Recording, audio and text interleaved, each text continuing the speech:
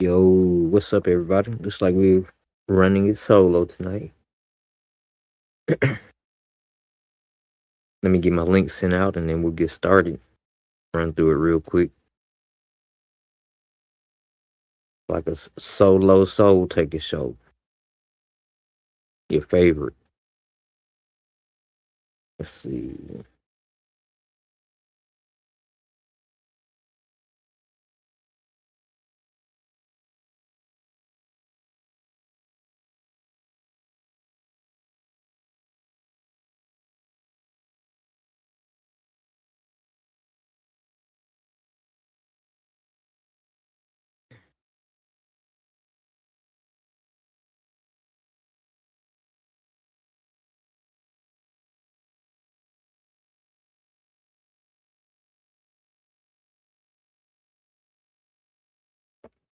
Rock with me for 1 second.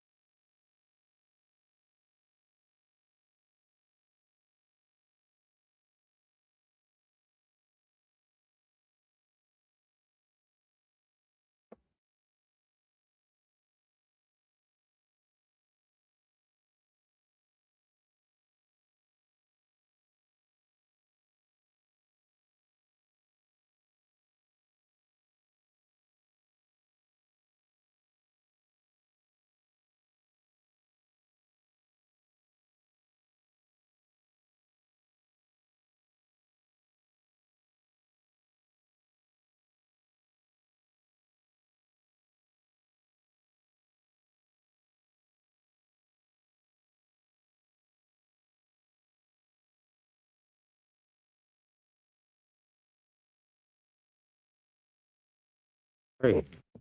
I guess we are at it. We start off with man, this sucks. Sorry, y'all. I really hate doing shows by myself.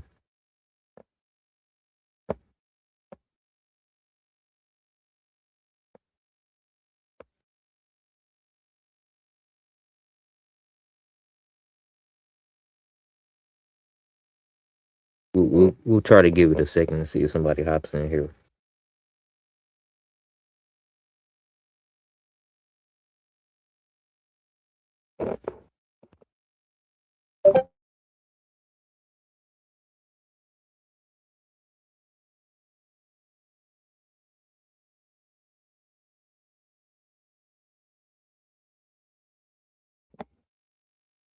Give it a couple minutes.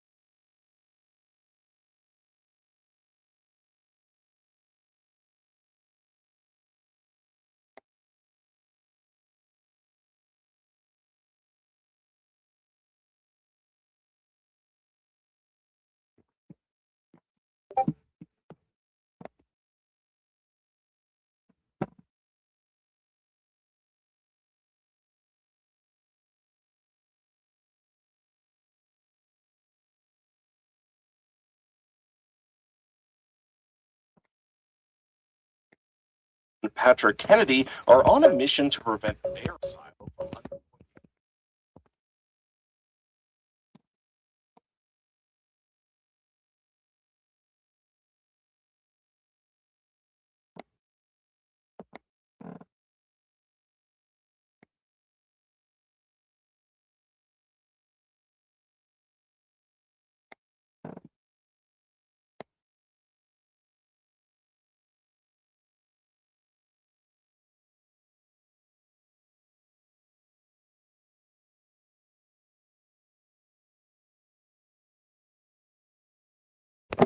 We're gonna give it about 5 minutes, see if anybody hops through.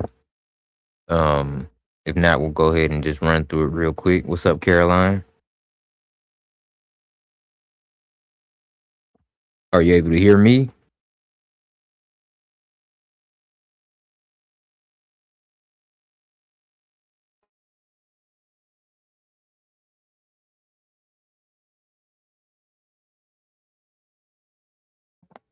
Is the mic coming through? Okay, awesome. Thank you.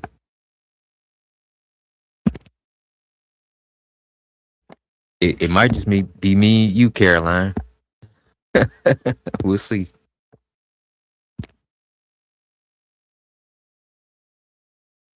Like I said, we're gonna give it about 4 more minutes. We'll see.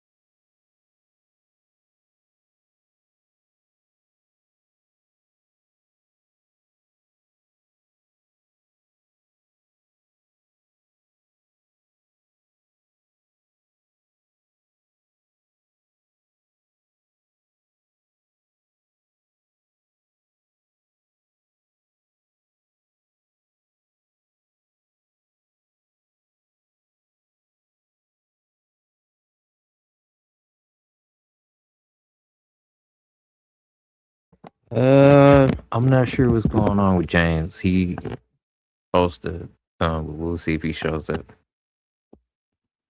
That's what we're waiting on. Give him a couple minutes to see if he can jump in here. If not, then we'll go ahead and get started. What's up, Dana? Appreciate you coming through.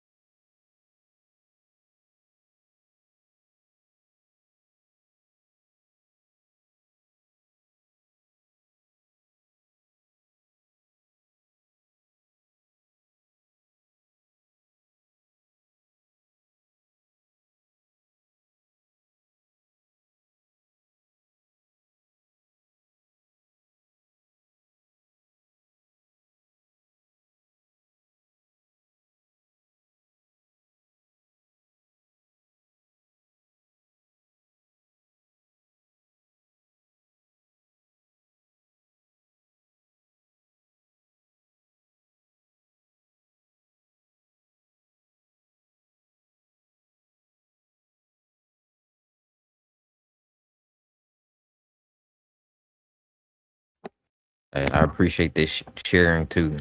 I'm trying to get started, so this is kind of what discouraged me in the first place. But we're gonna keep trucking along. We'll give it a couple more minutes.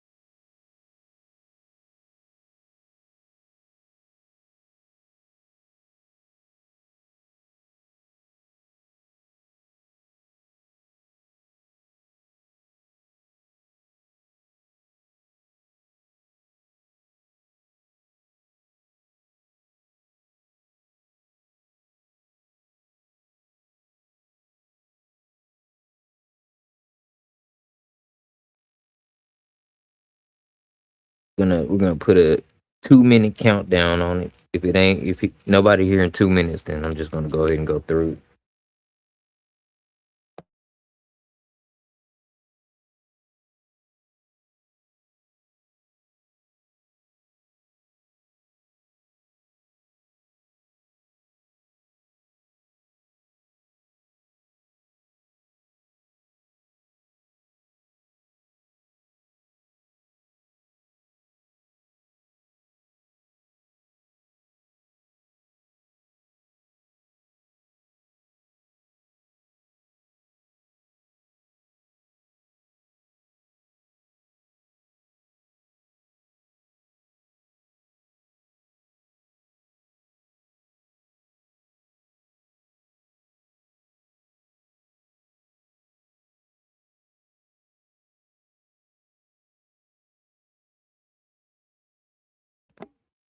Percy, what's up, man? Haven't seen you in a minute. What's good?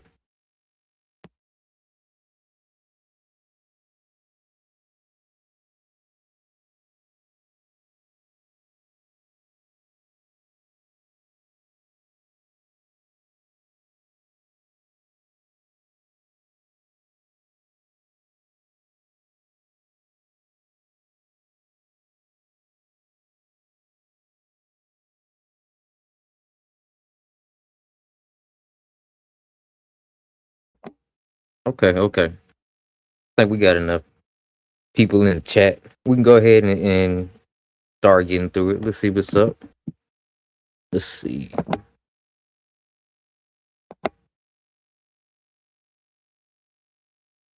Y'all know I'm new at this.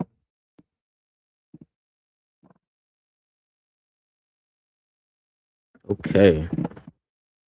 So we can get started. Start to go through it.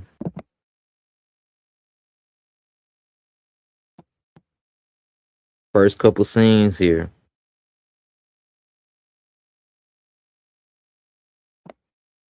Got Lucas Kyle, Patrick Kennedy. What do y'all think is going on with that? Now, last episode, we absolutely thought they were demised, and then we got one of them showing up, and now we're seeing the backstory on what happened. We have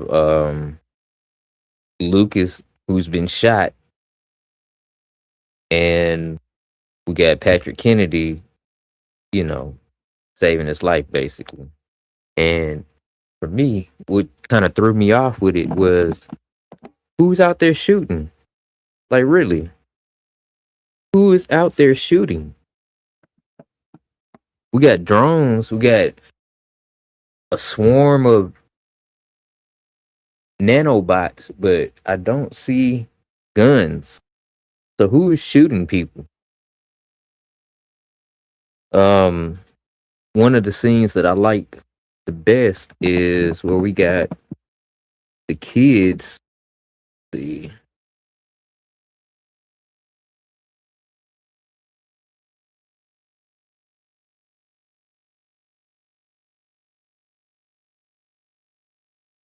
Man, let's see if I can pull it up here.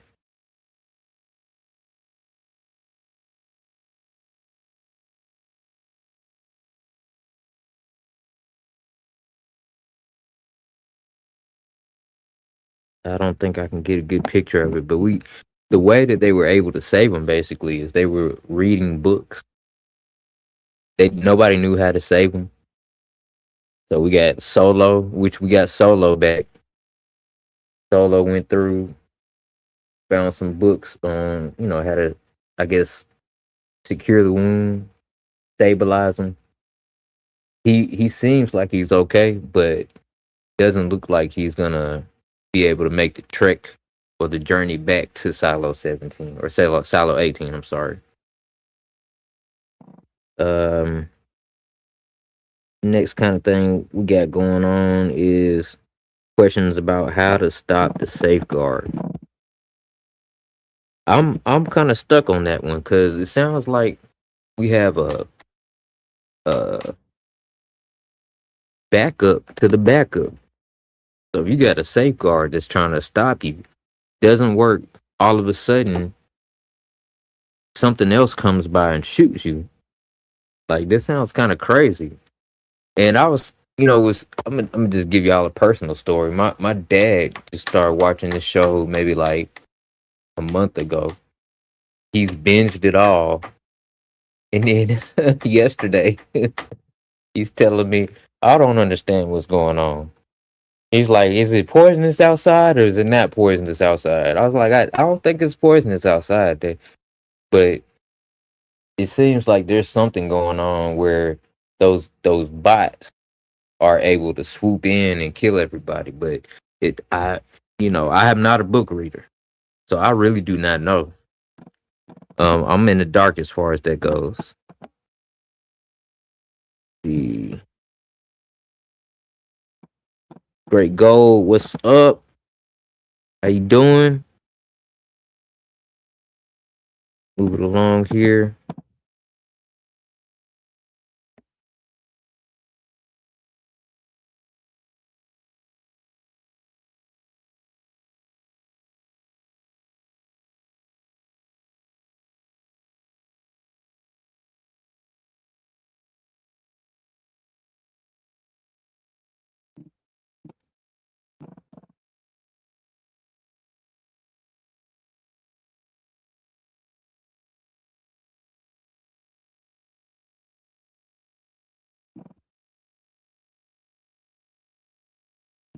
Okay, so then we go back to some scenes in the past with Daniel.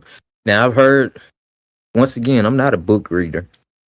I have heard a couple theories as far as what could be going on with Daniel and Helen. They seem to be in love now, but it seems like some of the theories that I've heard is that maybe they've already had their memories wiped. This might be like around 2 or 3 or something like that, which would be interesting.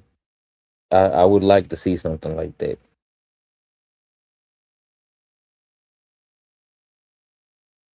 What do y'all think as far as that goes?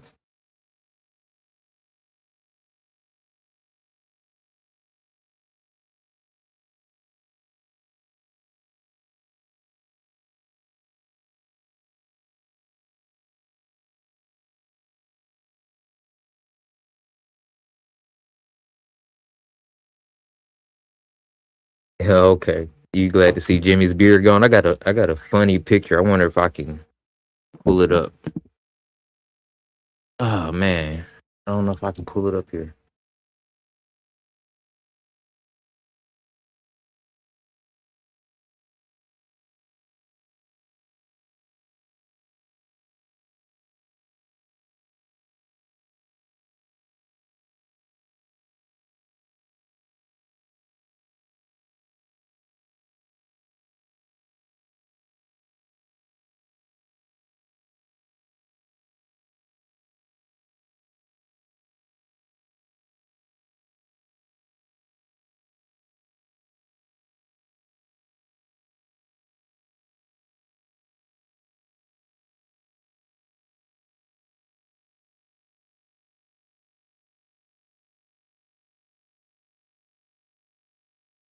One second. Let me see if I can pull this up here.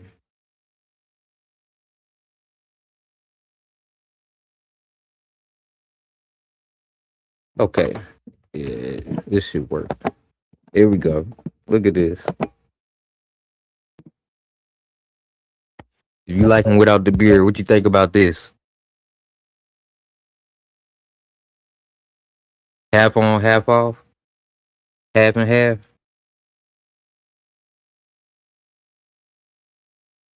I think I'm gonna rock that one day. Shave half off and leave half on.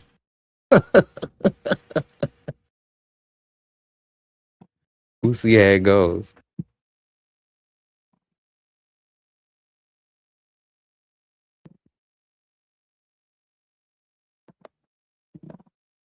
All right, let's move it along here. Um, like I said, jumping back into what's going on in the past.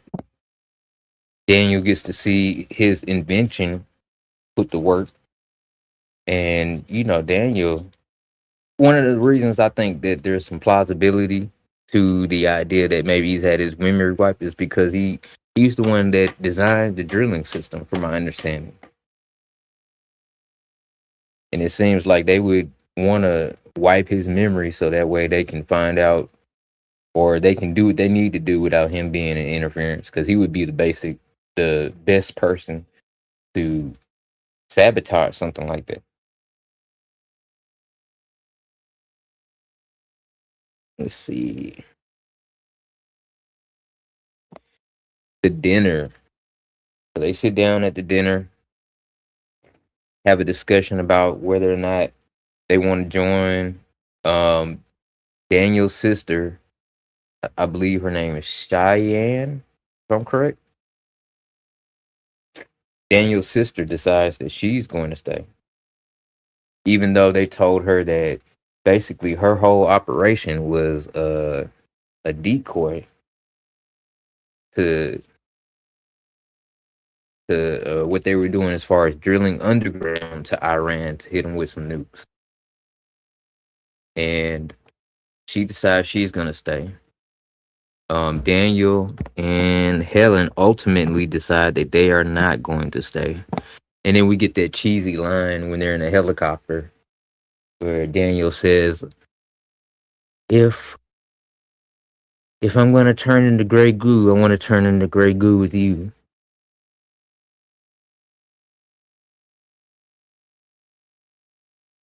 Real cheesy. And it was cheesier because she made him repeat it. She's like, "What'd you say?" Moving on.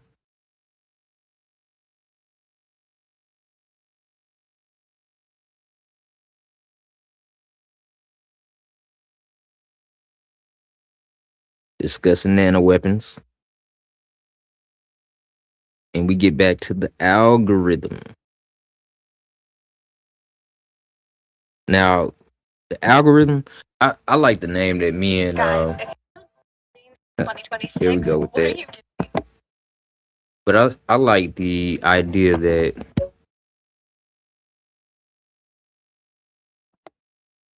we've been calling it the legacy. Not the algorithm, not the AI. We've been calling it the legacy because it seems to be perpetuating this society that they've been living in, keeping it going and keeping it going in a certain way. It seems like it's hell bent on keeping things as a status quo, keeping things the same. Not sure if it is an AI or if it's a real person from Silo One working it out. Not sure what's going on in that situation. There's a lot of theories out there. Once again, I haven't read anything in the books past this point, like completely wide open, and I would like to keep it that way. I'll probably read the books once this show is over. Let's see.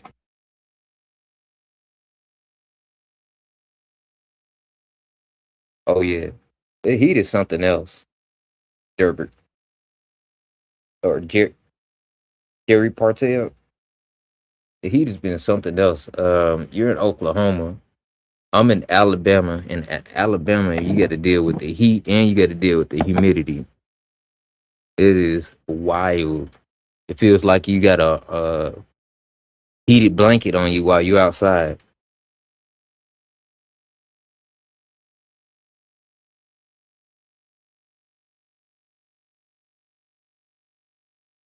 Let's see.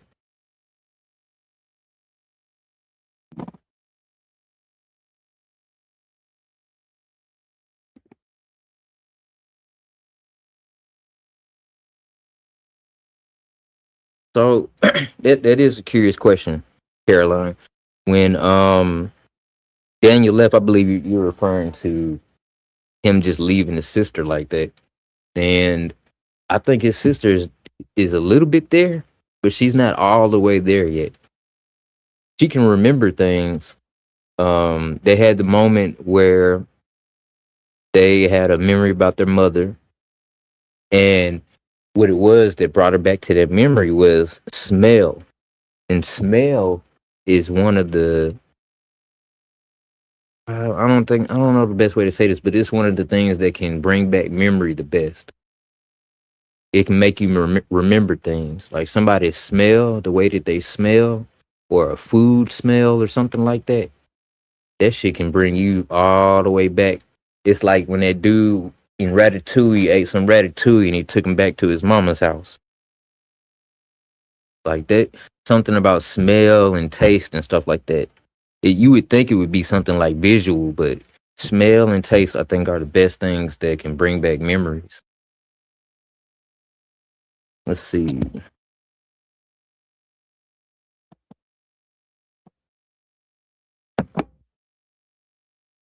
All right, shout out to Louisville. I guarantee it ain't as humid as it is down here.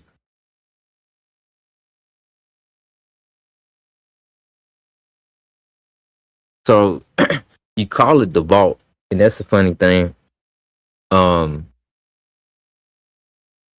In my opinion, there's a lot of similarities between this and Fallout. I'm a big Fallout fan, real big Fallout fan. I put in more hours than I'm embarrassed to say how many hours I put into Fallout. Thousands and thousands. But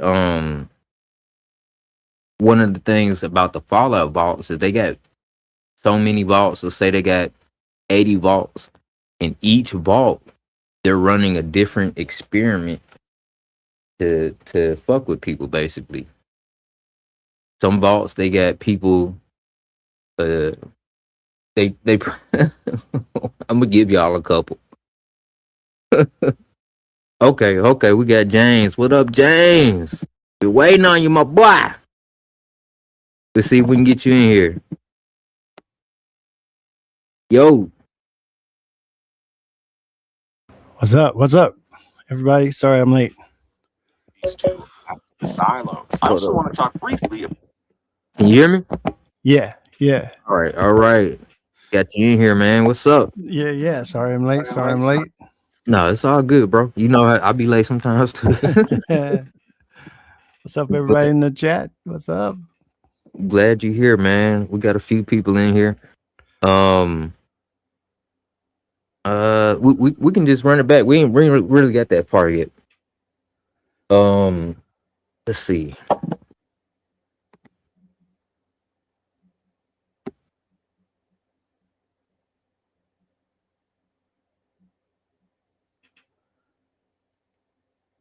It's a good episode.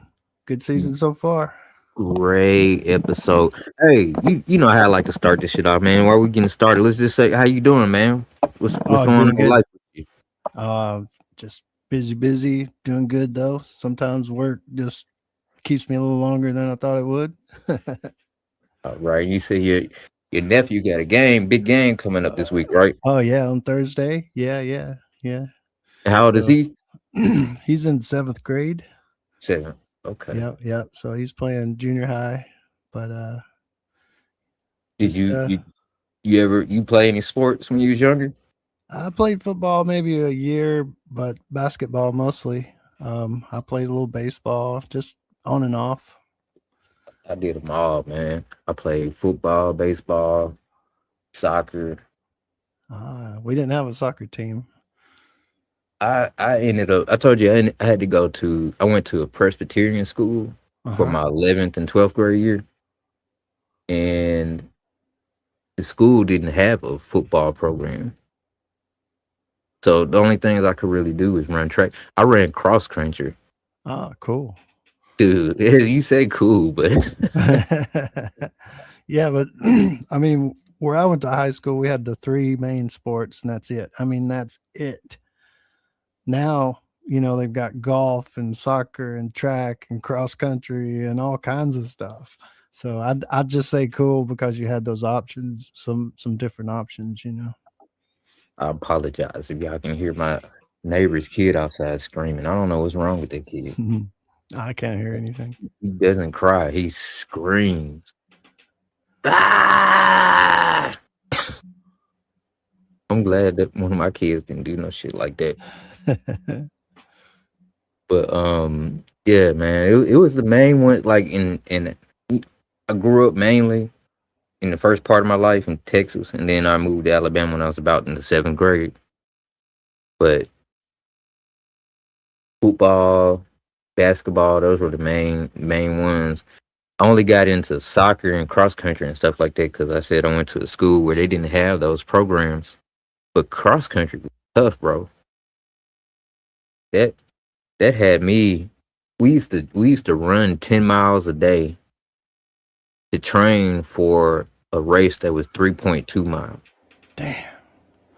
I've never run 10 miles in a Not day. not at ever. once. Not at once. So we would do maybe like 2 miles in the morning, and then maybe like 5 in the afternoon, and then run the other 7 or the other 3 in the evening. So all together it'd be 10, but Damn. it was grueling, man. That was one of the hardest things I've ever done in my life is have to I'll run bet. cross country.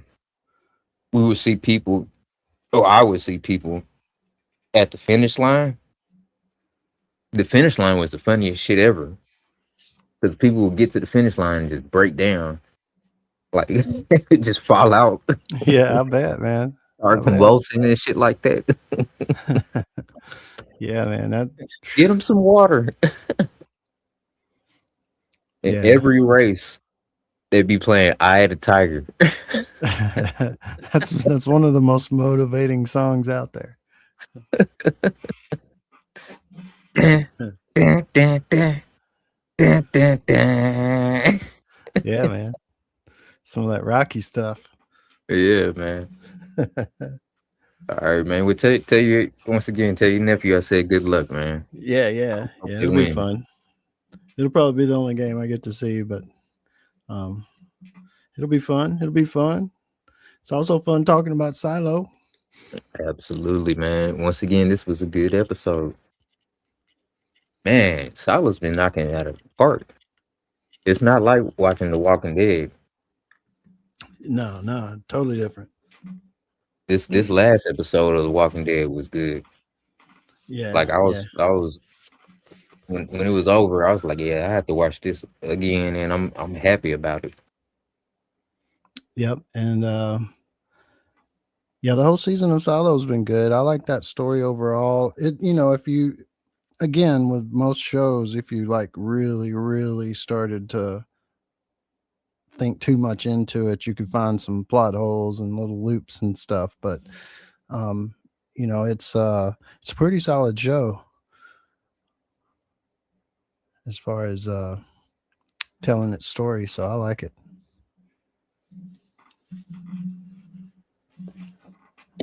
All right, well, let's hop into it then, man.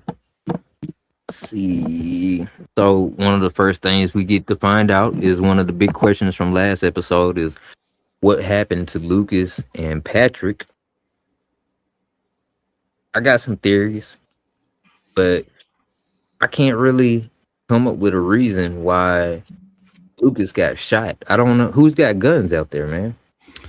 So, in the previous episode when we saw him, you heard a buzzing sound, right? Right. And they were going like, "Can you hear that? Do you hear that buzzing?" And then it didn't show them again. You just heard the gunshots over the radio.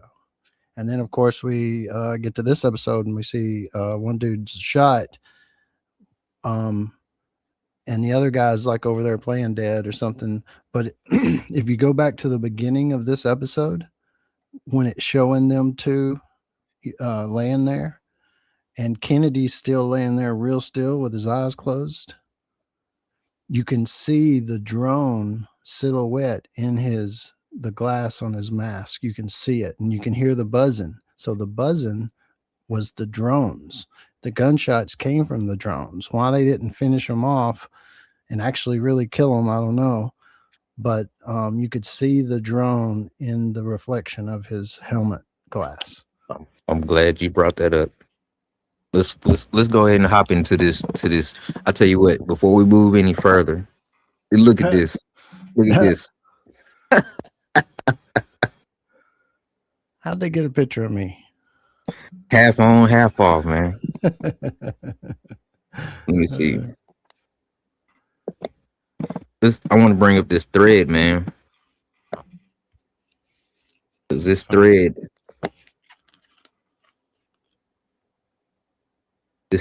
had me thinking yesterday.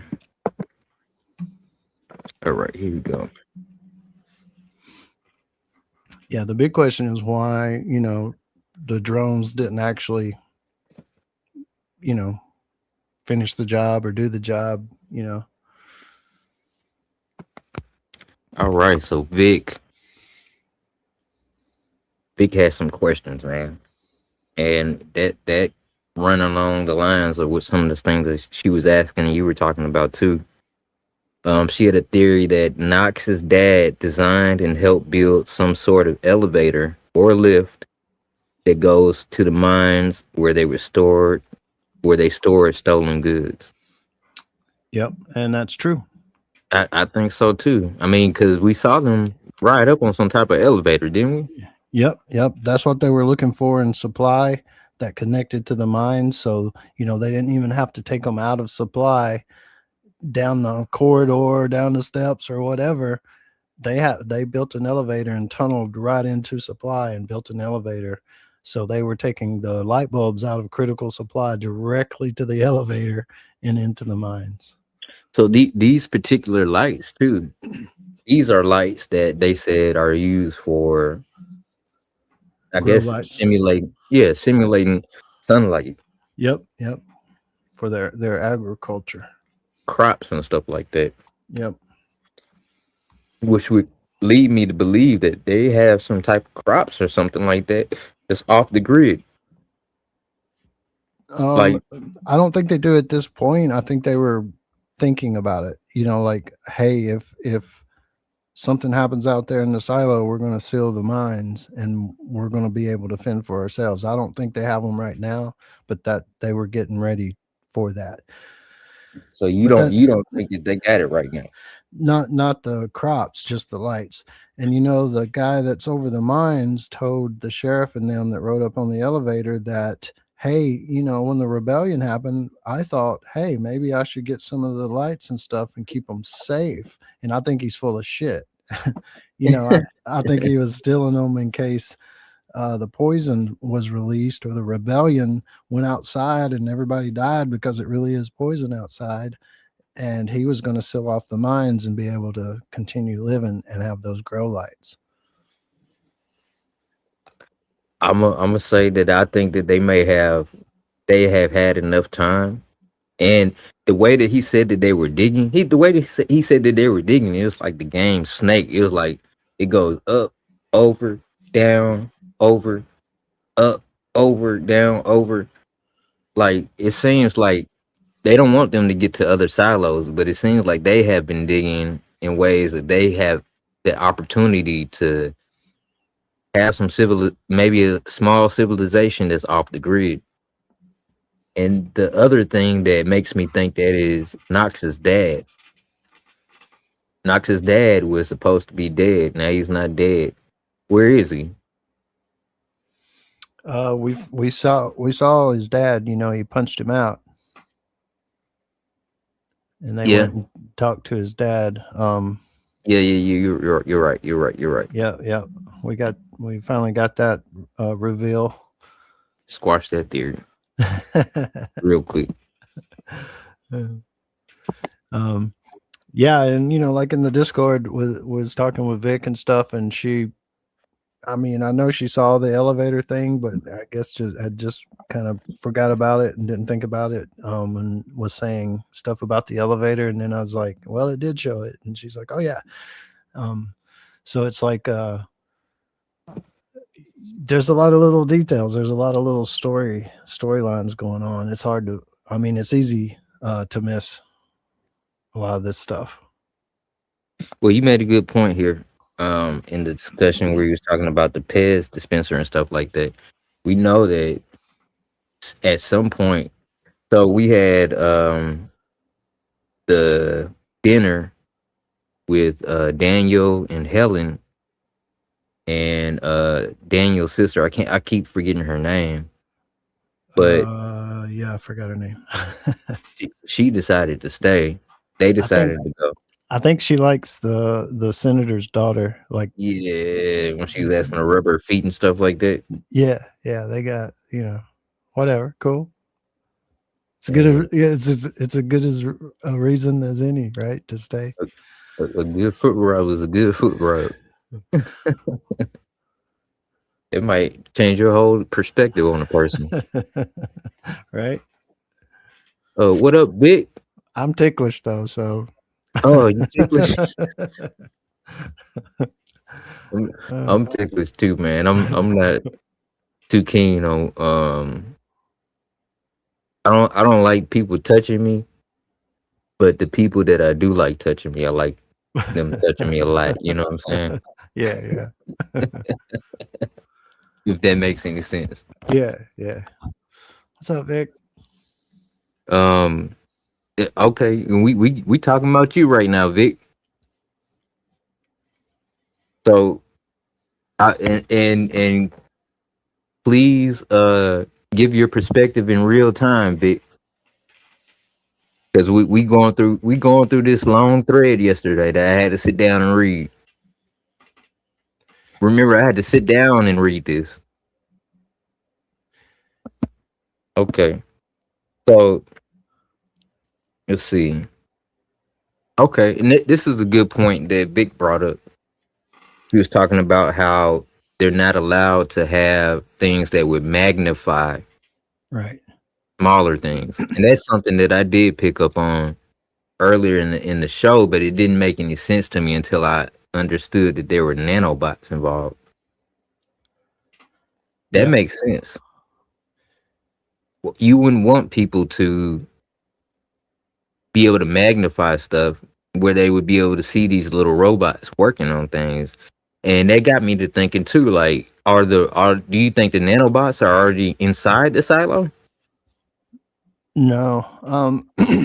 Again, just throwing out theories because we don't know for sure, but I think the magnifying thing was I'm not sure if it was for the nanobots thing, because I don't think the nanobots are in the silo. I think they're outside. So you think only outside in the cloud? Yeah. So the magnifying glass, I think, was just part of the rules to keep everybody in line, kind of thing. But and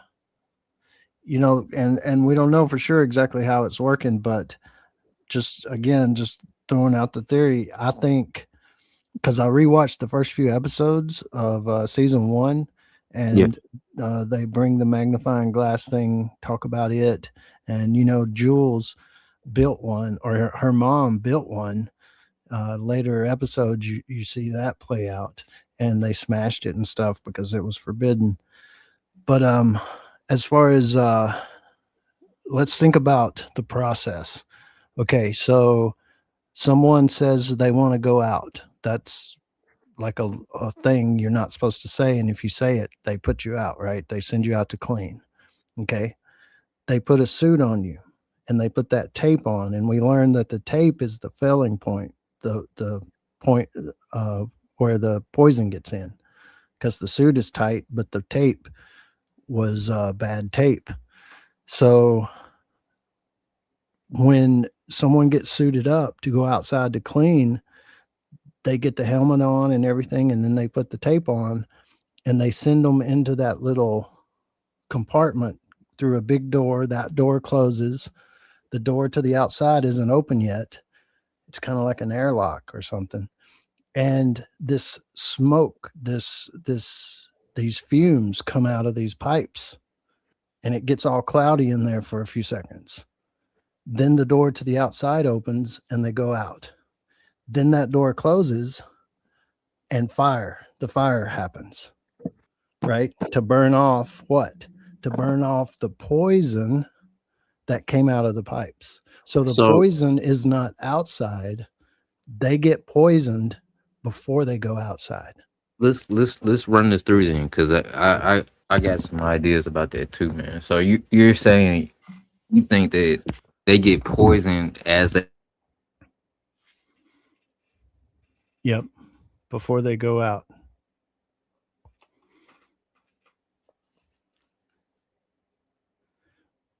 and that the outside isn't poison. Because you got the another clue to that is Solo saying that when all the people of the silo went out, they didn't die at first. So why not? Because the poison, it's not poison. The nanobots finally got them. That's what I'm thinking too. It's the cloud of the nanobots. But the cloud wasn't there initially until, a few minutes after they left the silo. All those people, all those bodies they're walking over. Now, I was saying earlier that my dad just started watching the show. He binged it in like a month, and he's caught all the way up, except for the last episode, I think. He was saying the same thing. He doesn't understand if it's poison or if it's not outside and stuff like that. And to me, it doesn't seem like it's poison outside. It seems like they just have all these different measures to keep people inside. They got, like you're saying that you think when they spray them when they go outside, you think they're getting sprayed with poison? Yep, the same poison that they're trying to cap off the pipe right now in the story. I mean, the poison pipe that's coming into Judicial, they're trying to cap off, is the same poison that they get sprayed with before they go out. It makes a lot of sense. Just to me, there's just too many clues that the outside's not poison. They spray the poison. If it isn't, why? What is that smoke? What is that? What are those fumes that get shot out on them before they go out? What is that? Well, the simplest thing that logically I'm thinking about is if the outside is poison and you have a situation where you want to kill a silo, you want to do a what do they call it? Safeguard. You want to do a safeguard? Why don't you just open the door? Right, exactly, and I think that's what Vic was saying in the chat there. Like, if the outside was poison, why not just open the doors instead of having a pipe run in there? And Jerry says also, Lucas was shot and there's no poison got in his suit. By the time he went into the silo, so the nanobots seemingly is the only bad thing out there other than the drones that they send out. Silo 1 can send out. So, what do you think about Silo 1? It's the control silo. Do you think that it's something like what's that movie? Mockingbird? I can see the relation. Yeah. You think it's like a silo, one silo that's basically taking all the resources from all these other silos so they can live a luxury life? No, it's a control silo. I think all the silos are sealed other than that door that they can send people out to clean, and they have their own resources in each silo, and Silo 1 has its own resources. I mean, Silo 1 may be the billionaires, trillionaires, president, maybe some more of like elitist, but it's the control silo, not not one of the 50 or 49. You think it might be something like a continuity of government, a little where bit. They got all the important people in the main silo and everybody else kind of supplies them? Possibly, and I'm wondering, because of the voice, the legacy voice, I'm wondering if it's all AI, like maybe there's no real people in Silo 1 anymore. I question that. I think we have a good description when we call it the legacy, because it seems like whatever it is determined to keep the status quo, keep things going the way that it's going. It doesn't seem like it's trying to fix things or help people get out or stuff, anything like that. Right. Right. And like Vic saying all of them connected, I think they're connected in the bottom. You know, that voice that Lucas heard that one time when he went way down in the very bottom to that tunnel. I think that maybe is what connects them all. Um, but you know, I was trying to think what the deal is. You know, of course, now that we know it's nanobots, something happened outside. Um, it looks like a wasteland, so it looks like maybe there was even a nuclear war. You know, it was all out war or whatever. The nanobots are still out there. So it seems like they're just trying to bide their time in the silos and until the threat passes. So that's why If the robots are gonna run out of batteries or something. yeah, just I don't know what the word would be. Become non-functional. Yeah. Yep. And then they'd be able to come back out. The people would be able to one day. That's why, you know, Critical Supply said we did have enough lights for 70 more years, but they stole enough. Now we only got enough for 2 years. Why would they only have lights for 70 more years if they needed lights past 70 more years, right? So I think it's been like 350 years or something like that. 70 more years from this point, it should be safe to go outside. I don't know, man. That's a long time. I know 350 years to be in there already is a long time. Some people think, you know, there's some theories out there that it's only been 140 years because the rebellion wasn't really a rebellion. It was actually the start when people first went into the silo. But I'm not sure about that. Do you think that there's something that could have happened to us already in the real world? Yeah, I don't think there's any humans above ground. If that's what you meant by that question. No, that's not what I meant, but that's an interesting answer. What I was asking was, do you think that people having their whole history rewritten or wiped and stuff like that, do you think there's something that could have happened in the world we live in today? That's a good question. You think about all the megalithic structures and stuff like that we have around the world that are similar to each other and stuff like that, and we don't even know how they were built. Yeah, I don't think in any kind of way in the past. If I would say if there's anything like that maybe happened, it's going to be now or in the future because of our technology and stuff. Yeah, I mean, I study history just all the time, geology, all that kind of stuff, and I appreciate the theories that people think they were past you know, ancient, advanced civilizations, all these kind of things, but you know, it's like seeing pyramids in different places on the earth, like, oh, they shared their technology. No, I mean, it's geometry, and geometry is a truth, like math, like 2 + 2 is 4. You don't go to South America and 2 + 2 is 5. You don't go to China and 2 + 2 is 5. You don't even go all the way across the universe and 2 + 2 is 5. Math is a truth. 2 + 2 is 4. Everywhere you look, everywhere on earth. That's true, because so geometry is geometry, and humans just happen to figure it out on 2 different continents. The most stable structure you can build is a triangle. Yeah, so yeah. I understand that.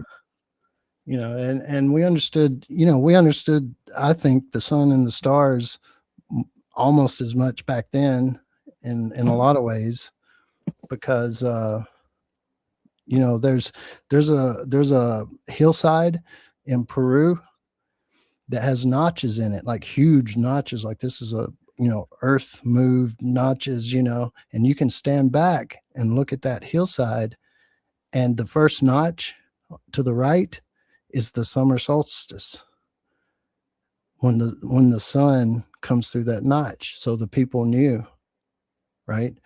The longest day of the year, the shortest day of the year, the winter solstice, the sun was in the last notch all the way to the left.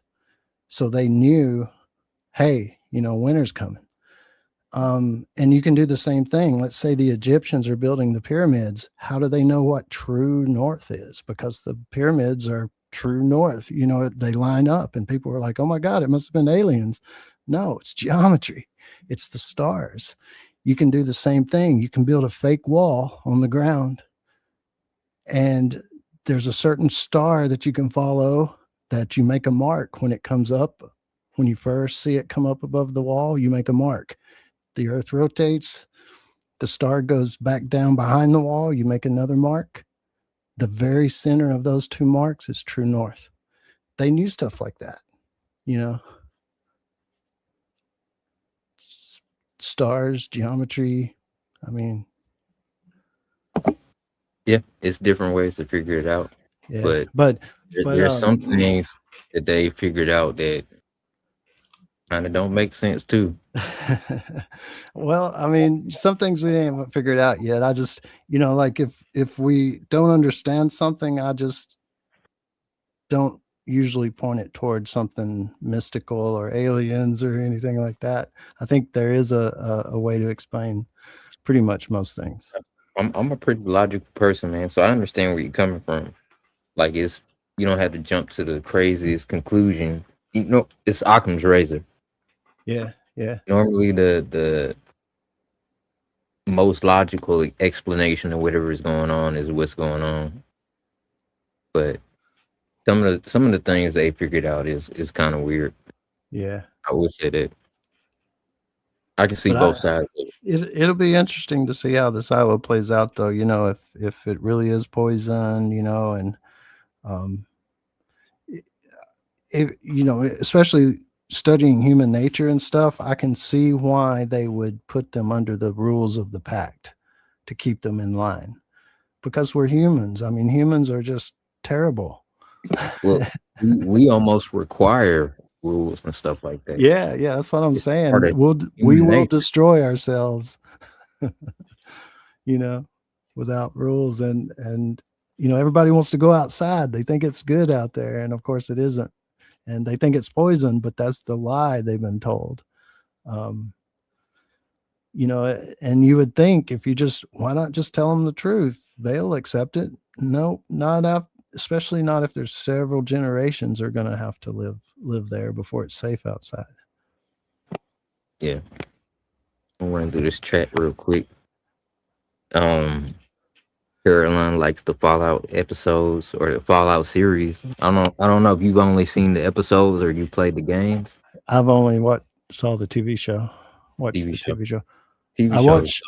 I've watched Scarlett play some of the game, but I haven't personally. It's a dope game, man. Like I said, I've put more hours than I'm comfortable saying into it. I put a lot of hours into Fallout. Fallout, it gives you an hour counter. It tells you how long you play in the game. Yeah.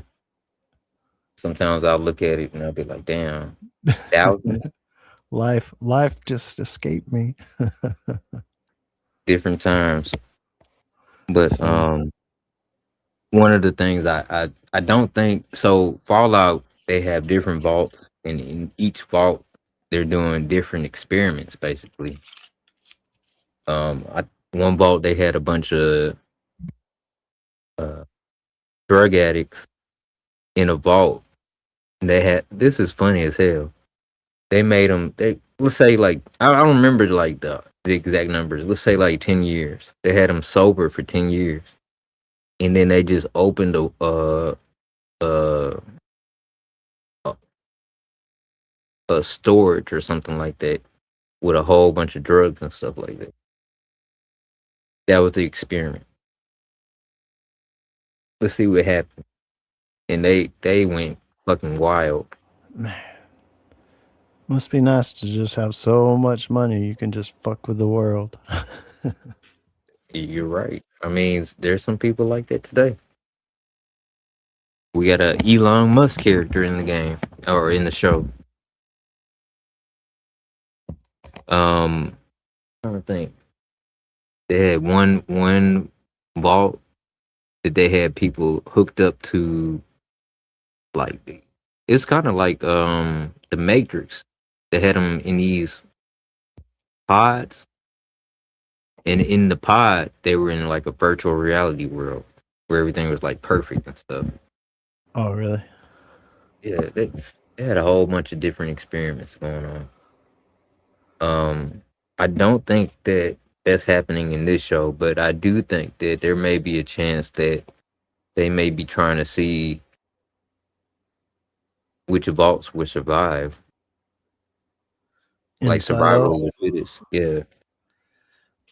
Yeah, that's the thing I've been pondering. Like, let's say the 70 more years pass and the nanobots aren't a threat anymore and they're going to let people out. I think they may not let it, out of the 50 silos, let's say there's 30 that made it right to that 70, point where they can go outside. I'm not sure they're going to let them all out. I can see that. So It seems like they I don't see them doing like experiments on people, but I can see them like wanting to create a situation where the best people get out. yeah. Yep. Let's see. Caroline played basketball in high school. Was he dunking on them? Caroline the Dunker. Let's see. I've never been able to jump high enough to touch the rim. Oh man, I can touch it. Well, I used to be able to touch it, but not now. I can get close, so close, but I just never I'm could like even touch the rim. Darth Vader, man. Had limbs replaced and stuff. I'm not gonna be able to touch the rim now. Let's see. Okay, so yeah, let's talk about the dinner conversation because it was kind of at the beginning anyway. That was in the before times, and we got everybody sitting down talking about what's going on and stuff like that. And one thing that I did notice is that when they asked them like what they want to do and stuff like that, you could see the hesitation in his sister's face. Like she knew that she doesn't remember everything, Right. but she still went along with it.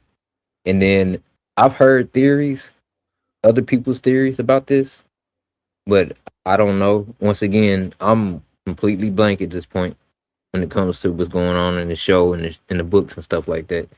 But I've heard other people's theories about maybe Daniel and Helen have already had their minds wiped.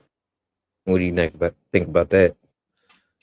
I don't know about already. It's possible for sure, but I think I just have this feeling that when they got in the helicopter and they're leaving, they're not going to be let go. They're going to be given the drug, memory drug or something. You think it's going to happen afterwards? Yeah, it's probably about to happen, like by next episode. But do you think that's going to be the first time? I think it is the first time. I can't see a point at what point were they drugged if it was in the past. I don't see a point where they, where that would have happened as far as what they show on screen. I agree. I'm not so sure about them being white beforehand because I haven't really seen anything that would tell me that. Especially not like his sister. You could tell his sister don't know shit. Right. But they did do that shot where they lingered on the doctor. Yeah. As they were leaving. Yeah. Yeah, when they were leaving in the helicopter or whatever. Yep, yep. That's why I think they're going to be drugged. So, They're going to be a part of the experiment, whether they like it or not. yeah, and then we know, like, which goes back to the conversation you guys were having yesterday. We know that the Pez dispenser ends up in the silo some kind of way. So it seems like Yeah. they got to be going back. Yeah, yeah. I mean, it seems that way. She had it in her purse, so it seems like maybe they give her the drug and put her in a silo, and silo 17 actually. Yeah. So do you Because think that's where there's they find any connection between her or him and um I'm losing her name at the moment. Juliet. The main character, Yeah, Juliet. Juliet. Juliet could be a descendant of Helen. I don't know if that matters really in the long, like, as far as a crucial thing about the story. But it's possible, because the Pez dispenser just seems like Helen was put into that silo because that's where the relic was found. Some Right. people think there's stuff going between the silos and people, somehow going between the silos. And I don't think that. That's not a theory of mine anyway. I think the silos were pretty much sealed, and whatever relics maybe are in each silo came from the first people that went in.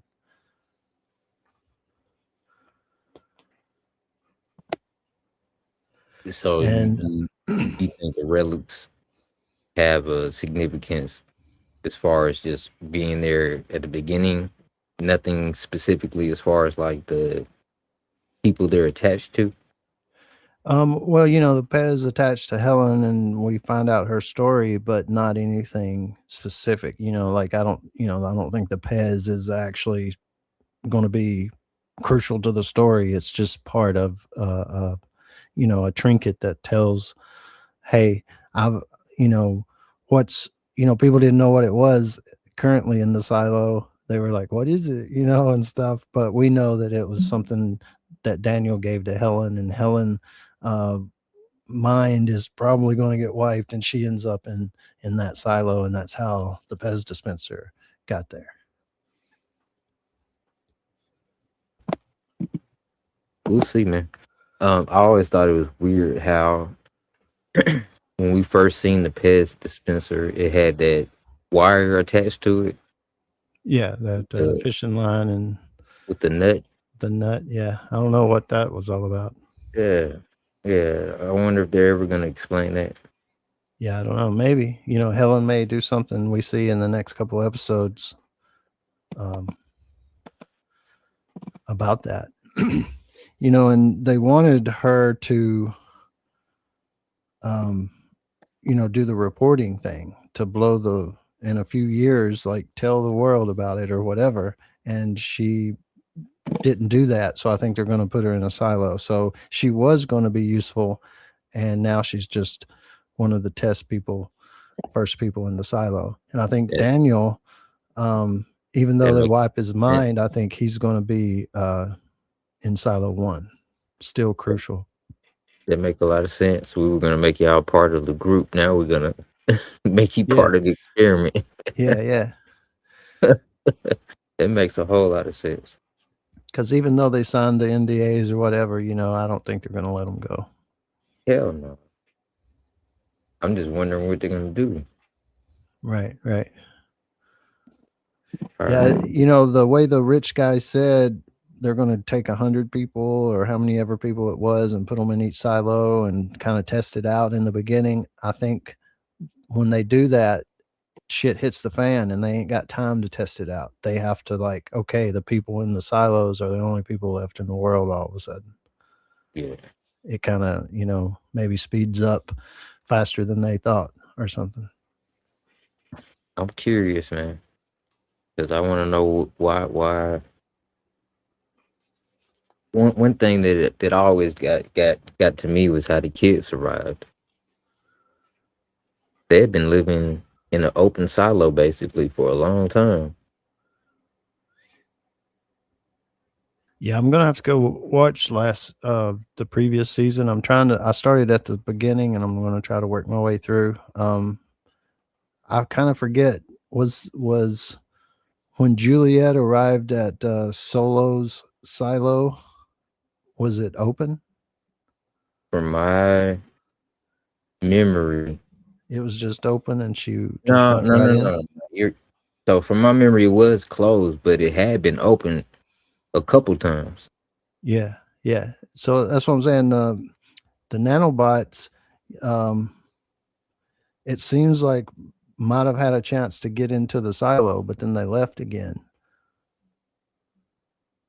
If that's the case, but I'm gonna Yeah. have to watch last season again. I forget how it played out. Let's see here. We got Caroline saying, I can't believe it was a good episode of Dead City. And me either. Like, that's the best episode so far. So I definitely gave it an 8 on that one. Yep. Are they in a in? dome? So I don't know. I don't know. I don't think so. Not in It could silo. be a No. dome with nanobots. Yeah, I don't think that's a dome. It's just the silos in the ground. And then we don't know what's going on everywhere else in the world. So I Right. don't really know. Yeah, I'm not I sure. don't think they're in a dome. I'm not sure about the rest of the world. At least in America, it seems like that might be the only people left. Not sure if the rest of the world did any projects like that to try to save people. Yeah.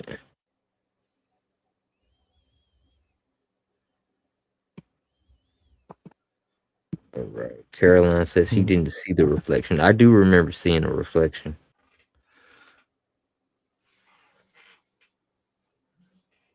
We may talk some more silo on Wednesday, Vic.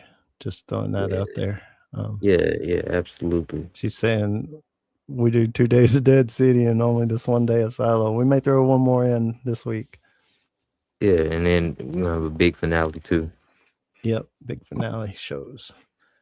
I got out of the dinner is the trillionaire created the tech that made it necessary to build the silo in the first place.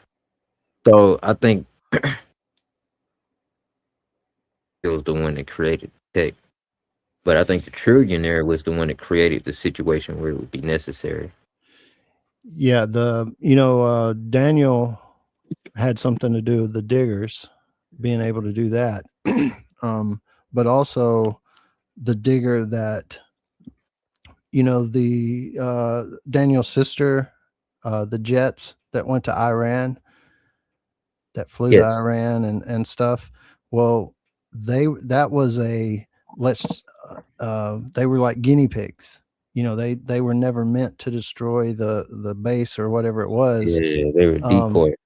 Yeah, it was like, we're sending those jets to see what the nanobots are going to do. And that was it. So they wanted to see what Iran would do as far as defense. So it wasn't just a decoy, but it was also, they were trying to learn some stuff from it too. But all the while, I don't know if you remember when Daniel first met the senator, went into her office, she said, "Oh, this is the guy that created the digger that would dig and not disturb the soil above." So they sent a digger sideways down under the ground to dig a tunnel all the way to the Iran facility, and they put a nuke in there and blew it up. So that was their plan, to actually destroy the factory or whatever it was, nano factory. So we know that the diggers not only can dig down, they can dig sideways. Well, those particular ones, the ones that dig straight down, maybe a little different, but still, it was Daniel that created the one that helped them blow up the Iran thing. Yeah. So what else we know from that is that at the dinner, the trillionaire made his money in nanotech. That's how he became a trillionaire. So he didn't make the diggers necessarily to dig the silo. He didn't really do that, but he was in the business of nanotech and realized that countries are going to start making weapons out of it, and that it could destroy the earth. Thus led him to, hey, we need to build these silos to maybe save humanity. And also, he noted some other just catastrophes that could happen and stuff like that. Yeah. Yeah. But he does have the money to do it. And then when old girl asked him, why don't you try to like cure cancer or something? And he's like, it's my money. I can do what I want to do it. Yeah. And, looking at the bigger picture, curing cancer might save some people, but it won't save the human race from a nano war. And the nano war seemed like it actually happened. And the only way to save humanity was to, go live in these silos. The cure for cancer would not have saved humanity. So, you got to look at it like, do I spend my money on something that will save mankind, like all of mankind, or do I spend my money that will save just the ones with cancer? Right. But then if a nano war happens, they were going to die too. Right. It is like a bigger trolley problem. Yeah. Yeah. It's like, yeah. What do you do? What do you do? Let's see. Percy, if they only have 2 years of lamps left, it seems like whatever they were doing for a long time. Yeah, it does seem like they've been picking like little bits by little bits, and now they finally got to a point where they only got, I think they said 6. Did they say 6 months? 2 years. 2 They years. have 2 years left, and everything else had been stolen. They did have 70 years. They had 70 years worth of lights left, but the guy in the mine started stealing them, and they were down to just 2 years. Yeah, so it seems like they may have been just doing it little bit by little bit. Yeah, and if it's true though, if it's true that he only started stealing once the rebellion started, we know that Camille said something about how long the drugs have been trying to work on Juliet, 2 to 3 months. So it's been 2 to 3 months since she came back. So since the rebellion. So it's in my mind anyway, that says that if the guy in the mines was telling the truth that he started at the rebellion, they've been stealing them for like 2 to 3 months. Yeah, at least, if not longer. Yeah. Because maybe they don't want to see them outside. It's obvious whoever it is don't want them to see them outside, but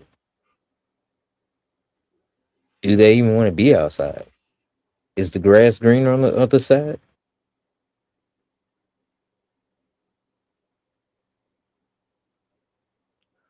It doesn't look No, nice out there. no. It looks like they set off a couple of nukes trying to kill the nanobots. Yeah, it looked like something bad happened. Yeah, because you can see that city I guess it's Atlanta. Now that we know that it's Atlanta, you can kind of see Atlanta in the foreground and background. I mean, and it looks like it's kind of not in good shape.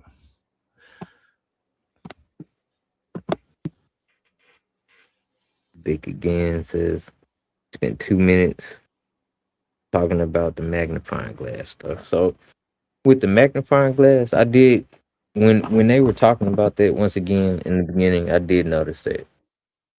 Like that was kind of strange to me how they said they can use anything to magnify stuff. And I thought it was for a different reason, but now that I know there's nanobots involved, it makes sense to me.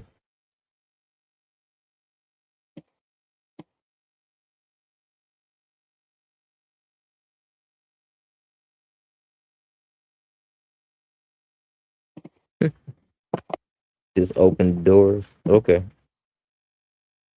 Yeah, they should open all the doors on all the silos and just see what happens.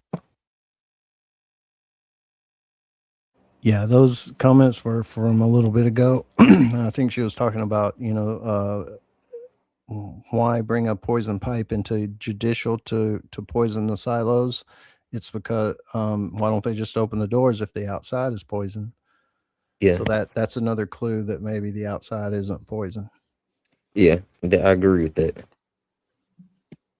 Why waste your time building a whole pipe of poison and stuff like that when Yeah, you can just open the doors?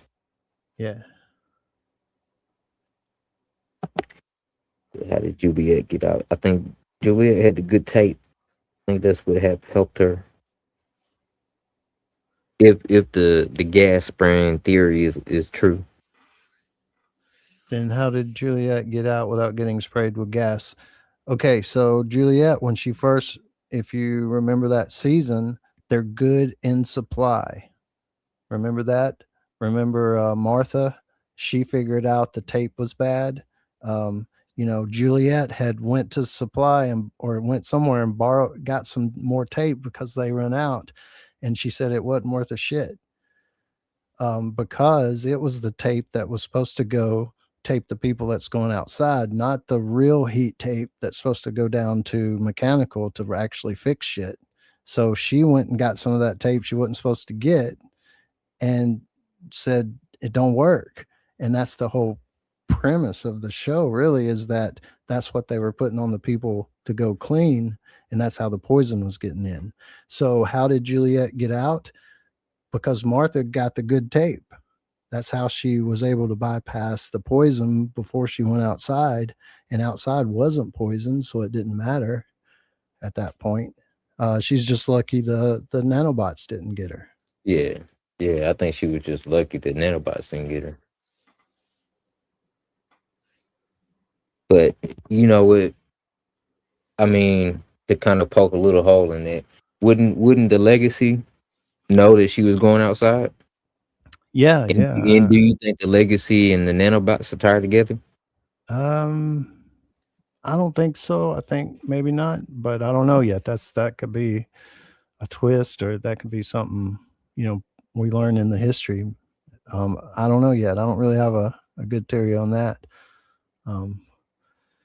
And the how it's all these old school computers throughout the silo. Right. Yeah.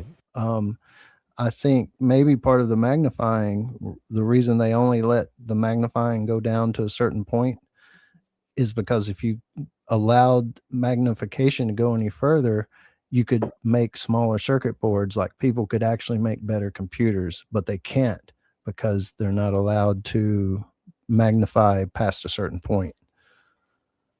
In season 1, episode 1, I think it was, the sheriff's wife went to see that guy George in his little computer office, right? And he showed her the hard drive, and they figured out how to get into it and stuff. Well, to get into it, they needed a password. So she's like, "Do you have a magnifying glass?" And he gave her one, and she's like, "Do you have anything stronger?" And he's like, "That's as strong as they were allowed, they get." Yeah. And she was able to see the word library on the drive, and that was the password. So the magnification could just be so they don't invent or create and be able to build a better computer or anything. Sure. Have you ever seen Battlestar Galactica, the recent one? Not the recent one. Okay. That that was basically the whole premise, man. Oh, really? Yeah, the Cylons had got so good at AI and stuff like that. And the humans had started basically using stuff to link everything electronically and stuff like that, so they can just tap in and fuck all their shit up. But the Battlestar Galactica was an old ship that used stuff like I'm trying to think of the name of it. It wasn't linked, if you get what I'm saying. Yeah, that's cool. Yeah, so it wasn't linked. It was just old technology, basically. That's the only reason why they got away. Right. Yep. Cool premise. Yeah, but to your question, Caroline, looks like it was the tape. Because I would say it was the tape too. If your theory about them spraying them gas is correct.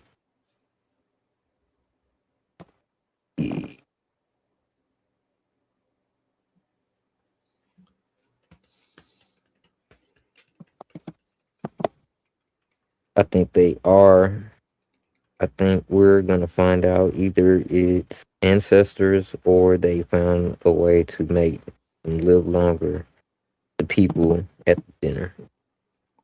That could be it. That's actually a theory that I thought about too. Maybe it's kind of like, you ever seen Futurama, No. where they got the brains in the vats and stuff like that. Mm-mm. So they have like a brain in a vat of water, and it's talking and stuff like that. But I mean, maybe they find some way to preserve themselves forever, or at least for a long time. I don't know. Yeah. I'm not sure about Silo One yet. How that's, how we're going to find that. Like, is it the descendants of the people? Is it the people? They found out a way to live longer. Is it no people and AI? And it So seems like the technology, the technology that they have is like way further than the technology that we have right now. It seems like we're in the same time frame as far right, as like time. Like it seems like right. they're in 2026. Yeah. But But they figured out the nanotech where we're still kind of in the early stages a little bit. right, and then also there have been theories thrown out there that is some type of alien stuff going on. So It's possible. I mean, it's possible. But I mean, like I said, I'm blind in this right now, so all theories are theories to me. Let's see.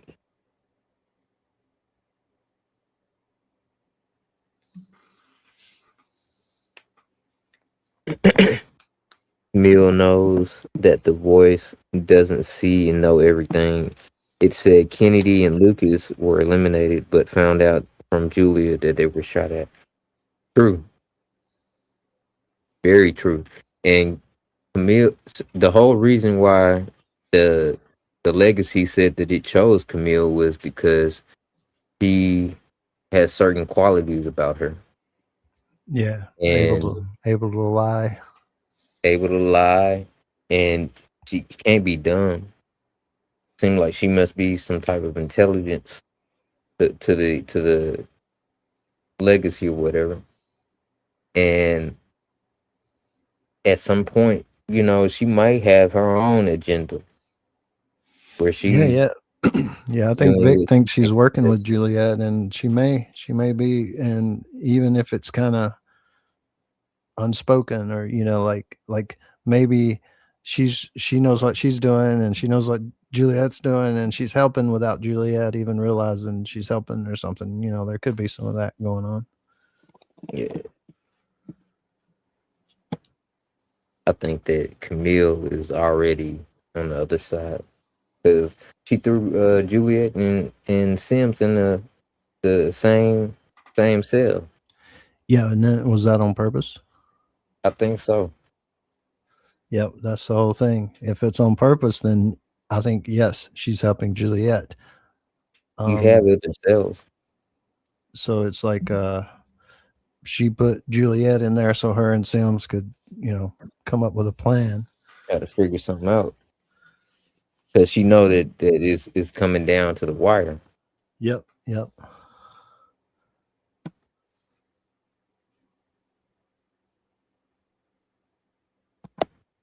Then why the nanobots keep them in that area and not to venture out? That's the big question. Yep. I don't think anybody who hasn't read the books would even know that question. I couldn't answer it for you. Be honest. I don't even have any theories on why somebody would do something like that.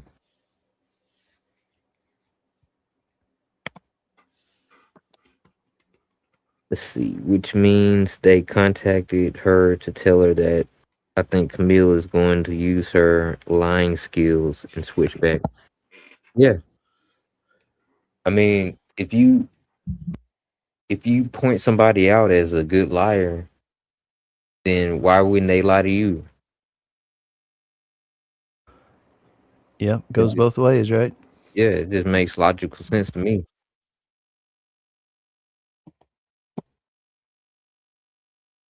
If a woman told you she was a good liar, would you date her?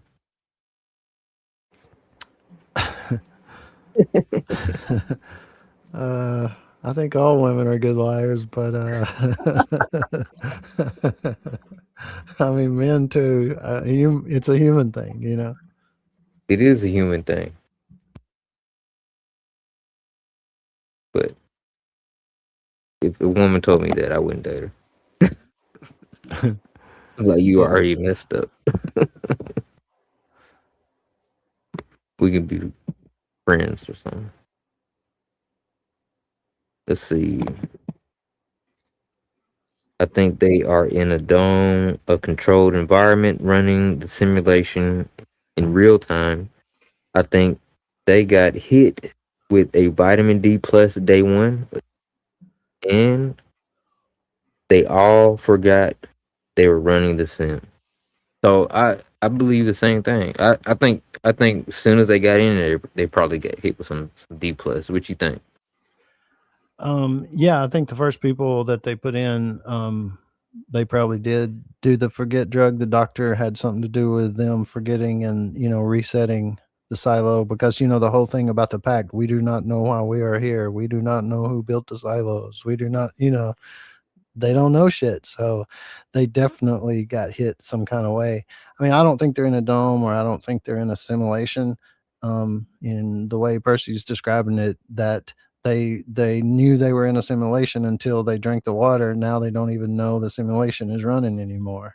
It's just, you know, off the charts kind of thing. But I don't think that. I think, you know, it is to save humanity or whatever, and the vitamin D plus is to the forgetting drug, like they're about to do again. And I do think day one they all, um, you know, were made to forget so they could be taught a new reality, a new past. I agree. Like I said, I think they as soon as they went in there, they were probably hit with B plus, and that includes Helen and Daniel. Yep. Yeah. Me too. Me too. Let's see. It said it would take him 1,000 years to pay it off. It's cheaper just to make them forget. It is cheaper.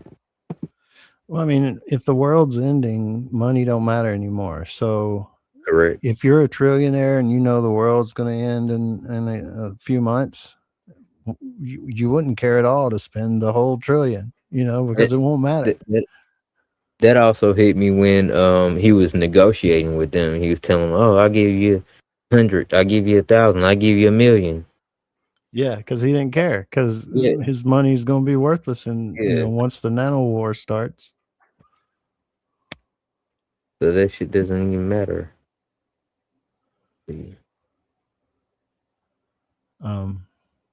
But yeah, making them forget is definitely a superpower that they have. Yeah. And it's a superpower we've seen on other shows and stuff like that too. Yeah, it's a superpower. I mean, the nanobots are one thing, but if you got a drug to make somebody forget, and then you can teach them a new past, you know, that's what they were doing with Juliet. You didn't go to another silo. You went into this little shack or whatever, you know. They were trying to tell her a whole different reality of what happened. And if that's a superpower, you know, as far as especially if you can like just put it in the water supply and suddenly everybody forgets, shit. That's some power. There is some power. um Gary Bartels shows up, and she got something to say that actually I had been thinking about too. She says she will have keep her emotions and stuff under control because it can monitor her biological responses and stress and everything. So I did notice that, like, it the legacy made a point to say stuff about her cortisol levels and stuff like Yeah. that. Yeah. And then when it seems like she picked up on that, and then when she got upset, she was like, "Oh, you checking my cortisol levels?" Yeah. So if you're aware of that, maybe she can adjust to lie. You know what I'm saying? Yeah, for sure. For sure. Be able to control that in such a way that she's playing Legacy and whoever else she wants to play. Be on Juliet's side somehow or whatever, or lie to her husband, or I mean, that's kind of a superpower too. A good liar and being able to control your emotions and stuff. It's like criminals that take the lie detector test and pass it, they can just control. Yeah, I mean, especially if you're like a sociopath or a psychopath or something like that, you don't care. Yeah. Yeah. You can control that stuff. But that is a good point out. Let's see. Yeah. Okay, so Vic said something right after that. The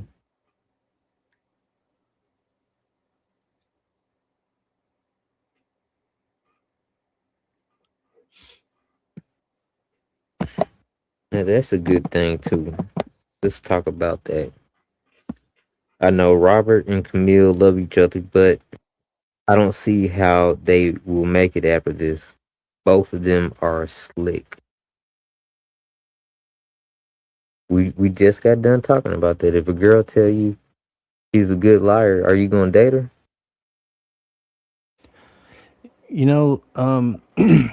We were talking the other night about Thor Dark World. I think that's the name of it. Thor Yeah. Dark World, that movie. Remember you talking about my Um, Natalie Portman.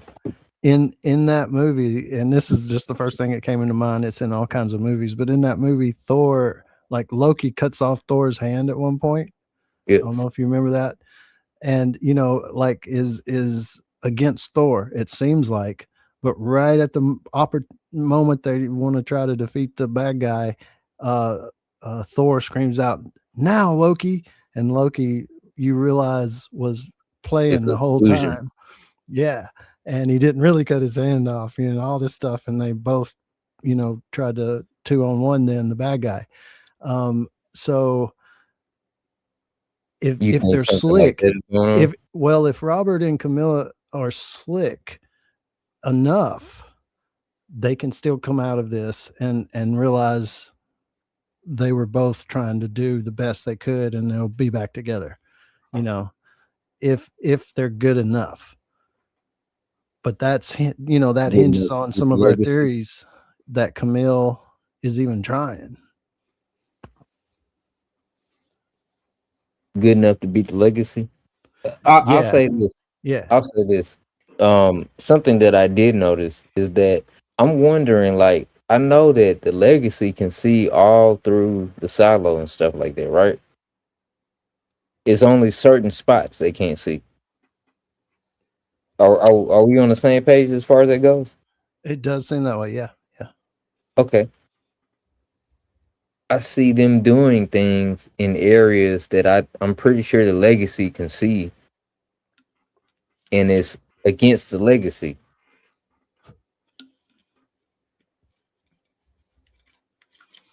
yeah. Some of that maybe you're just not supposed to look that deep into it, and it's like a plot hole kind of thing. But That's my thing about it. Like, is it a plot hole? Is it something I'm not supposed to look that deep into? right, because I think that goes kind of sometimes anyway would go along with like how Juliet can go 100 floors up, 100 floors down, and halfway back up in one episode, in one day or whatever. When very first episode, the chick's like, well, it's 70 floors down. I'm going to have to leave tonight and get a hostel, to be able to make it the whole way or whatever by tomorrow. And, they established that it takes a long time to get between floors and that there's even hostels to stay at because it's going to take another day to keep going down, more floors. Now they just go, they can go 100 floors. They don't explain it, right? So I think some of it may be stuff like that. Like you're just not supposed to ask that question or something, Yeah, it could be that, or it could be But you're right. It could be something important. Yeah, it could be something important. Like maybe she's wanting the legacy to see certain stuff that she's doing and stuff like that.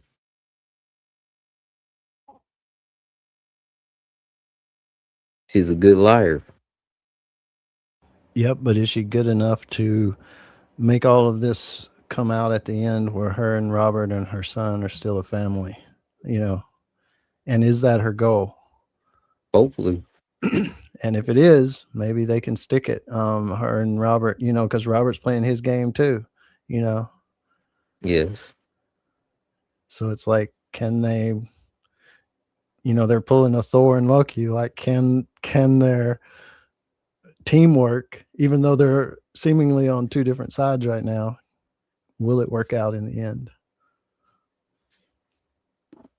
We'll see. Hopefully. But we got, 2 more episodes? Mm-hmm. Yeah. Let's see. Caroline says she didn't dunk it. Shooting baskets, yeah. Shooting threes, not no dunks.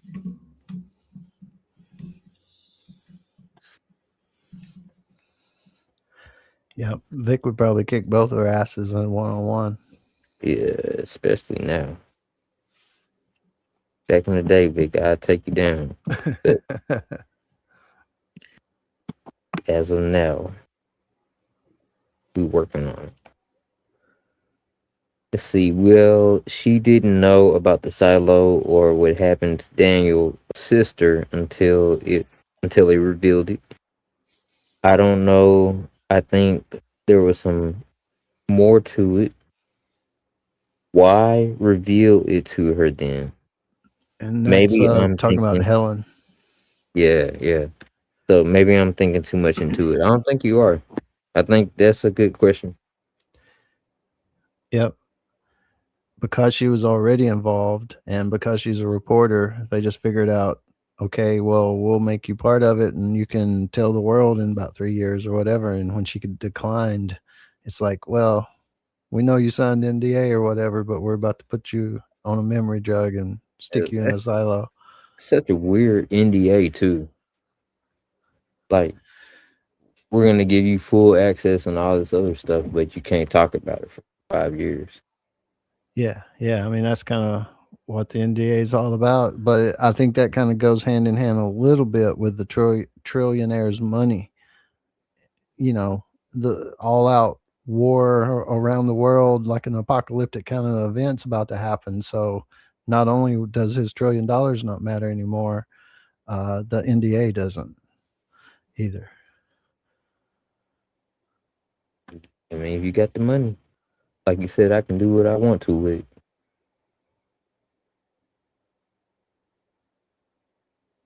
What would you do with that much money, man? Would you build silos?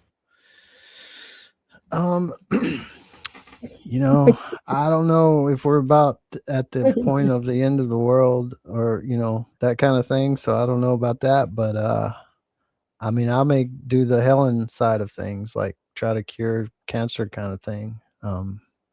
Maybe try to help people in some way. But, like I say, I've studied, I do a lot of studying of humanity in the past and past civilizations and things like that. And when I say we're human and it's human nature, that's a big point.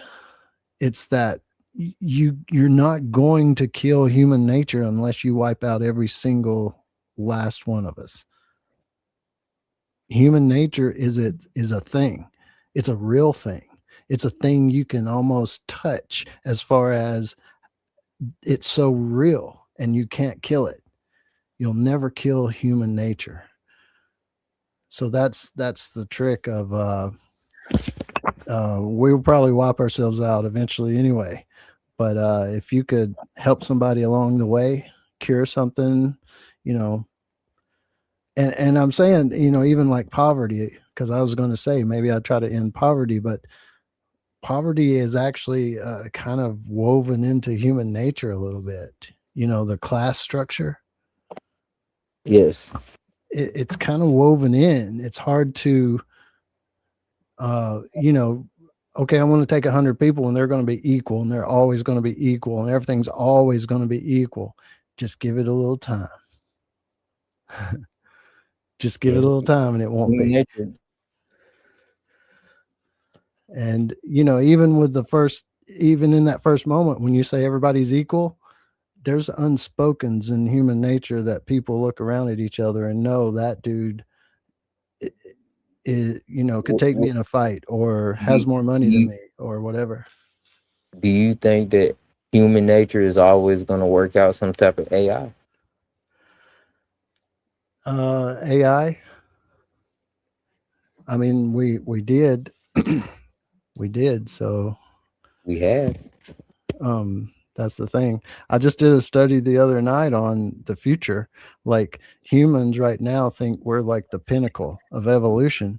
Well, we're probably going to become hybrid with AI, with digital, and we're going to go half digital per se. There'll still be biology in the mix, but and those hybrids will probably think they're the pinnacle of evolution. But you go past that, if time keeps going, you're going to get all the way into things we can't even perceive, and each step along the way they're going to think, oh, we are the pinnacle of evolution, you know. So it's pretty crazy when you think about it. I mean, it seems like there's a eventual conclusion to trying to do things better and better. And Yeah. have you I think me and you talked about this the other day. Did you see the Usain Bolt robot? Yeah, ain't that crazy? Okay, yeah, like that whole that whole display of robots was crazy. The whole robot, it was like in a robot Olympics. Yeah, robot Olympics. It was crazy. They had boxing and kung fu and all kinds of Bro, stuff. Did you see him mess up? Did you see that part? yes. Because the robots they had racing, like the Usain Bolt, the one that beat his record, they couldn't stop. So they had a big old pad, a big padded wall set up, and just full speed ahead they would hit that dude. So we've got a little ways to go. right? But you got to think about it like this too. This is the scariest thing to me. Is that this is the worst that it's ever gonna be. This is the worst. Like it's only gonna get better. I don't know. It's only gonna get better. I don't know. Let's hope so. Let's hope not. What? Let's you hope mean not. better AI? Yeah, I get you. I almost I was only gonna get better. Yeah. I was kind of reversing what you meant there in my head. Sorry. Yes. It's only going to get to the point where they can stop. They don't need the wall. Right. It's going to get to the point where China unveils 10,000 their brand new army of 10,000 AI powered robots. You know, I mean, we're already fighting drones and stuff in the wars right now. So only gonna get better, man. it's only going to get crazier. Let's see here.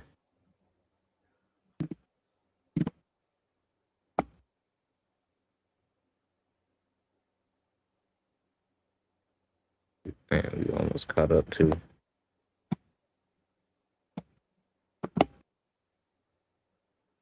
The Soul Taker, your channel is great. Thank you. First time I've heard that, Jerry. I appreciate it. It is great. James, yeah, man. That feels good. It's always great to be or great to get your point of view. Chat, you're awesome. I will be seeing you again. Peace and keep cool. I'll let you, Jerry. You have a good night. I know I'm probably 30 minutes behind. That's Thank all you. right though. Yeah. Thanks, Jerry. So here. Yeah, I am way behind. Vic, I'm so sorry. It's all right. That chat, man, they'll get away from you easy. Yes, I see. And says the AI knew that Lucas and his friend were gonna make it, so they met the Nano. Well, that's the thing. You know, we could. It might.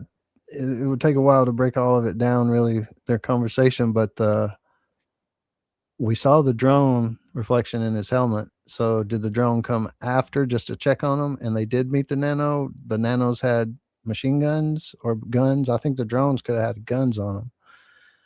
The question I have is, if the AI sent the drone to shoot him, why didn't the drone complete its mission? Because it was the silhouette was in the dude's helmet glass and then flew off. The buzzing, it was making that buzzing noise that they heard the previous episode. Why didn't it finish the job? Do you believe that the legacy and the Nano are in cahoots?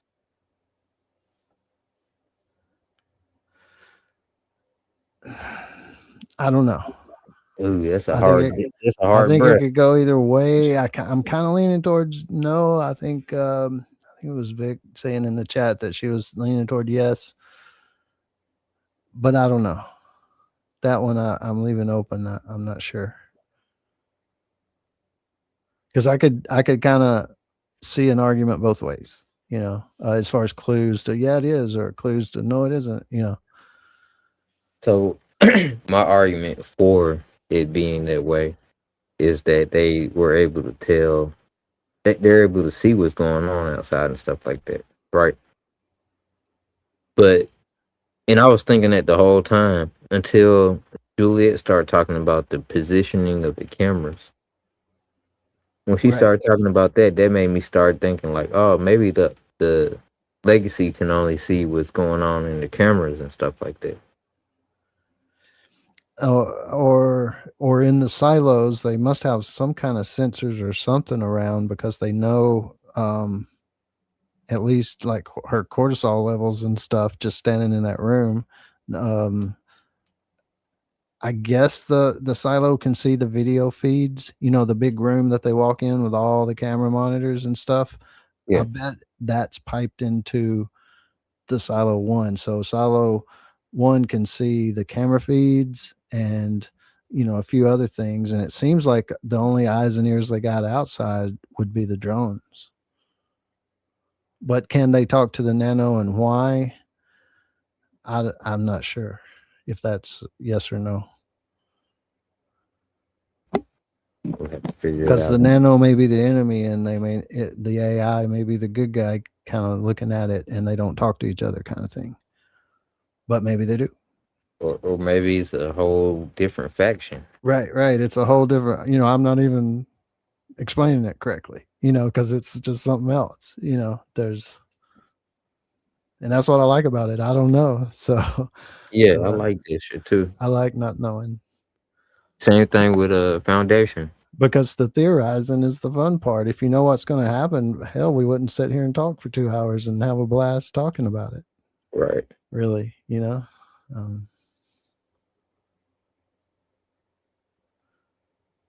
But yeah.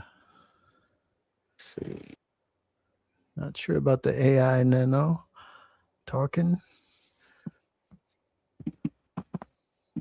Say people have been known to fool a lie detector test, so it's not impossible. That's true. I don't think they're admissible in court and stuff like that. I'm not a lawyer. Don't don't take my advice. Let's see.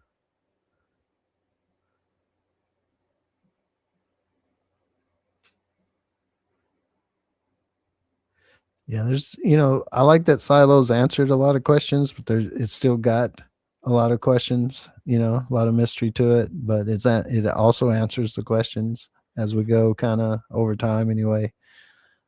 So especially I mean, I swear I just started trying to rewatch the first few seasons and I'm only 2 or 3 episodes in and I've actually connected a bunch just in like 3 episodes of how they're starting to answer the questions that was shown to us in those first few episodes.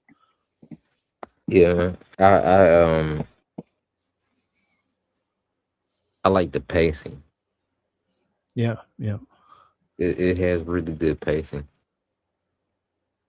A lot of shows like I like From a whole lot, but From pacing and From this last season was fucked up. Like you got to give questions and answers at a certain pace. Excuse me. But the pacing on this is better than I think. I'm gonna say I think it's better than Severance. Yeah. I think I it's could see better that. than Pluribus. No, definitely plural. The pacing is on point, and all they got to do is nail it for these next 2 episodes, and this will be like one of the best seasons ever. Yeah, it's some good it's been some good stuff, good pacing, good reveals. I can't remember. Seems like I heard maybe they didn't do the memory thing like they're doing in the show and the books. It was like something was a little different about it. So, but I've been okay with it as far as because I haven't read the books. I don't know what they changed. So, to me, it's Yeah, been pretty same good. here. I hope we get some revelations. And Real was on the show the other day, and he don't want to tell nothing. He do that like even when I'm talking to him, like we ain't on the stream or nothing like that. He like, brother, I ain't gonna tell you. Like I ain't, I'm not gonna reveal it to you, but you on to something. You know what I'm saying? Like, Yeah. bro. So like I'm ready. He was like the next 2 episodes gonna be fire, basically. So Yeah, I can't wait. I'm ready for it. I don't know what I'm going to talk about after Silo and Dead City goes off, but I'm sure it'll be something. How many But more episodes we got at Dead City? 3, maybe. 3? Okay. So we got a little time, man, and then Dark Matter coming up. Yeah. I'm sure some other stuff coming up too, man. Let's see. I know it sounds boring, but I would try to help people once I take care of all of my problems. It sounds like regular life. Yep. $1 trillion would go a long way. Let's see. It's hard to help people due to human nature. I would rather help animals or kids. You sound like Dana.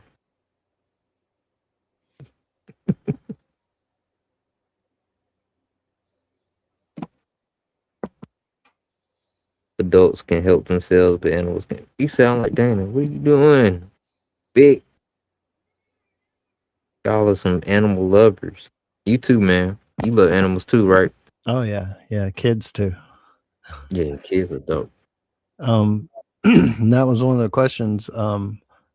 Somewhere somebody said in the comments about Camille knows that her son is gonna forget her possibly.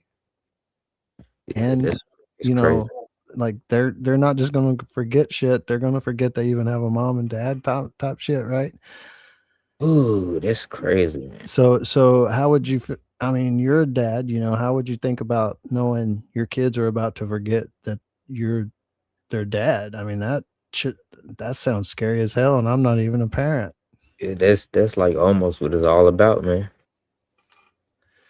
Yeah, so It's that's like crazy to almost think of. all about you having that relationship, and you're not just erasing their memory, you're erasing that relationship. Yeah, yeah. So that's crazy to think about. And then not only would they forget you, you would forget them. That's even harder, bro. Right. Especially if, it is possible for only one of you to drink the water or whatever and forget the other one. But if both of you do, that's like, seems like double bad. Yeah. Yeah, that's a hard concept to even fathom, man. Um, that scares me, man. Yeah. Yeah. That's a scary thing I don't really think, I mean, I don't know. I won't say no because there's probably some kind of drug out there that does some crazy shit, but, Right. It can um, happen to you. There's probably a drug out there that can probably do that. And if they ever decided to do that one day, that is just horrifying. yeah, that's crazy.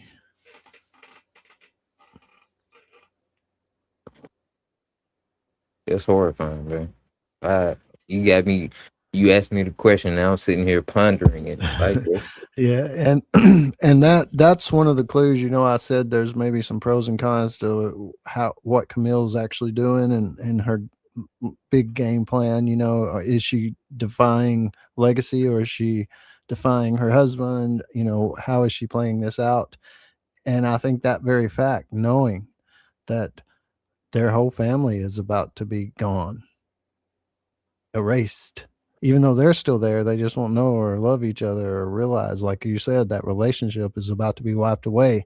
I think that's enough for Camille to play legacy, to like but be on the, Juliet's side and lie to somehow, some way manipulate legacy. the other option is death too. Yep. So like would you choose death or people not remembering you? It's like this last Spider-Man movie. Death is so final.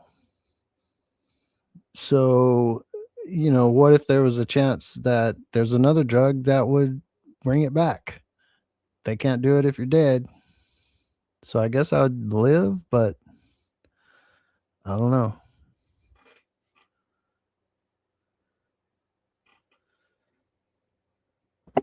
That's a good question though.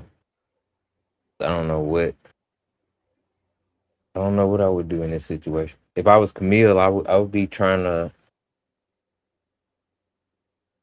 I don't know, bro.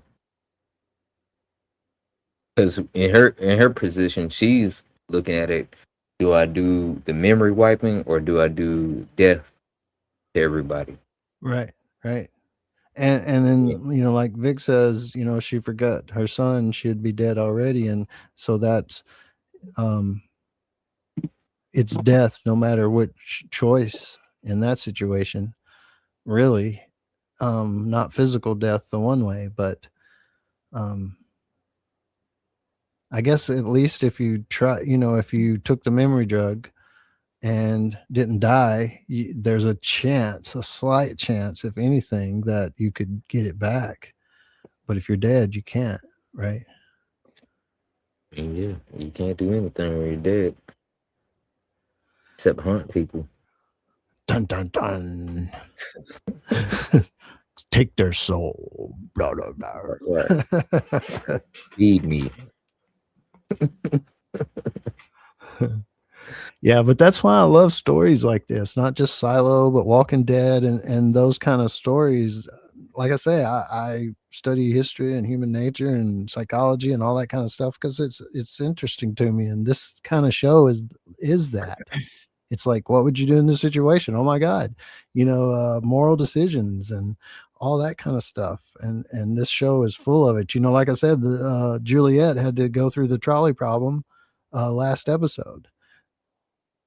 They were going to do something with a pipe that was going to kill around 1,000 people on the floor above and below. But other than that, the other option was kill 10,000. That's another note to the pacing, man, because they presented the problem, he dealt with it, and then they moved on like real quick. It didn't take a whole episode. Yep. I mean, I would hate to make that decision myself of any kind.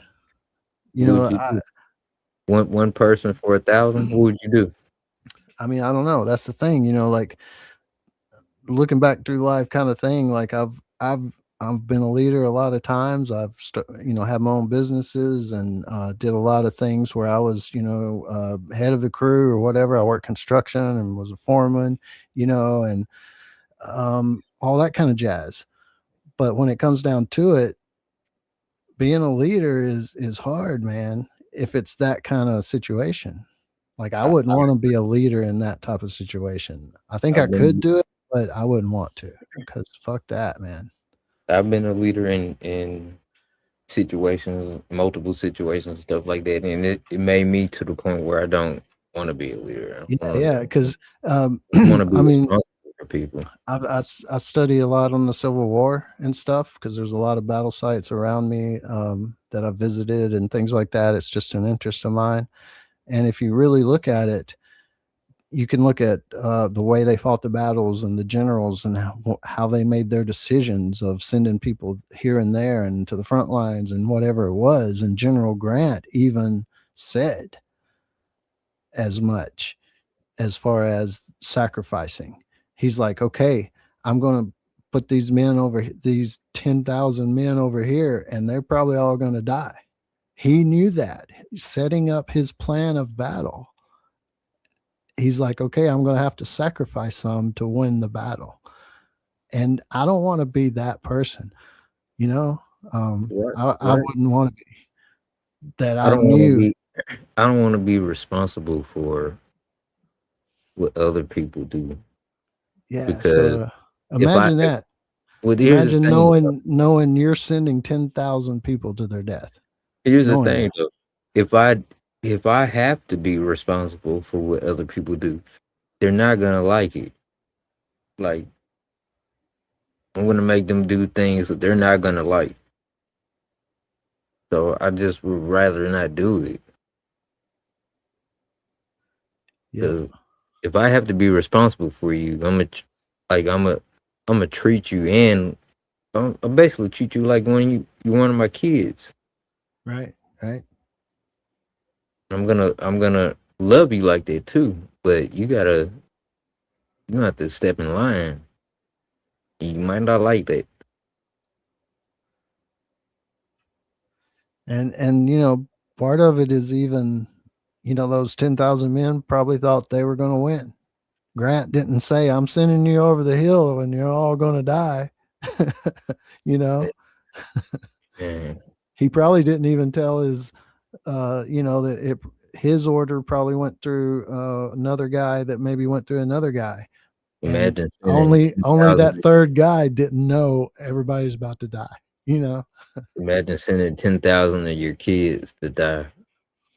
Yeah, I mean, I know it's war. You knew 100,000. Yeah. Because it goes to the Hiroshima Nagasaki thing. Why did they drop nuclear bombs on cities? Just people. It wasn't soldiers. It wasn't a military installation. They were cities. Just people. Just kids. Moms and kids and dads and brothers and cousins just walking around. Because they were going to kill 100,000 people to theoretically save 4 million. They estimated 4 million people's about to die if we open up full-on war from this point on. But you can save this many people. Yeah, you can save 4 million people practically if we blow up these towns with these new weapons we got. And that's what they did. I mean, it's still debated today in colleges and, historians and all, they still debate. Was that the right decision? Would it have worked out differently? We don't know. We don't know. You like history. I like history too, man. I would hate to make that decision. Be the one. We need to do just like a history stream, man. Yeah, Like, I love history. Me too. Me too, bro. I love history. I didn't like it back in school, but about the time I got out of school, it's like I've been studying it ever since. It shows you how things are going to happen in the future too. Especially if you kind of go by human nature. Yeah, it doesn't fail.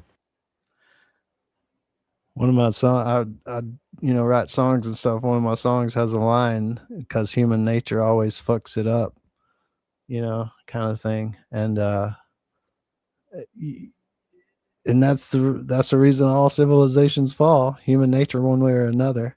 The human nature in this king across the water wants to kill you and all your people, and he came over and did it, And or your greed. Once they take you over, then they change the history and stuff like that. Yep. The history goes crazy. It's pretty crazy. But just moving on a little bit, man. Here we got. Yeah, we can get off on tangents pretty easy. Man, it's no problem with me on my show, man. That's what I want.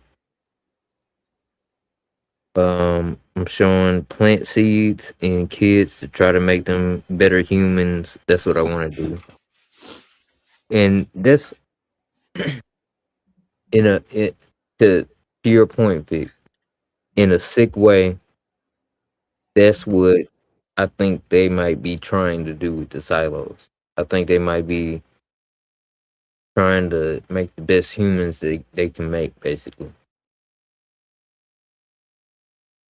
They got all these silos to see which one's gonna make it, or which silo's gonna be the best, basically. And one thing I didn't notice, man, this is crazy. I did not notice this until somebody said it, and then when they said it, I was like, "What the fuck?" I didn't notice it. There's 50 silos, right? 50 or 51. It hasn't been confirmed. 50 or 51. 50 or 51, because some people have said 50 in the show, and then some people have said 51. Back in the early seasons, Bernard or Lucas, when he found out, Lucas said there's 50 silos. Bernard said technically 51, but then other people said 50. So how many states are there? 50, right? 50 states. Vic says there's 51 silos. So that didn't hit me until like somebody said something about it. I was like, oh, okay. Something else, like it's just like a monkey wrench into my whole silo theory and stuff like that. Yeah. I hadn't even thought about that.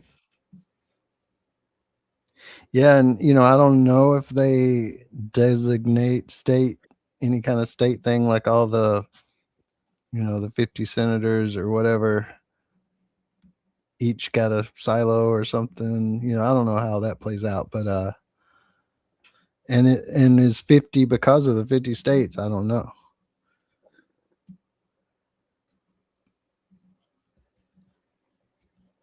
Well, I was talking about the continuity of government. Right. So that might be something to do with it. Maybe they gotta a head person or a senator of every state or something like that. Yeah, and I'm wondering if once because it does seem like to me with the 70 years and really just mainly that the way she said we've got enough lights for 70 years. Well, the trillionaire guy and the people at the table wouldn't have sat down and said we got to last 1,000 years and only give them enough lights for 400 and something. So I'm thinking they'll know it'll be safe to go out by that point. So are they going to let them go out and form their own way to do their thing? Will they try to impose the old rules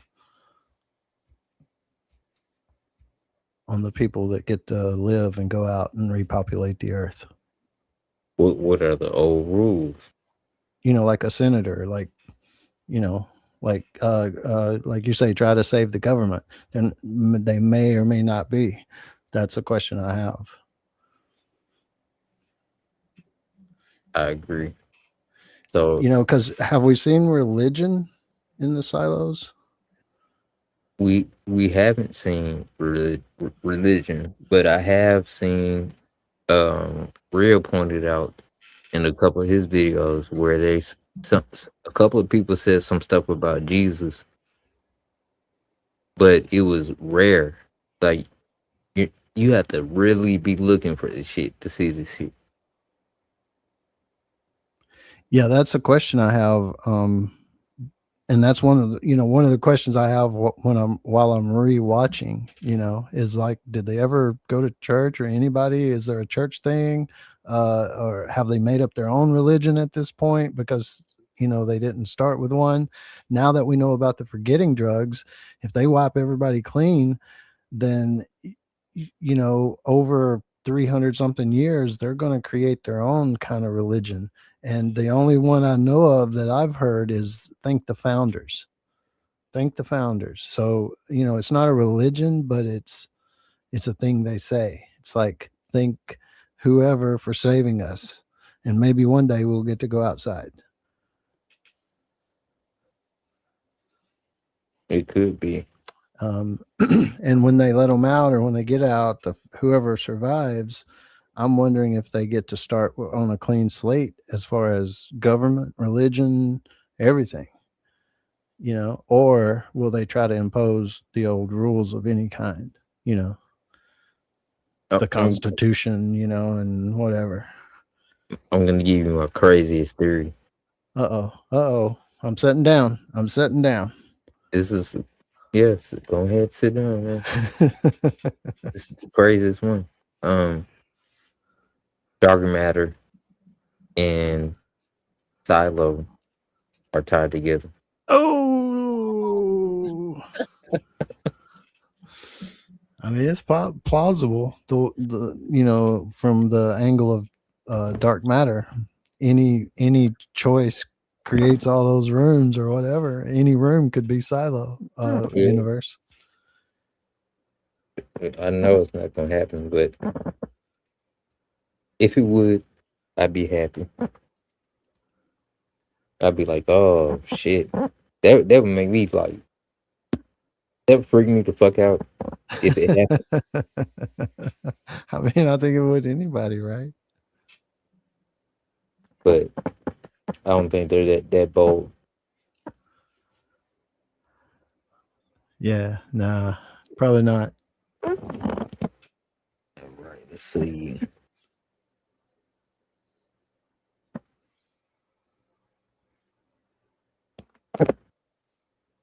Like maybe how people rewrite the Bible.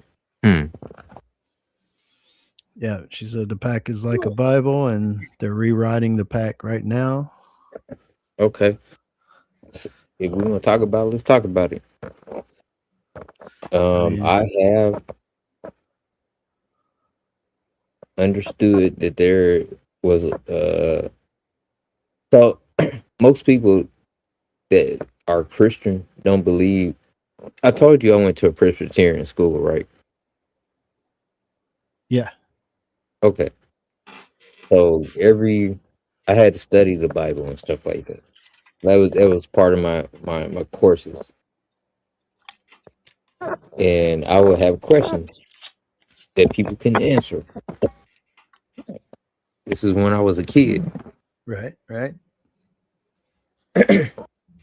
but people,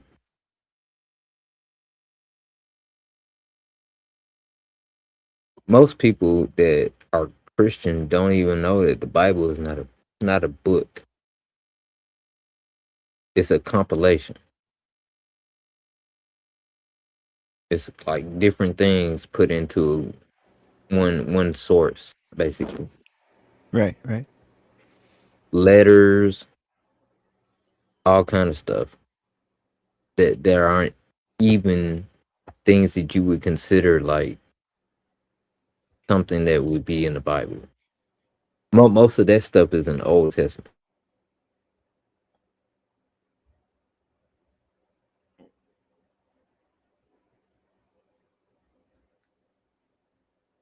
One second.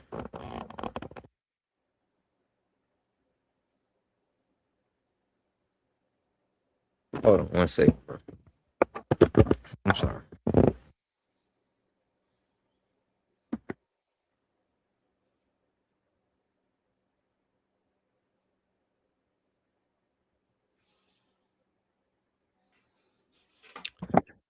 All right. But yeah, man, I've learned that um like a lot of people that talk about this stuff don't know what they're talking about.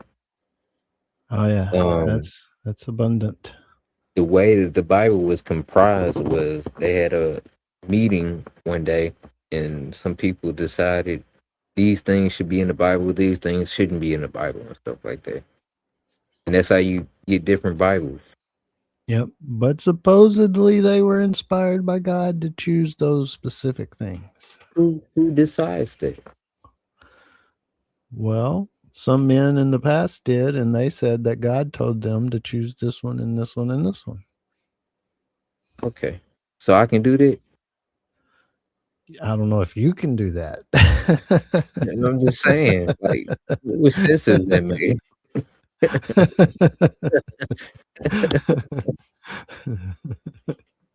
It doesn't make any sense. But whatever. Like, believe what you want to believe. yeah. I mean, that's what it comes down to. Believe what you want to believe. You know. I'm not here to fuck up anybody's beliefs and stuff like that.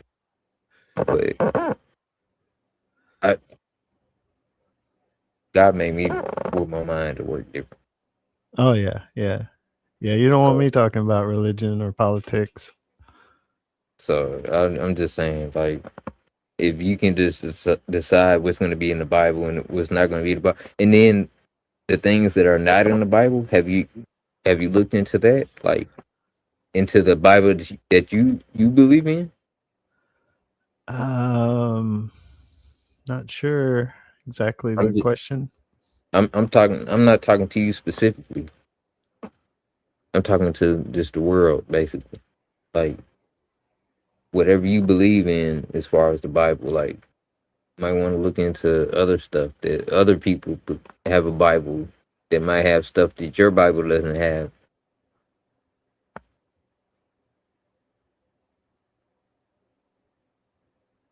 And why it might not be in your Bible. Right. That's probably the most important part. Yeah, and that's the thing about them rewriting the pact. You know, it's head of IT and the sheriff and the mayor, I guess. They get to decide the next Bible, pretty much. Man, that hit so hard. You're right. Because they basically control. So once they get their memories wiped, they're just a blank slate. And here's your Bible to go by. So to answer your question, they haven't mentioned religion, but they do have a Bible. Yeah, that's what we're saying. You know, the pact seems like the Bible, and they say stuff like thank the founders. So, you know, and go back to Helen and Daniel, or let's say Helen gets with the Pez dispenser, gets put into a silo, and all those people get their memory wiped, and they say, here's the pact, your new Bible.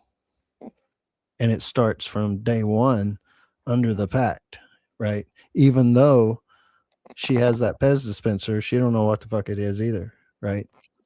Because she just got her memory wiped. So it becomes a relic in that silo. And Exactly. you know, they could have started with a pact day one as their Bible per se. You know, they're 10,000 people. You're probably going to have a sect of, you know, this little cult over here or something, unless it's like the pact says you can't and they try to arrest them. But even they would probably try to keep it quiet and meet in secret, you know, because that's human nature. And then they've also been rewriting the pact. Exactly.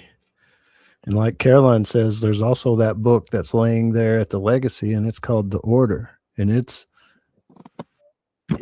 like a Bible above the Bible, like a secret Bible above the Bible.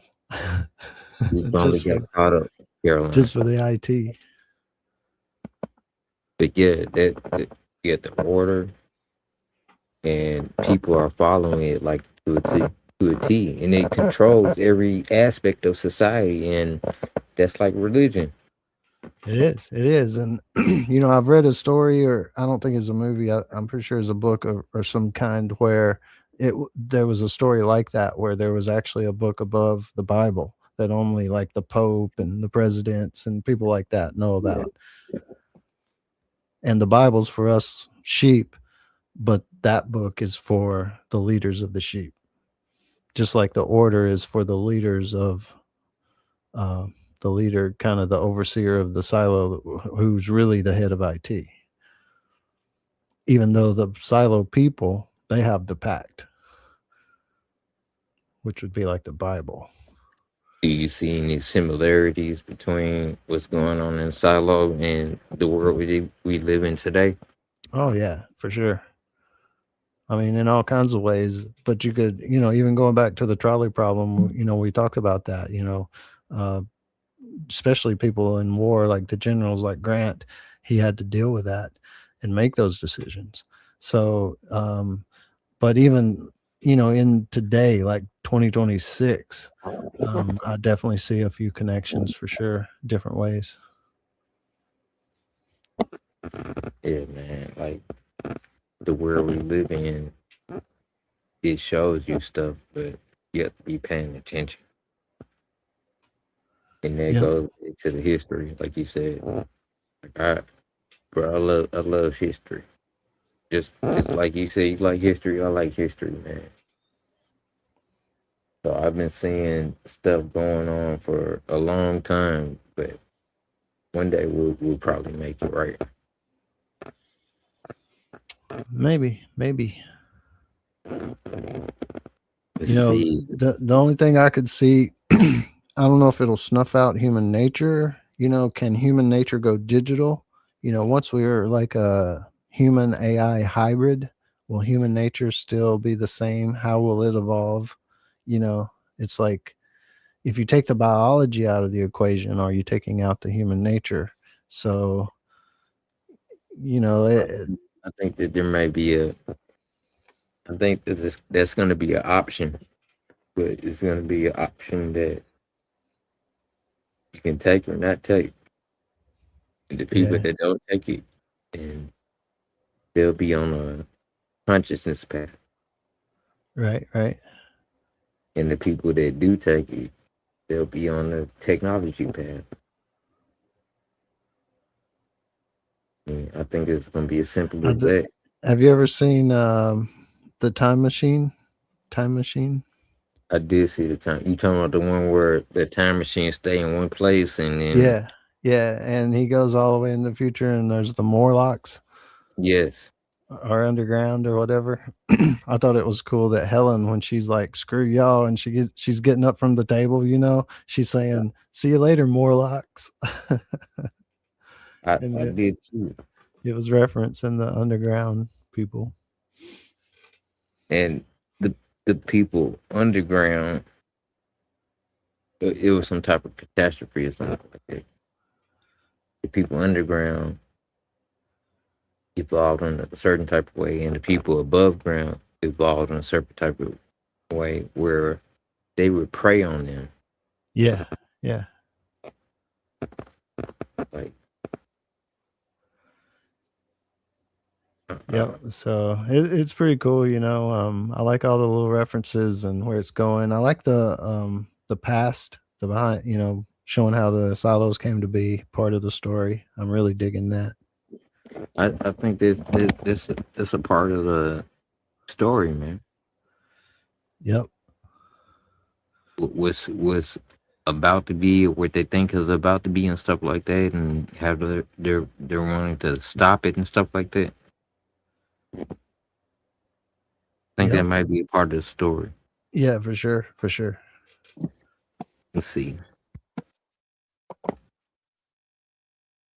Why do you think we can't leave the solar system? I'm the wrong person to ask that. We'll be on a tangent for it.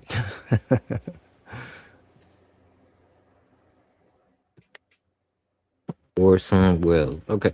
Have you seen 1984? Yeah. Yeah. You seen the movie?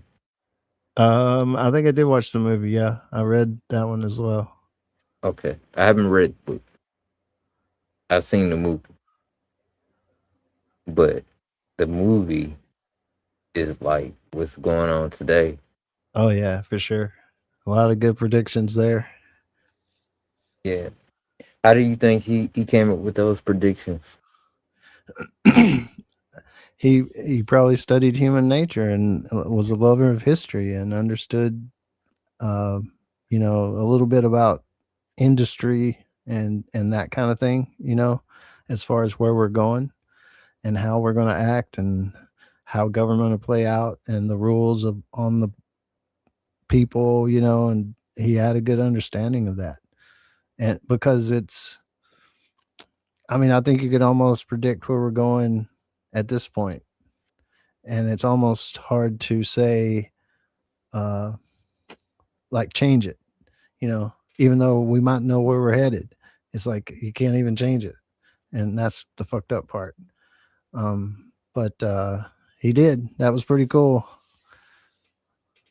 How it's matching today. Yeah. I mean, think about it like this. If we had been in a position like today where we could use those advantages to become a better society, we would do it. But it seems like there's a block. Yeah, for sure. And a big thing, you know, that I see is in society is that I don't know if it's hubris or just human nature, but our desire to be on a team or to root for a team, you know, people are big into sports and stuff, but you know, today's parallax is the political parties and everybody wants to be on their team, you know, and it's all about their team no matter what, you know. And I swear anytime I listen to politics, shit get one on my side is nerves. saying something about the other side. What? That shit get on my nerves. Yeah. So it's Fuck, like fuck all that right and left shit. Like, just do the best thing for people. That doesn't seem hard to me, right. but we keep having problems. And we always will. I mean, that's part of it. Why? Human nature. It's I don't think it's human nature, man. Yeah, man. It's one man's greed kind of thing. I don't think that it's human nature, bro. What do you think it is?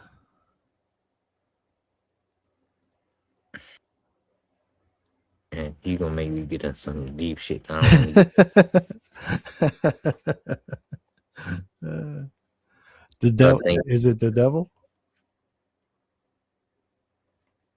there's things that in the world that we have lived in that people may call the devil,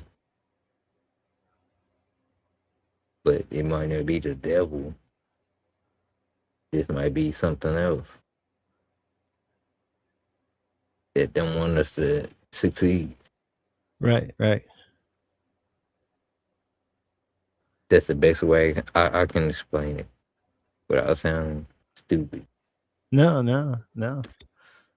You know, people believe a lot of different things, you know, and even if they believe in an energy, good or bad or something, you know, they could even attribute good energy to God, even though they say they may not believe in God and things like that. You know, there's just, and really it's just what you want to believe or how you see it. You know, that's a spiritual side of us humans that you can't really, you know, that's an individual thing, you know, versus human nature, which is kind of a common general thing you can apply to a group.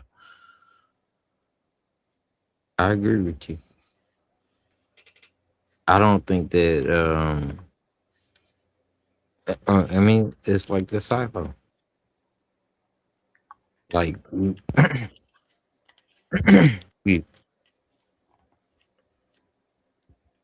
we're left in a position where we're supposed to figure out how to survive and stuff like that. I don't think that the government cares and all the auxiliary. Am I saying that right? Yeah. I don't think they care for sure. You know, they care about themselves. Yeah, I don't think they care either. Like, we're fucked up. Yeah, man, it is. And, you know, to me, a lot of that plays into the whole human nature thing of greed and power, you know, people wanting power and greedy. And maybe they didn't as much before, but once they got into that position, you almost had to be to keep it, you know? And it's just, the office of an office is inherently corrupt from the bottom to the top. And who's at the top? It's the thing. Yeah, you know, Who's people at the have their top? different determination on where they think the top is.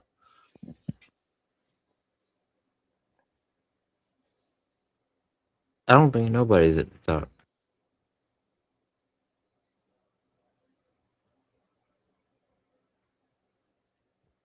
Like, I hadn't even thought about it one day, but I think nobody's at the top, man. It's just a bunch of grimy, evil people just want to control us, man. Yeah. I personally don't think there's like a conglomerate or a person or anything like that at the top. I think it's just a bunch of fucking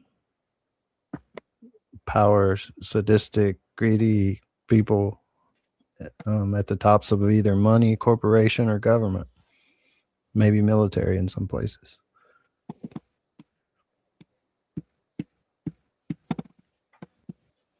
Because think about it. You know, we were talking about, let's say, Civil War and General Grant. We were just talking about that, and the you know, it would suck to have to make those decisions. Well, imagine having that power, even more power. You know, like a president that could, you know, say he wanted to drop a couple of nukes, you know, or not. you know, to have that power. That's big. That's a play on somebody's human nature. You know, it makes it fucked up, even if maybe it wasn't fucked up before.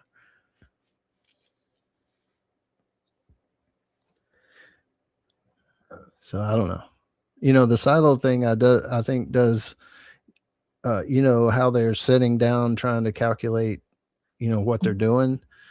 And Daniel told him that financially it'll be better to leave the diggers in the hole and make 40 more or whatever, instead of using 10 and trying to haul those 10 up to dig 10 more. That'll take forever.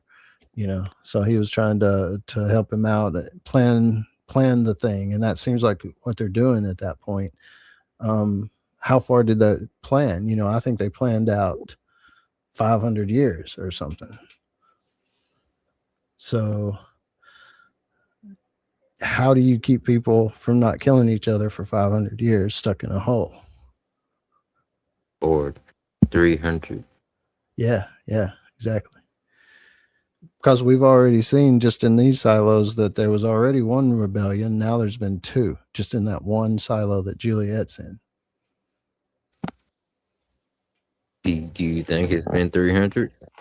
And we know in Solo 18 or whatever, there was a rebellion and everybody died but Solo. It sounds like there was 150. What's the question? There was a rebellion or something like that 150 years ago. Yeah, 140, something like that. Yeah. Okay, so do you think that's true? Yeah, could be. Again, some people have the theories that that's how long they've been in there total, and that was actually day one, and maybe so. I don't know. I don't know if we know for sure, but I think the same thing happened, vitamin D plus, because their story is that the rebels burned the books. The rebels, did the shit that supposedly happened. So I don't know if 150 years or whatever. I don't know if that's true, but I do know that I would say that my theory is that I think something happened as soon as they got in there. Like I think they would got their memories wiped. Yeah.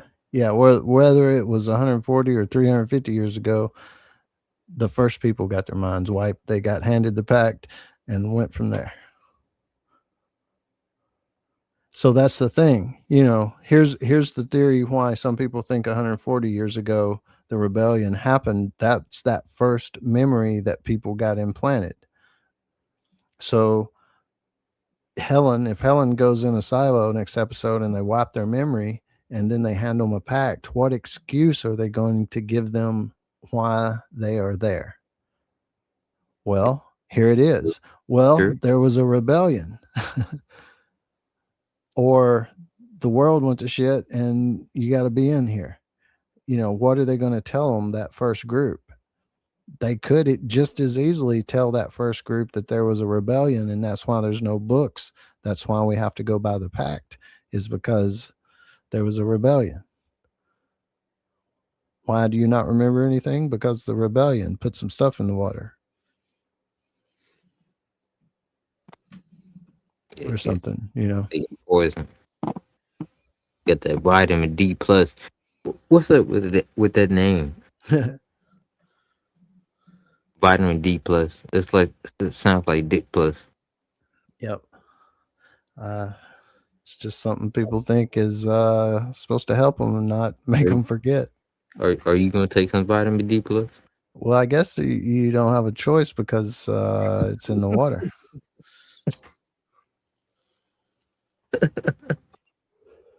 Yep. I'll probably be like Sim's son, though. I'm 90% juice. Yeah. 90% juice and then 10% fucking coffee or something. No D plus for you. Yeah, no. I'm gonna remember everything. Moving on here. Let's see.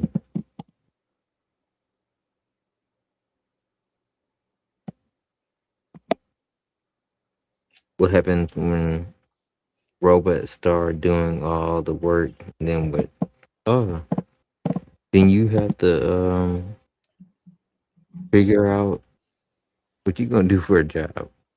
Hmm. Something that makes money. Yeah, it's gonna be a crazy future. Me too big. I'm dead. When it gets way, when it gets that way, that world I want. Yeah, not the type of world we think we were gonna live in when we grew up.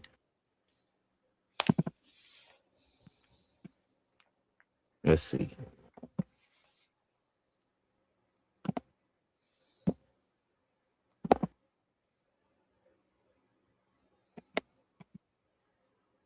They lied to them, and people are still in the real world. So, are you talking about Silo? Or are you talking about the life we're living right now? I don't know.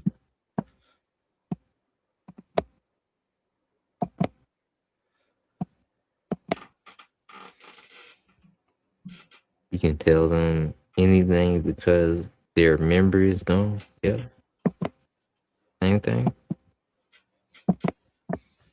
Man, ooh, finally caught up. Silo.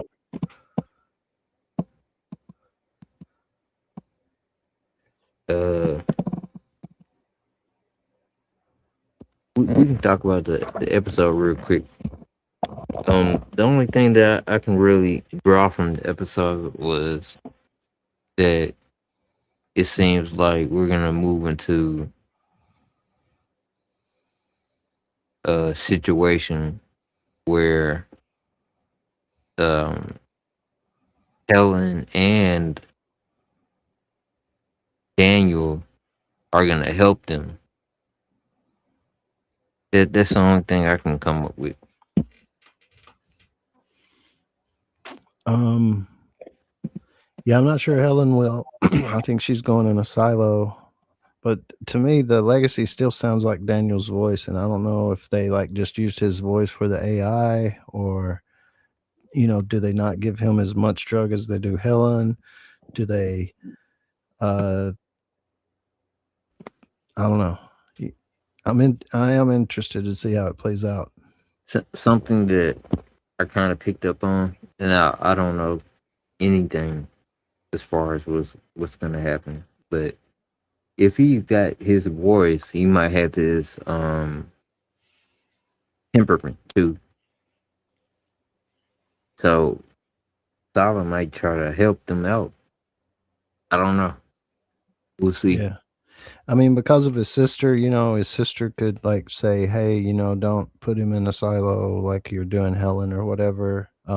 He'll come around, or something like that. Anything could happen like that, and he get pulled into silo one. But yeah, I don't know how it's going to play out with that. Yeah, I think Silo 1 is the key.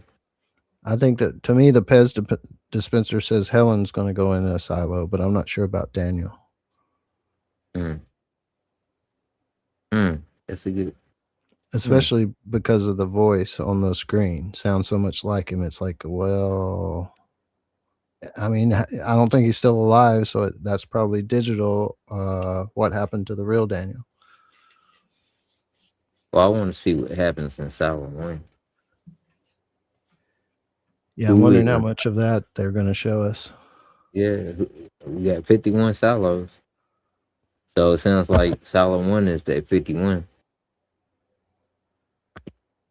But I want to see what happens when they get people into that Silo 1 or get some information out of the Silo.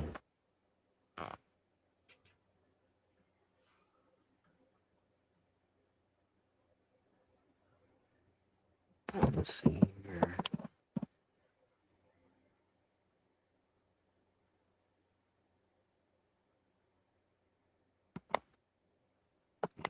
Caroline says Silo 1 is key. Yeah, it is key.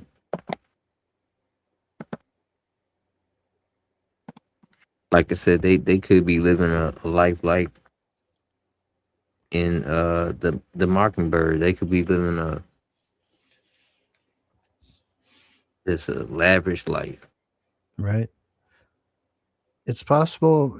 Part of me thinks though that it's just going to be maybe AI run, no people You think so? for some reason.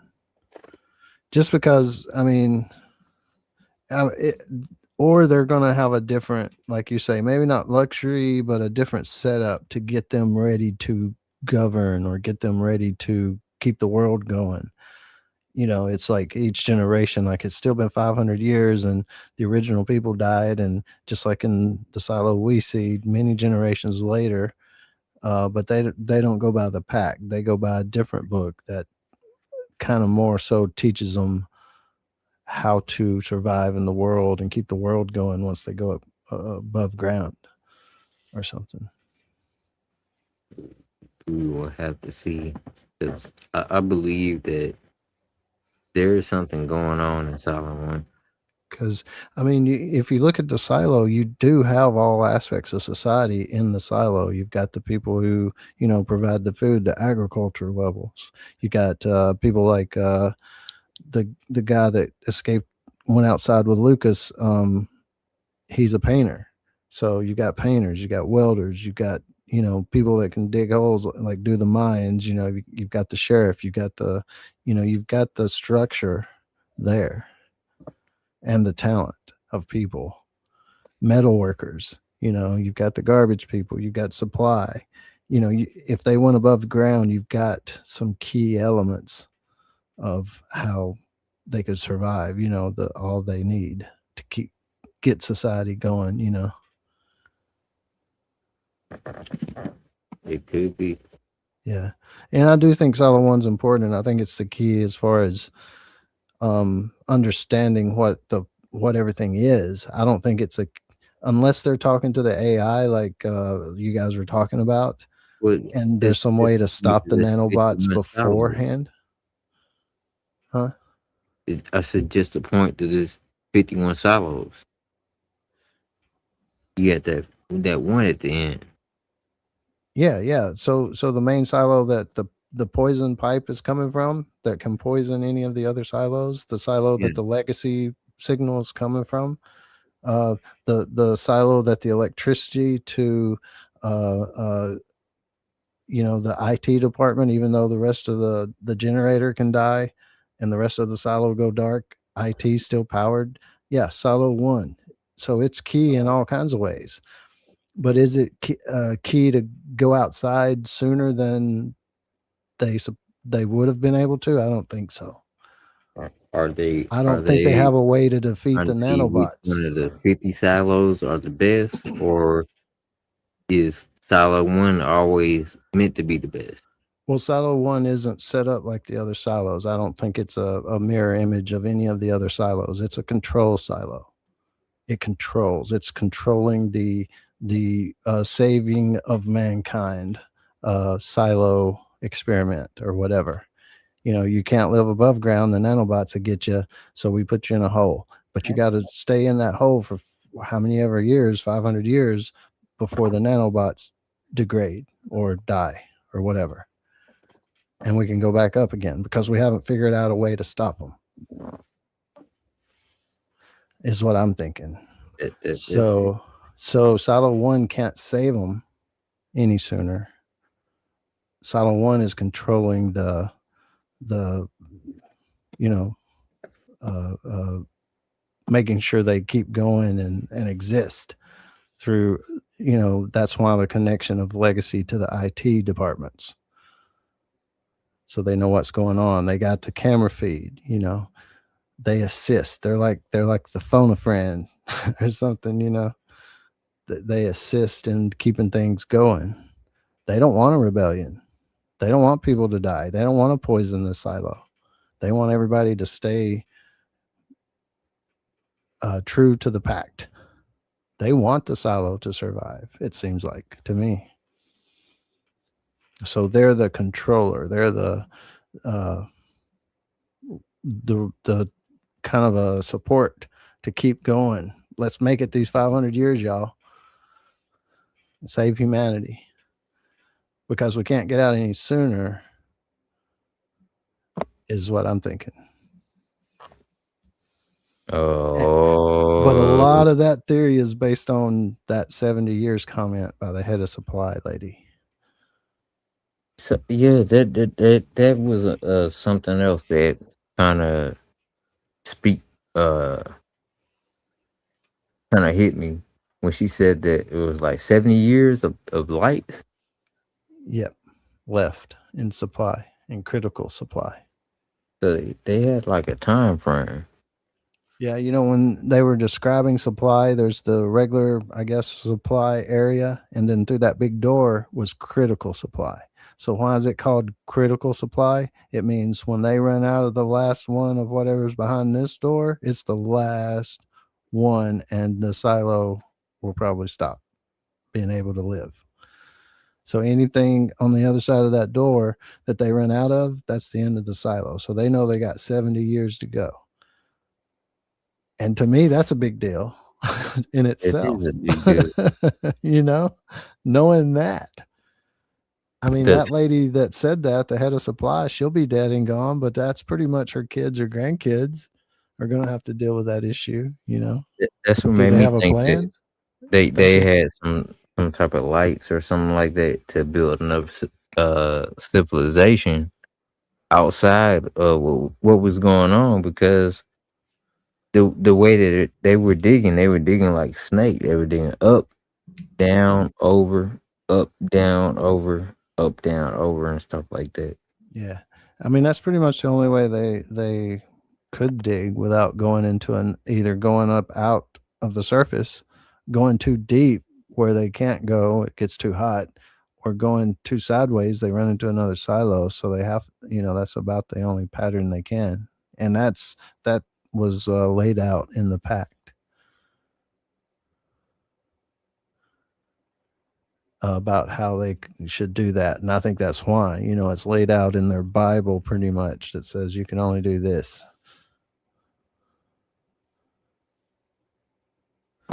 The pack, and then they're overriding the pack. Yep.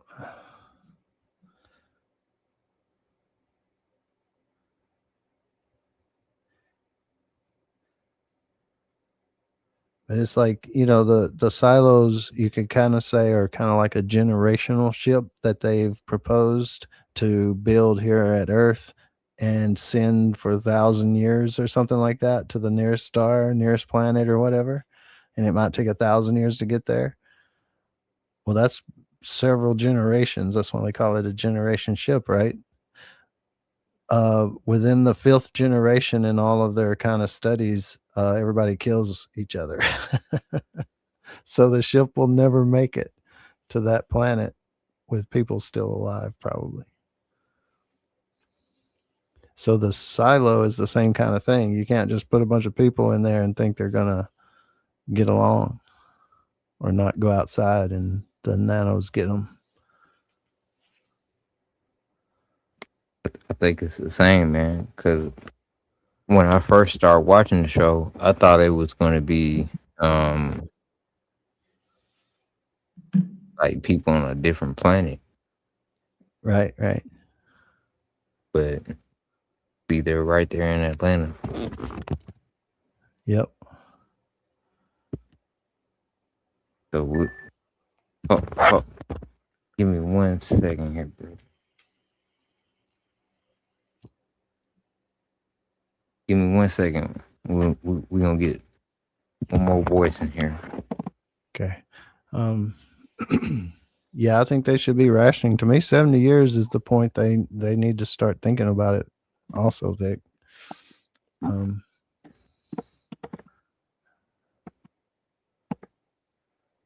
Because if they've been in there supposedly 300 and something years, 70 years is just another blink, and it's gone.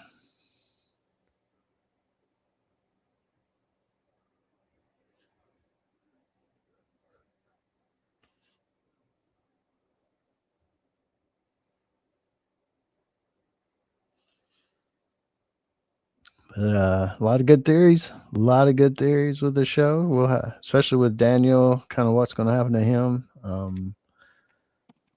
How everything's going to play out with Camille and Sims.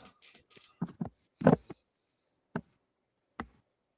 lot of good mystery. A lot of good questions left to go. So that's good. Like Ray said, the pacing has been really good. I've pretty much been excited watching every episode, and at the end of the episode going, oh my God, I can't wait till the next one. So that's always a good sign. Yeah, we'll get this other perspective on this, and then we'll wrap it up.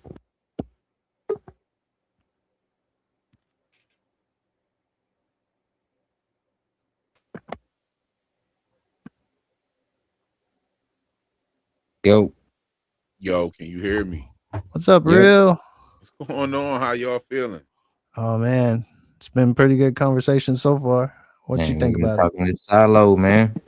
Oh man, I just got out of a session, just got to the crib, and sat up talking with my son for a little bit. You know, while he was doing his thing, his chores and whatnot, and you know, talking to him about life and how it goes out here. But I didn't hear the conversation. What was y'all talk? What y'all breaking down the episode? Yeah, I don't mind going through it again if you don't mind. Like what y'all doing? What y'all breaking down? The Episode whole 8, right? episode. We on episode 8, right? Yeah, Yep. yeah. We've been Okay. talking about some of the mystery still left there, and I know I think you said you've seen them, so you may not can say, but we're talking about what's going to happen to Daniel, what's going to happen to Helen, the stuff Okay, in the so I want to water. hear your thoughts. Camille and Sims, will that work out? Or is Camille actually, even though she seems to be on the legacy side, surely she's pulling for her family too, and how's that going to play out? And I mean, just a lot of it. Yeah, pretty much everything. So Oh yeah, y'all covered. As Big said, I came in at the end. We covered it all. Nah, right? Yep.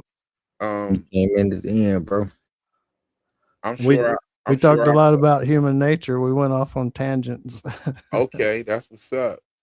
I'm pretty sure I could add something to it. You know what I'm saying? What do y'all think is going on with Daniel and Helen? So what were the thoughts that y'all had about it? I'm not gonna tell you if you right or wrong, but I'm gonna just We think Helen will probably, they won't let them go, and Helen will probably end up in a silo because one of the clues pointing to that's the Pez dispenser. We think Daniel may end up back with his sister in the silo one. Maybe one clue is the voice on the legacy, even though it may be AI now. It does seem like it's maybe him. So that was one of the theories. Okay, so I remember. You said yeah. So did you guys see the trailer for season 3, like the season 3 trailer, like the big overall trailer? Yeah. Okay, so you've seen Helen walking in the silo, right?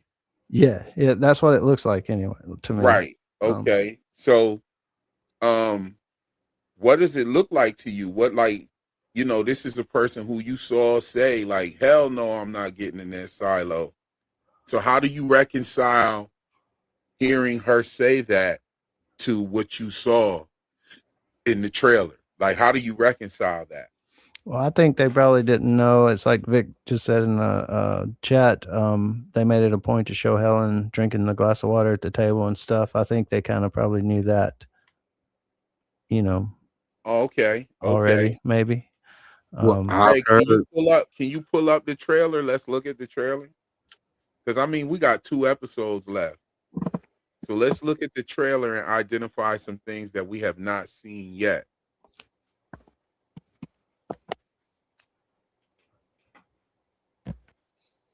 and like go over, you know what I mean?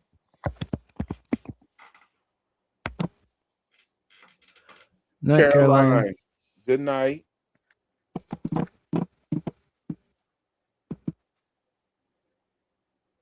Sweet Caroline. Bum, bum, bum. Yo, I always have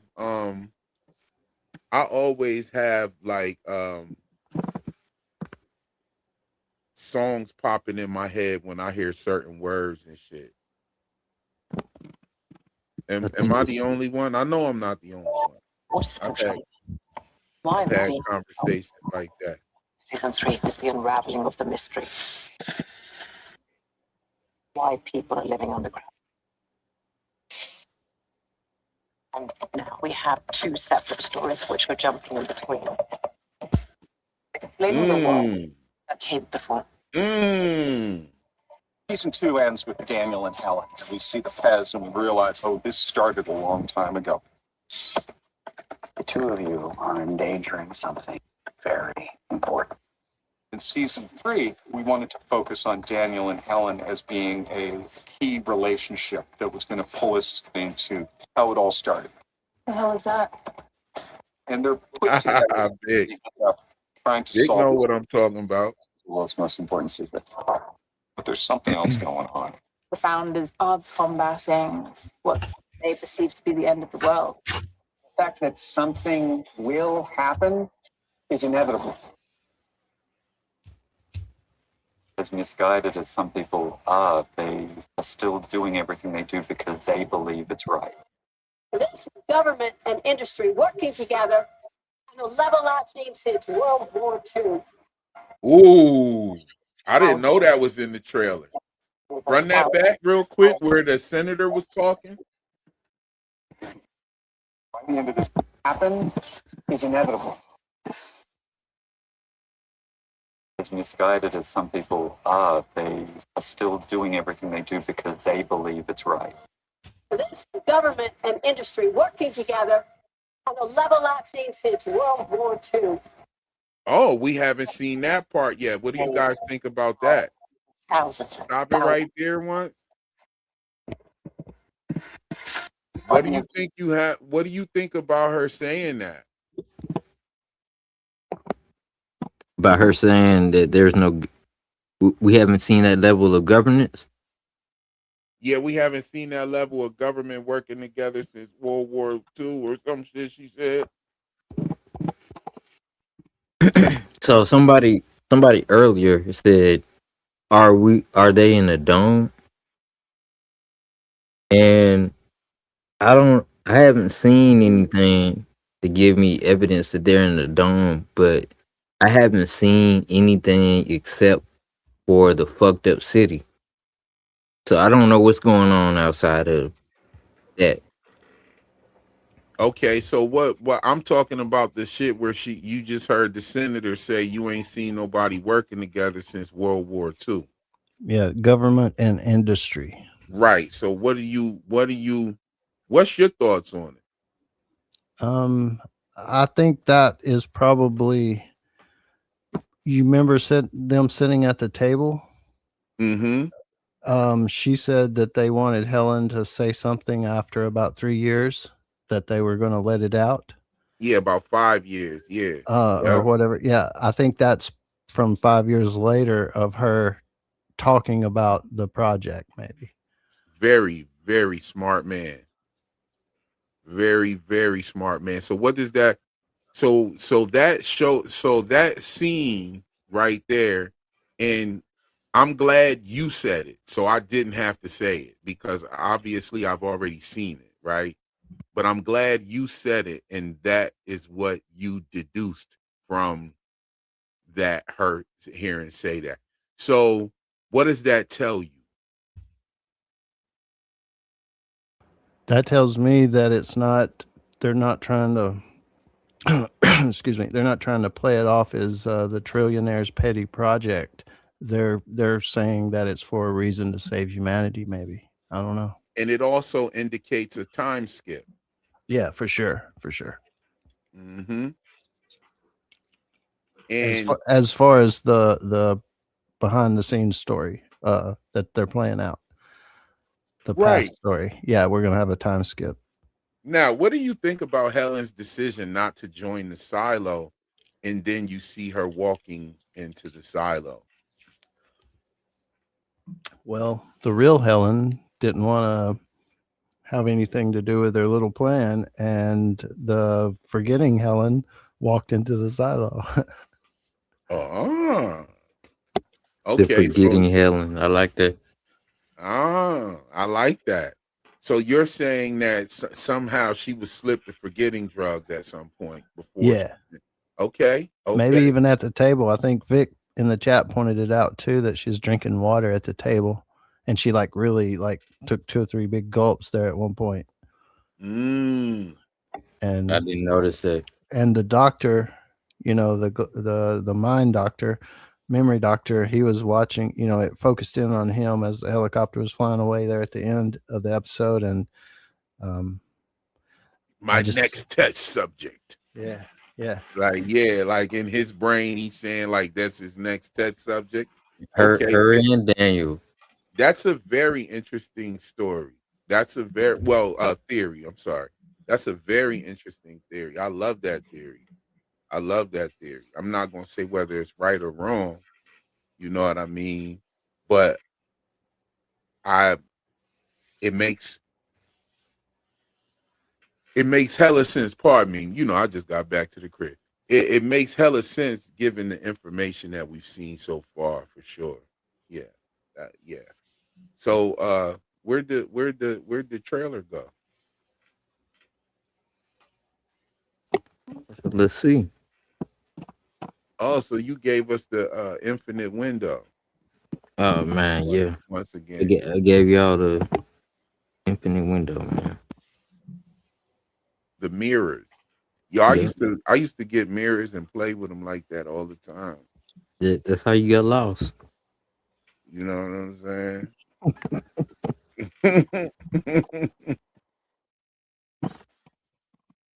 Hold up.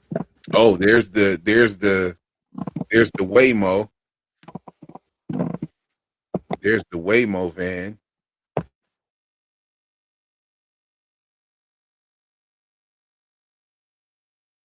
What, you trying to make it hit the whole full screen? Oh, you good? You got it.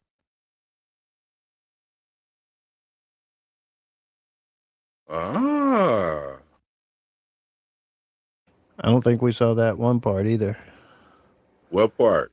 If you go back, it shows it green and then walking out of the silo, kind of standing in front of the silo. Okay, here it comes.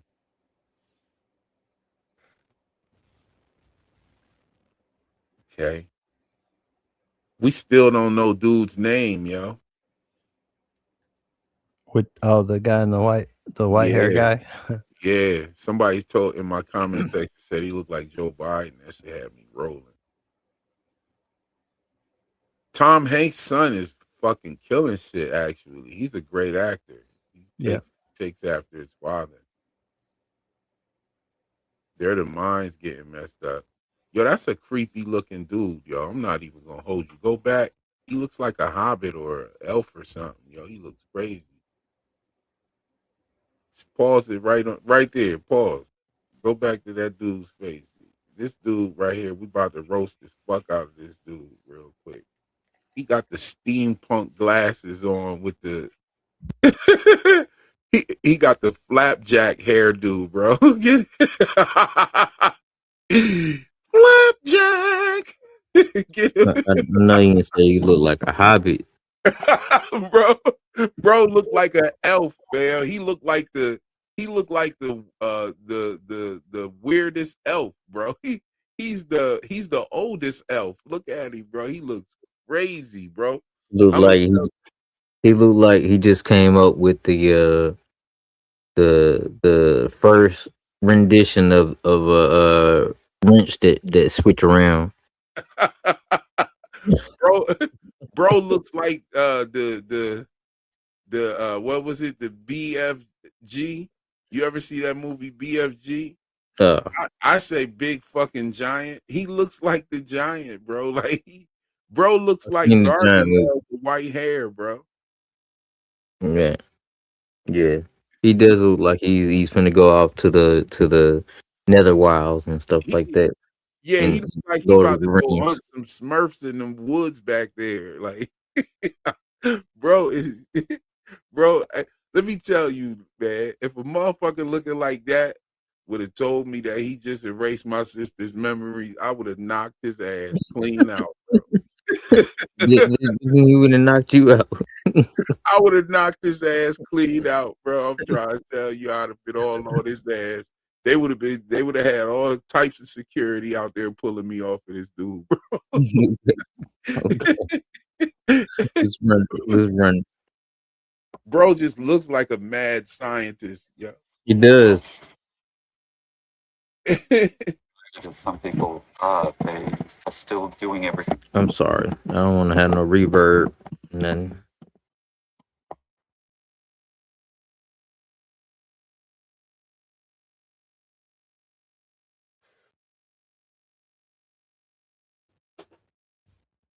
Oh man.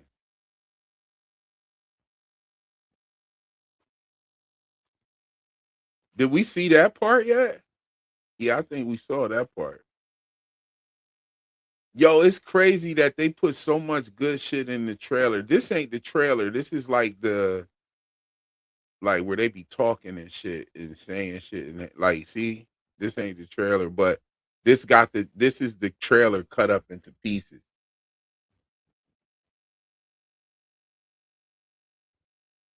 Yeah, there's a couple pieces that you want to stop it at right here, up in here.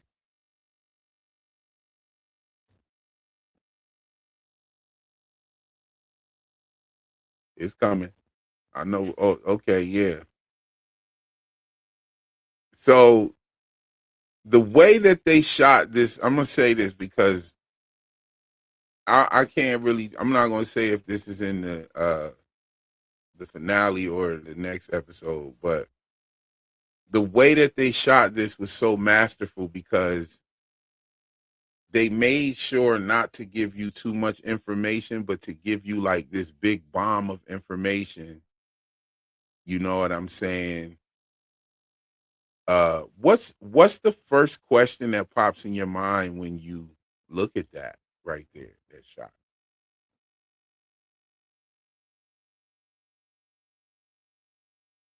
Hello?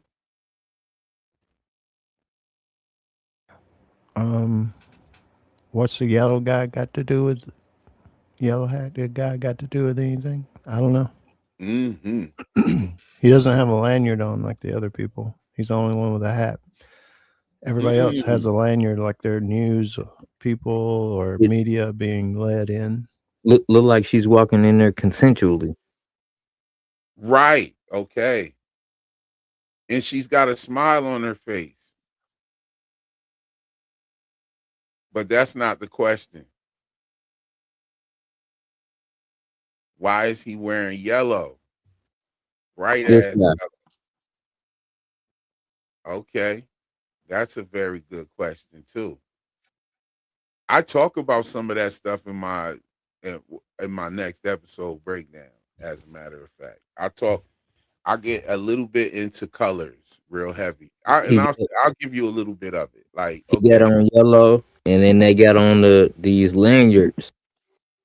okay, right, and notice the colors of the people. Like this guy's got on like a nice purple shirt right there. This guy's got on the brown vest. She's I'm got on colorblind. the Yeah, bright burgundy, and the guy you right be more behind her specific. has on like a different burgundy. Does that remind you of season one at all? It reminds me of how they had people split up into different jobs and stuff like that. Okay. Hold on. Hold up. Let me see something. Uh it reminds me of this right here. Let me try to share something with you. This is exclusive. It's just a little intimate group in here right now. It ain't we ain't in here. We ain't in here going crazy. But I do want to show you something. There go my screen. You could pop it up.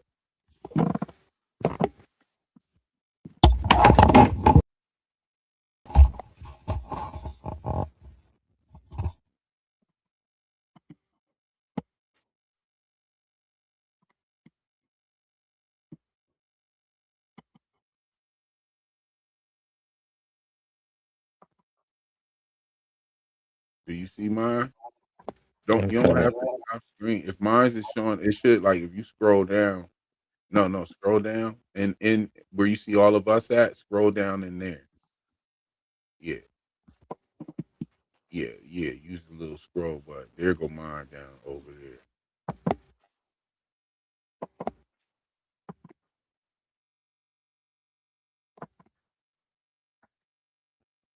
Oh, you gotta take yours off first. That's dumb as fuck. It should just, like, once you press yours or mine, it should just go to it. No, you remove yourself. You gotta remove your screen.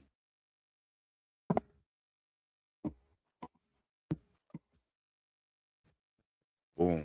All right, yeah, nah, remove the screen. Hit remove in the middle of the screen right there. Did you freeze? Yo, y'all there? Yeah. Oh, okay, yeah, remove the second one, yeah. Okay, now you can hit mine. Boom. Do the colors hit like this?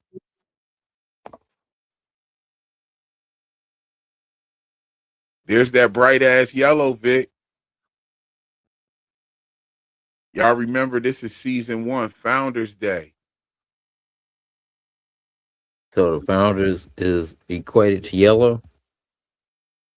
Don't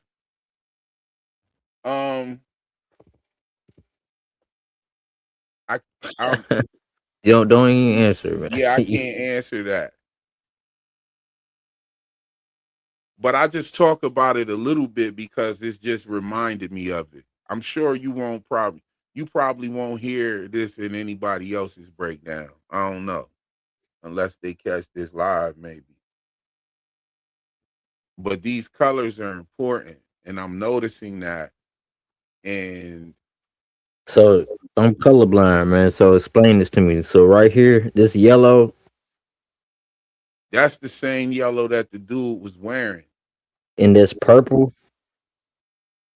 Well, that's indicative of the different uniforms that the people in the silo wear. You see it down there? You see they all got the burgundies, the blues, the purples, the browns. Right here? Yeah, like right there. Like you see it in the people. Hold up, my fault. You see the same colors in the people. So I do see that. Wearing the purple. I do see that. There's the burgundy, bunch of people wearing the burgundy. The burgundy is what sells it for you right there. Oh my God. And they wearing the same colors as what Helen and them was wearing walking in. But it's not.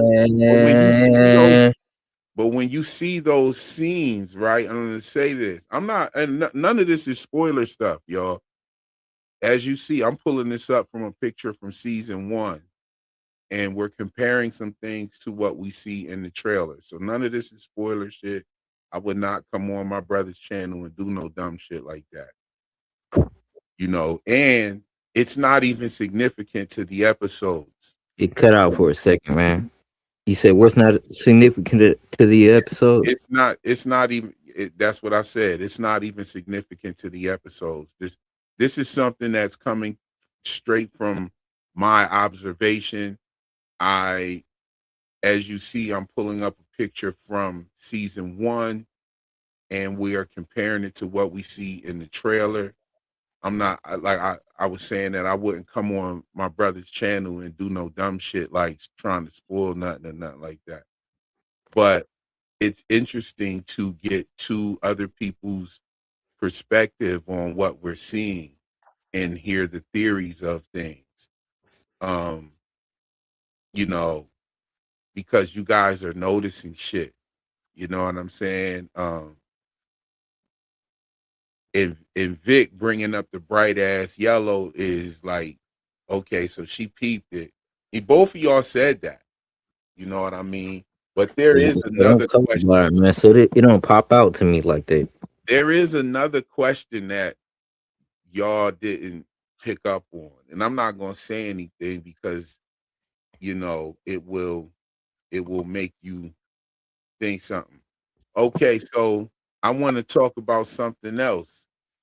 You know how to bring yours back up now? You take mine's down and then bring yours back up. Or I could just do this right here. Now you could bring yours back up.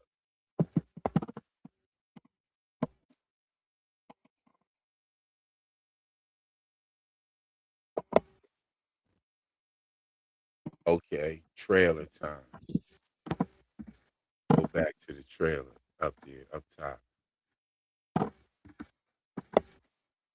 Okay, back up some. Facing the end of the wall. Okay, yeah. Oh, you know what? No, yeah, back up just a tad bit. Hit the left arrow key. Oh, okay, well just go ahead and hit the space bar. Where we're heading and seeing the people struggle to understand why. Good shit right there. Look at that. You see that? Ain't that crazy how they giving you that right there? They telling you something right there. Look at that. So they telling you, all right, so what's confirmed here? What do you think's confirmed just from that shot right there? It looks like time has passed. No shit. But what's confirmed? Something really did happen. Like they not capping. Right. You understand? The tree looks a little bit different, but it is the same tree. So I think James was saying that earlier. He think that some type of nuclear something happened to try to wipe out the nanobots. Ooh, that's a good theory right there. I like that. I like that, Jane. Okay.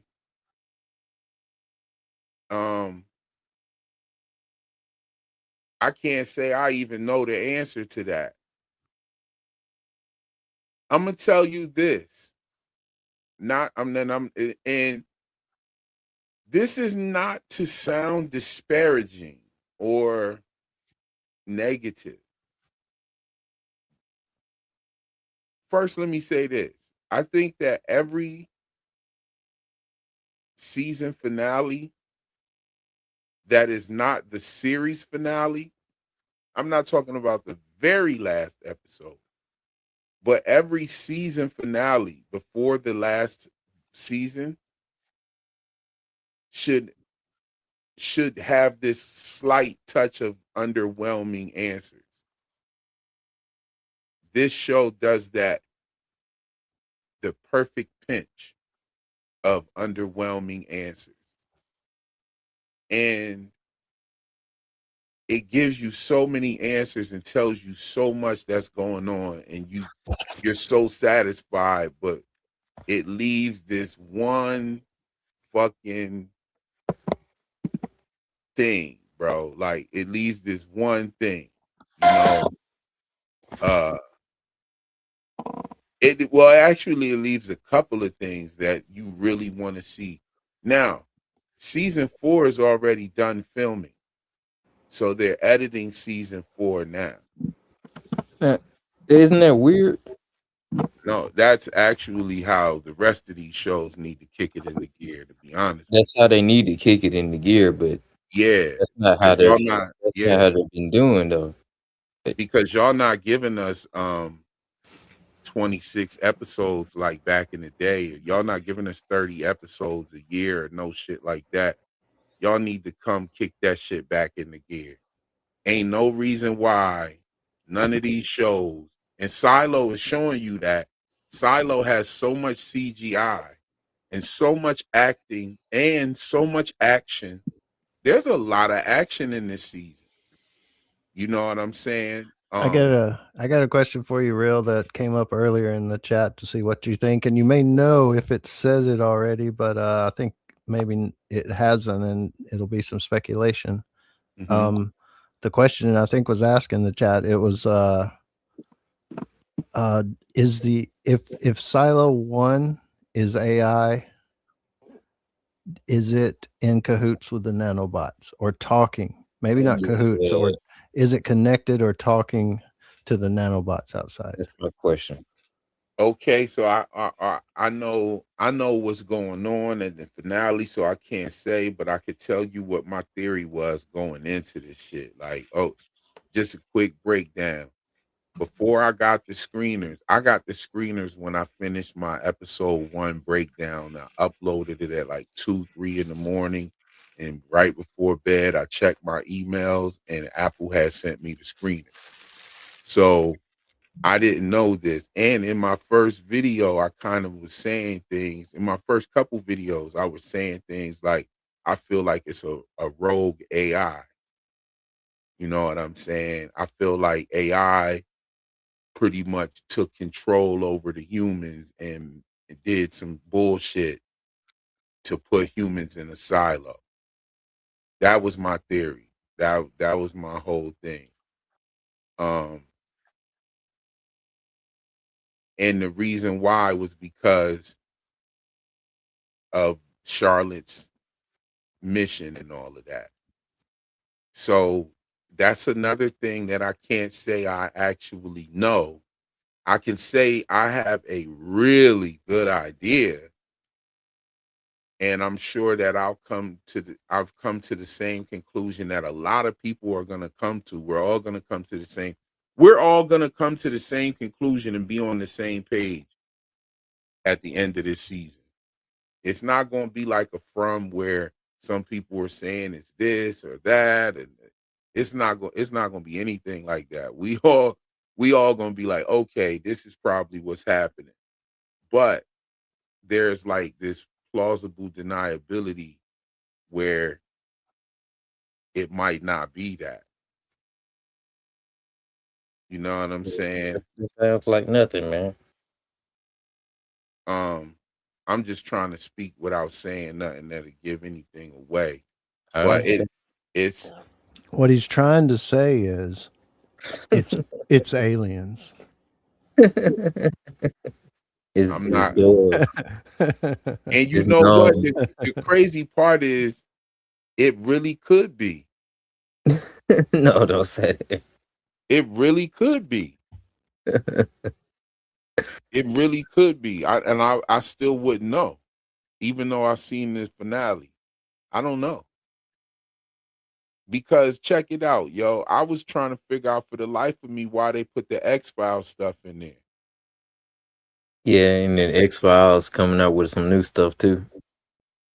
You know what I'm saying? I was trying to figure out, like, why did they putting the X-Files in here? The X-Files just came out with a new movie. Well, not a new movie. I think they redid them, remastered something or did I think something. they I did didn't it even like a watch new it. series. But they got a new series coming up that's going to be directed by Ryan Coogler. Yeah, something like that. Yeah, but they got a movie that just dropped. I think it's on like Disney Plus. So I'm an X-Files head, man. So I like those movies. Are you an X-File? Okay, yeah. So that's what the guy's name was, X-File 1013. You know what I'm saying? You know, the shot you got on screen, that's Helen walking away from the camera. Right here. It seems like it's media day. And if it's media Ooh. day after it's open, that points to when that senator, like 5 years later, was making her speech about the government and industry working together. So What did that maybe say right there? I was saying Helen might immediately go into the silos.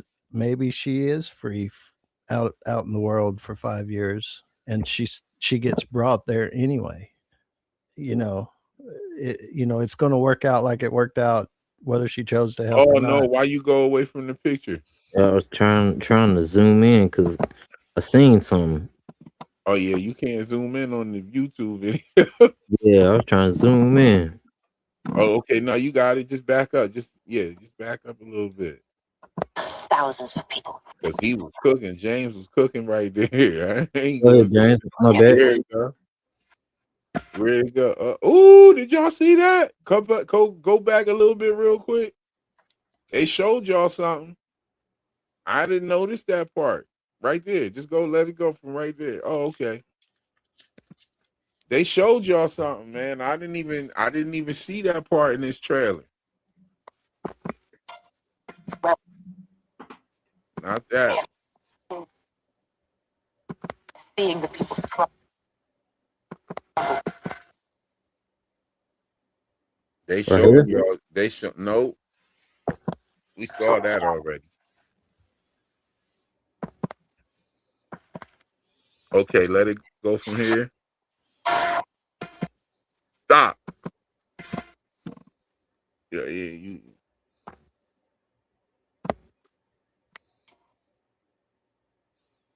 No, keep going. That's something too, though. Right there.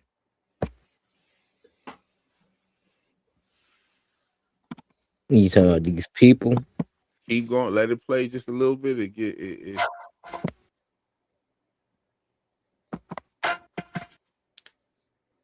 Use your keys. Use your space bar and your arrow keys and shit like that. That way you don't like accidentally double click it. You know, if you look at that shot right there, there's only 50 silos, not 51. Right. That's Right. some cool right there. And yeah, What are these? Okay, so those are the markers that show you see on the left there, all the way to the left. Those are the same markers. So that shows you like where the bathrooms is at, where the juice bar is at, all that type of shit. And then what's this? Okay, so that's where I think Silo 51 is at. And we got this right here. Yeah, that's the legend. Those little things that you said, what are these? That's just telling you where you're going at. Okay. This is like a theme park. Exactly. What are these called right here? I forget what these are called. A map. It's a map, but it's a name for these kind of things right here. The legend. A legend. I said legend. The legend would be the thing on the left. These things are called something. I forget. I'm gonna look it up because I need that word. Marcus.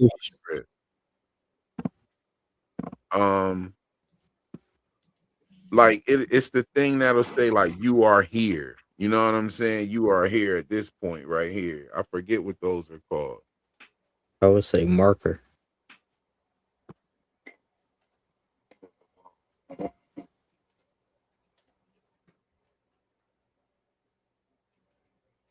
It tells you a lot too that dude was on the boat when they took off to go to Iran. It's like, bro, what the fuck are you doing on the boat? What's going on here?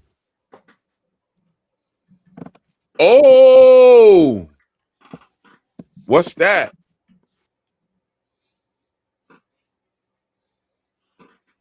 I can't believe they put this in there. Good grief.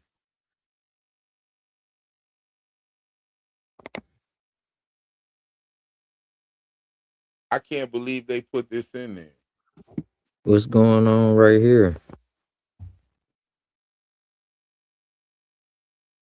I don't even know who these people are. Yeah. I can't believe they put that in there though.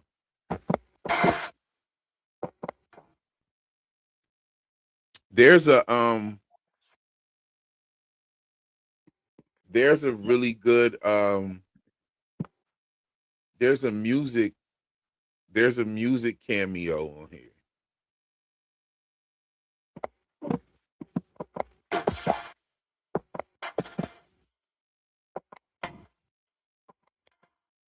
That damn, I keep missing it. The next season gonna have so much action. We're probably about to get a commercial or something. You know, I tried out YouTube Premium. How that work out? It's worth it. It's worth it. Yeah, definitely. You don't even need like Spotify or none of that shit after you got YouTube Premium either, because you can just listen to the music right there on YouTube. I have to try it out. There are no ads except for like the promotions that people have inside their videos and shit. So, Like if you know, what's going on here? So you have to keep it. YouTube is getting sued right now because you know how people do ad promotions, like paid promotions in their videos. Yeah. So YouTube is getting sued because of those. Because if you buy premium, it tells you that you get no ads. But if motherfuckers putting ads in their video, you getting ads. So Yeah. YouTube is being sued right now. And that's why YouTube is making all these weird ass changes. You feel like that's why they doing all this stuff? Yeah, because what they're doing, they're trying to fuck over the creators. Right there. Watch, you're gonna see everybody's views going up. Okay. But the thing is you only get paid for your like active views like that are more than 30 seconds long. So what they gonna be doing is making a view count at like if you just play like a tiny split second of it, like if you just hover over, you know how you hover or scroll through YouTube and the videos just start playing on their own? Yeah. That's gonna count as a view now. So I think they're doing that so that they could fuck us over and be like, oh, you got 1 million views, but like, okay, so let's say regularly in a month you get 100,000 or 120,000 views. So they're gonna be, oh, you got 1 million views this month, but you only got 100,000 or 90,000. They're gonna be able to lie to you and tell you actually how. They're not gonna be genuine about how many views actually counted. Because like, why are you counting a split second of a view if I'm not even gonna get paid for it? Why are you counting it? And what their answer is, they're saying, oh, we're doing this so you can go and get brand deals and tell the people that you get millions of views. Like, I don't want that. What about all the creators that don't want? I'm not putting any any advertisements in my videos. I don't give a fuck how much they try to pay me. I'm not taking no ad money. You know what I'm saying? Unless that shit is like life changing, I'm not gonna fuck over my audience. You know what I'm saying? For that. And because then it wouldn't be fucking the audience over then, because what is it gonna do? It's gonna enable me to make more better content and stuff like that. But if you can't pay what the video is already making on its own, then there's no use to do any kind of sponsorships, in my opinion. Because I feel it, but what it does is this: it makes your viewer have to wait until you say this paid ad. right. Now, if the paid ad is actually like sponsoring the channel so that the channel can exist and you can quit your fucking job or some shit, that's different. Because now I might be putting ads in my videos, but now I'm able to make 4 or 5 videos a week now. And I'm able to give my audience more. So I don't look at like the creators that are larger and they are able to sustain their whole life off YouTube. I understand why they have ads in their videos because that makes sense, because they're able to now do fucking, some of these creators is putting out 1 or 2 videos a day. You know what I mean? And we're talking about really high quality video. That's what a sponsorship should enable you to do. Sponsorship shouldn't just be, yeah, I'm gonna watch how many views you got and then pay you based on that. How many people saw my ad? Like, yo, fuck you. You know what I'm saying? I already know James got Yeah, something about it. put the creator in a position so then it makes sense for them to put the video. Because if not, you're just fucking over your viewers. Because if you can only do 2 videos a week, now you got just because this motherfucker came over here with a couple funky ass dollars, now you putting ads in the videos that are now we gotta wait and listen to you talk about some fucking VPN subscription you can get or some bullshit. You know? Let me sprinkle my 2 cents in on it. Go for it.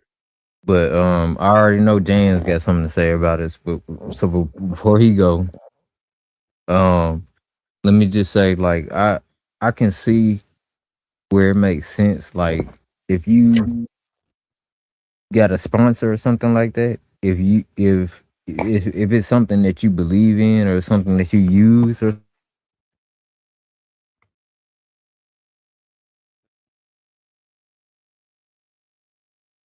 Did Ray cut out or is that me? I think my mic cut out for a second, man. You Yeah, I said hear me. so if if it ain't something you really use. Yeah, so if it's something that you actually use or believe in, or as far as a product or whatever, I think that's cool, man. You know what I'm saying? That if you can promote this stuff and it make you more money than you would make splitting the money with YouTube, because YouTube take a lot of money. I think they take like 30%. That's a lot of money. Nah, YouTube takes 45%. 45%. Okay, that's a lot of money, man. So if you can make that split better, then I don't see any problem with that. As long as you promoting something you believe in, you know what I'm saying? But as far as the changes that we're going through and stuff like that, man, James, go ahead and speak on it, man. Yeah, I don't know. It's the one time I did it on my channel through the years, it was a Irish whiskey that had the Walking Dead themed bottle, so it kind of matched my channel. Is really the only reason I did it. But as far as that goes, to me, it looks like YouTube sadly is going away from that, even that 45 split or whatever the split is. It's I think we're actually going into a era that if you don't have your own sponsor, you're not going to make anything. I think that's kind of where it's going, and I don't know. That's just a theory, a feeling, I guess, from doing it. But in that sense, it's like, here's the platform. It's free. We're not going to charge you for it. You can start your own channel and maybe get 30,000 people to follow you and try to figure out how to make money off of them, but we're not going to pay you like we used to, kind of thing. That's No, I agree with you on that 100%. That's kind of how I feel, I guess. Yes, it's getting to that. It's getting to that. It's definitely getting to that. You're right. You're 100% right. It's definitely getting to the point to where they want motherfuckers to get back out there and go find a job. Yeah. Unless you're lucky enough in whatever you're doing to get a following that you can make money off of. And see, we review stuff, so we're not selling a service. Like, I'm not teaching guitar and I can sell a guitar lesson or subscription or go buy my, guitar video. I'm not a gardener that could sell a service, or like a gardener maybe could even sell, like, review a tool a week and sell that tool in that video, that kind of thing. It's harder for us that just do reviews to do that kind of thing.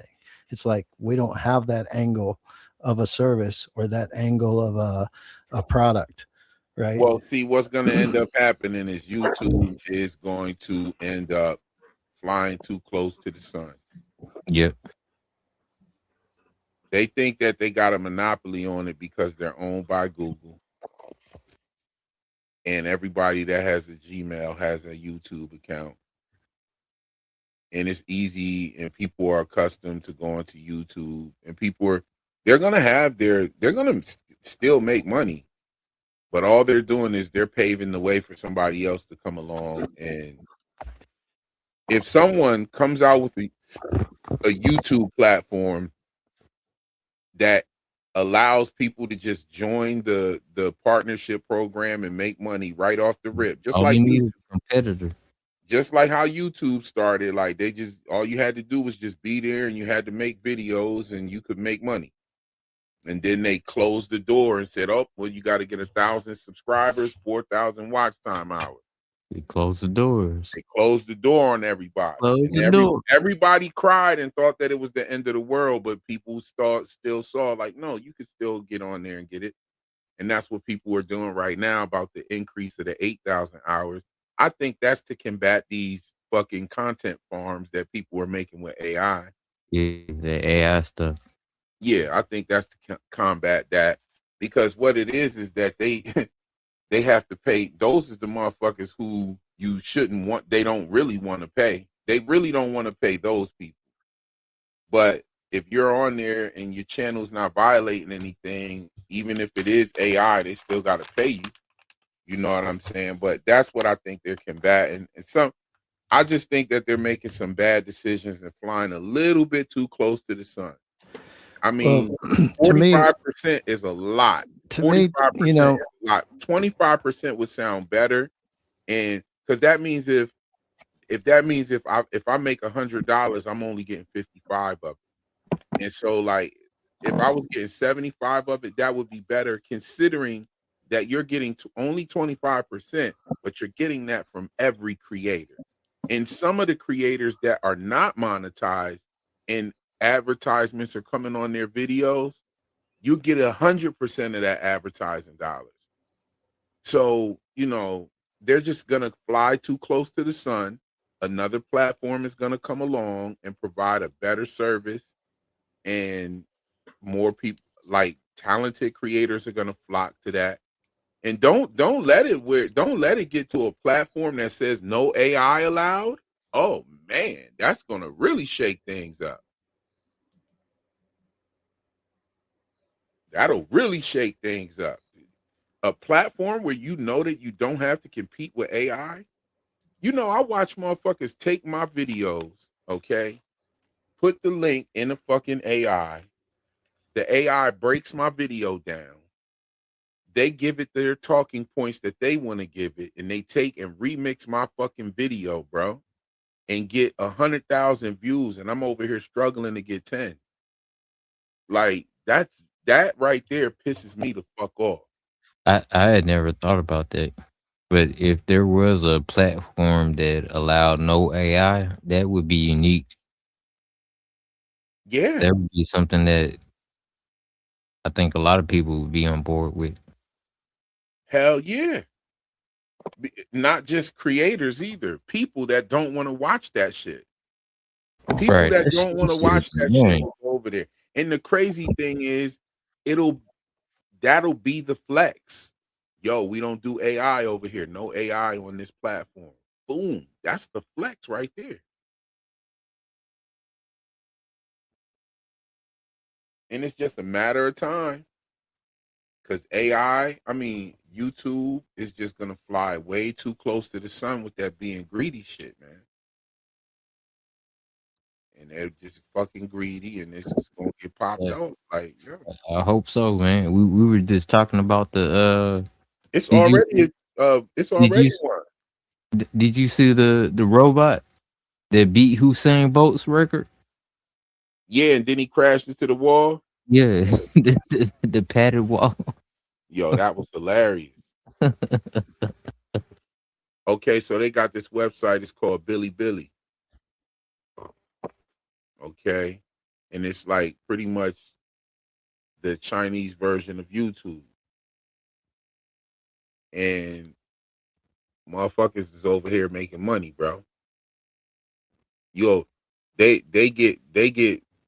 I mean, they don't get as many views as YouTube. They don't have that kind of viewership, but they don't have no shabby view count. Like, there's a lot of motherfuckers on this platform, and they get a lot of views. Like, look, 100,000, 500,000. Mr. Beast is on here. He got 4.9 million views on this one video. You know what I'm saying? That he just dropped on the 13th. Mr. Beast is on here. Who else is? It's a bunch of Chinese creators. Shit. All I need to do is figure out how to goddamn speak Chinese. Hold on, let me look at a Mr. Beast Yeah, video on here. diversify your bonds, nigga.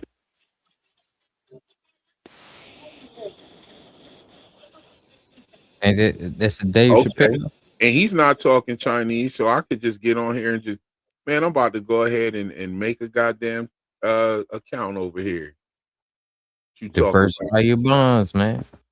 I'm about to make a motherfucking account over here and drop all my shit over here. I got all these videos up here. I'm dropping live streams up. I'm dropping a video a day on this motherfucker. And see what happens. See if my channel blows up. I want to see. I mean, can't you can't do anything but find a new option, basically. Let me share Like, my channel. it's either gonna work, it's not gonna work. Look at this shit, bro.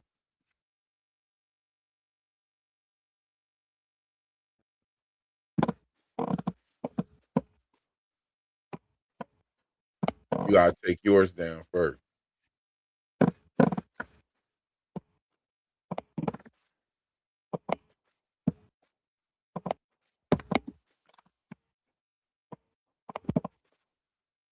And move your comment up there. Look at this. This is the Chinese YouTube right here. Billy. Look at the view counts over here. This got 100,000 views. This almost got 1 million views right here. Oh yeah. I need to come over here. It would be dope to watch a couple Chinese movies and break them bitches down. Okay. Spider-Man. They got the Spider-Man Doom joint right here. Oh, this is an AI video. I could look and see that somebody breaking down something about Harry Potter. Oh yeah, I need to come over here and work my niche over here. I've never seen this website. It's called Billy. You know, you hit it and then you translate it to English. It shows you how to, you know, you hit the button to translate everything to English. And Mr. Beast is not talking Spanish. Let's look at one of his videos. Take off your blindfolds. Whichever one of you leaves this mansion last keeps it. I'm never leaving. Well, we're about to find out. I mean, and the player just kicked right in. The player's faster than YouTube. You know what I'm saying? The player's faster. Where's the volume button, though? They need a volume button on this. But there it is. Okay. Come on inside, boys. Just so you understand what's at stake here, this massive $1 million mansion they're competing for Has not one bedroom, not 2, 3, 4, 5, 6. How many views does this have? Oh, it's back in Chinese. Where's the translate button? Let me look back over here. Oh yeah, this video got 4.9 million views. Jump around here. Yeah, this got 4.9 million. Oh yeah. Okay, it's asking me to sign up and all that shit right here. Will not be scanning that QR code though. Oh, and when you scroll down, the video can still play over here in the corner. 7 bedrooms. How are they expecting me to go back to my Also, you could, if you're on the computer and you're watching the video, you can not only see other videos, suggested videos, and they're suggesting like all Mr. Beast shit. So if you have videos on here, then your shit's gonna get suggested over here in the corner, so other people will watch more of your other videos if they like your video. So that's dope. Then when you scroll down past the player, boop, the little mini player comes down here. So you can literally continue to watch the video, engage into the comment section. This is a great website. This is actually this is set up like the old YouTube with a couple better features. This looks like the old YouTube. Remember when YouTube looked like this? My intention is to try to do this YouTube thing and then also spread out, man. So it makes sense if you're gonna stream on like a Monday, then why not put it on everything? Hell yeah. See how it goes.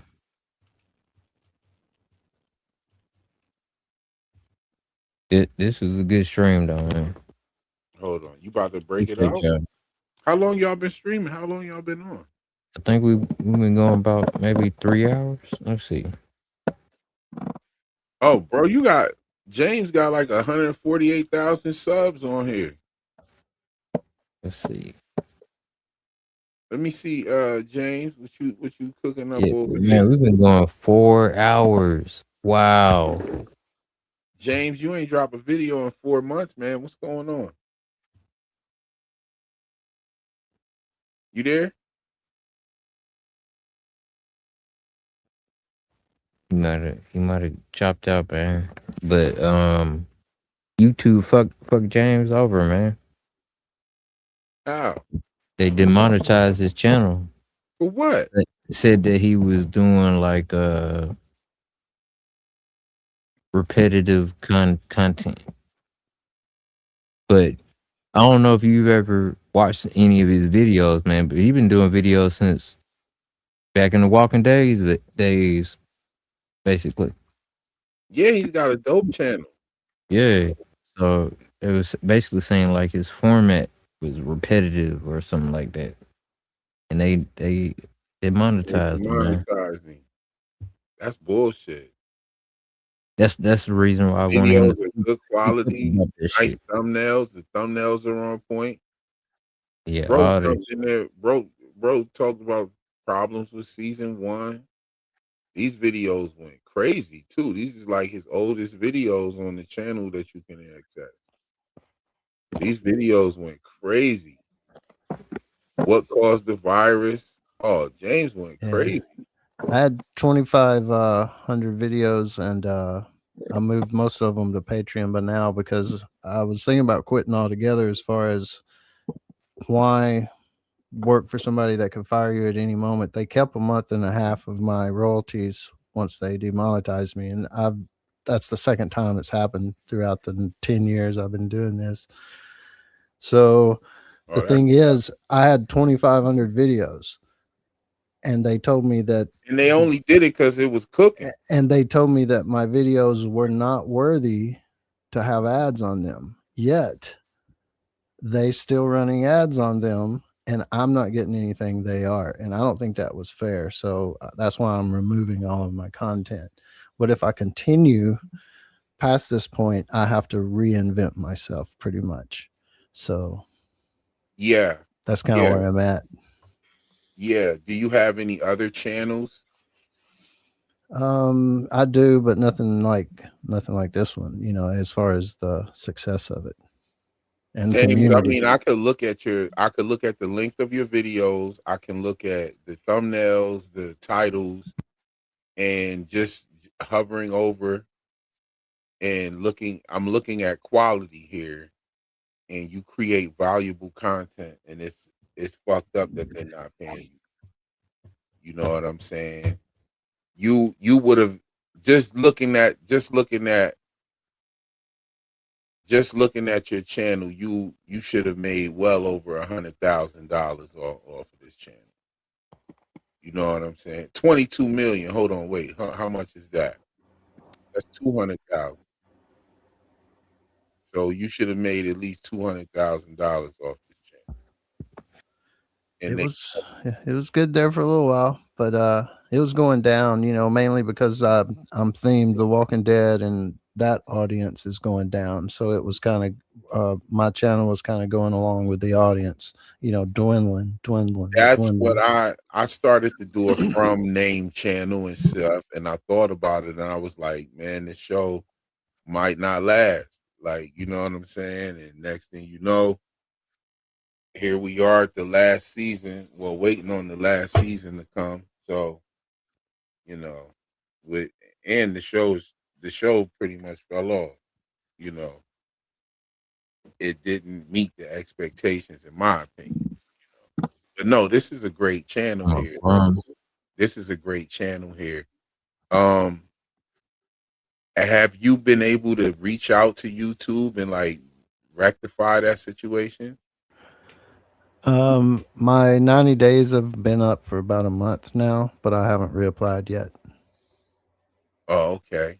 I would go ahead and reapply, man. I'm still, well, you gotta have something to show them. Like right now, if I reapplied right now, I haven't put up a new video. I haven't really changed much at all. So why reapply with nothing to show for it, right? Because they're going to be Can't looking. you change the name of the channel? And if they judge me on my content prior, that's all that's there right now. So I'm in the works. It's 2,500 videos. I thought I'd in 1 week I'd have it all transferred. It's been It's like crazy how when you do this, it takes a long time.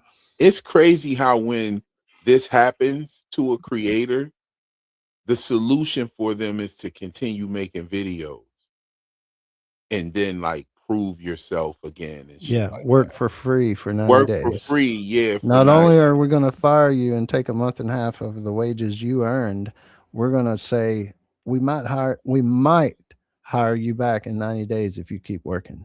And that's still not a guarantee. Right. So it's fucked up. It's fucked up. I mean, it's their rules, it's their platform. I'm not, I'm only knocking it because it's fucked up, but hey, they have every right to write fucked up shit rules. It's their platform. Shit. Yeah. It's their shit. This platform right here. What do you think about this right here though? So just being like you said, they're gonna fly too close to the sun doing stuff like that. Oh yeah, and it's happening a lot. And some real big creators have been demonetized recently, and it's been causing like a big stir on YouTube. You know what I'm saying? What is this? Little green hairs news. Oh, I didn't put that up there. But yeah. So what do you think about this channel? What do you think about this, James? Yeah, it's just another avenue. It's in Chinese, so it would be more you trying to serve to them your content. I don't think any Americans would be, on the channel maybe and find it too much. So that's the audience you're geared toward. And I think I could probably just put up some of my Walking Dead videos, and because I sound Southern, and it's just talking about the Walking Dead, which is a worldwide thing. It might get some views. But what's interesting is to see Mr. Beast over here, and he's not turned his he's not made his videos in Chinese. Like he just popped his that's what I'm saying. You could just, even yours, you wouldn't have to do any translation. They would have to do it on their end. And so you're just re-uploading your same content because you do own it. Yeah. We have YouTubers representing their countries hidden all over this map, and we're gonna hunt them down until 8 of them remain. Let's do this. I'm ready to hunt. This is crazy. So he's doing like this. So this is his gaming channel. So he's got his gaming channel up here. He's got his regular Mr. Beast type content. That's what the fuck. Okay, so it's two different Mr. Beast. And it looks like the real Mr. Beast. I'm like wondering here, is this really Mr. Beast? But yeah, I mean, well, the views are there. This motherfucker got 100,000 likes. Good grief. But most of this shit, okay, what's this dude here? Okay, what's this guy talking about? What's this? Oh no, hell no. Okay, see, that's one thing that's not cool. See this here? This is not a motherfucking video. It says advertise in the corner, so I guess you have to become accustomed to these things here. But there's an ad. But that just lets you know that they're paying the creators. You know what I'm saying? What is these motherfuckers? 每年的8月，咱们都有固定的 It 节 seems 目。 like they might do 这次 ads 我也是实 differently. 验，我每次也都毫无防备的品尝，直到今年这场，对于肠胃来说真是个大坎儿。随着年龄的增长，表演经验越来越 These 丰富， motherfuckers look 演 like 出效 anime 果却越 characters. 来越青涩。 It 越 looks 是 like 红色棋牌，赛 That 是 motherfucker 户 look 外看啦， plastic. 能完整的听完这几场也 nah, 是 I ain't gonna say. This motherfucker look plastic. Look He it up. like a mannequin.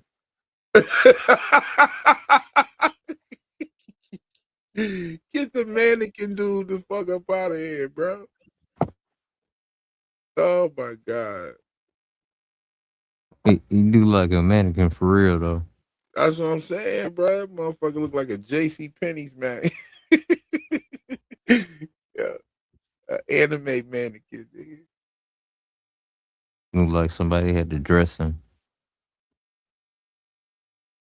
Okay. So it's only Mr. Beast is over here. What the hell? That's a strong ass little boy, ain't it? It's a big ass gopher. 于强，你个废物，教下棋都教了什么？害我输给一个小孩。谁说赢他只能靠下棋？你怎么就这么死脑筋？ He slapped the shit out of him. Then he started fucking shit up. Oh, this is AI. You see how the table went through him? Yeah. Watch the table go through him. Yeah. Yeah. 拳头打不过，不会拿武器。 But there is a video of a fight between Goku and Vegeta. Yeah. When the Saiyans land and stuff like that, this AI is black people though. Man, that is a good AI video. You have to watch that. Like there's a whole bunch of AI slop out of here, but that was a good one. Yeah, I've seen some good ones. I'm not even gonna hold you. I have seen some good AI videos. I seen this one video of Star Wars, and it was like a creator made. He was like, "This is what should have happened." Some of the Darth Vader shit.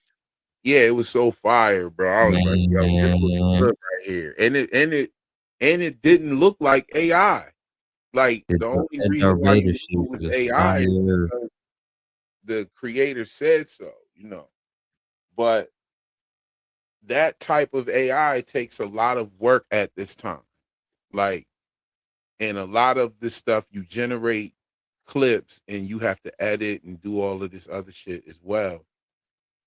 You know what I mean? But Patreon probably is the way to go. Like right at this point, like Patreon, you know. Absolutely. You get them on your Patreon, get a steady stream of subscriptions. Like, yeah. Okay, so this stuff here, so these are different. Oh, there are movies and stuff on here too. Now, this right here is crazy. Here's a TV drama. Here's a documentary. Here's a comic, which is really cool. So I wonder if it's so this is not an anime. Is this a comic? Let's look at it. Oh, yeah, this is a comic. And that's so fucking dope, bro. You can't see these are locked right here. These are locked. But it gives you the first couple issues. Look how many issues. Yeah, this is fire. This is a fire site, bro. It depends on the anime. Damn. I don't. Anime might be bullshit. Oh yeah, these are fire. I fuck with anime. This one is You read Berserk before? no, I didn't read Berserk. You haven't read or watched? No, I haven't. Nope. Brother. I have Bro, to what are you doing? Yeah, I know, right?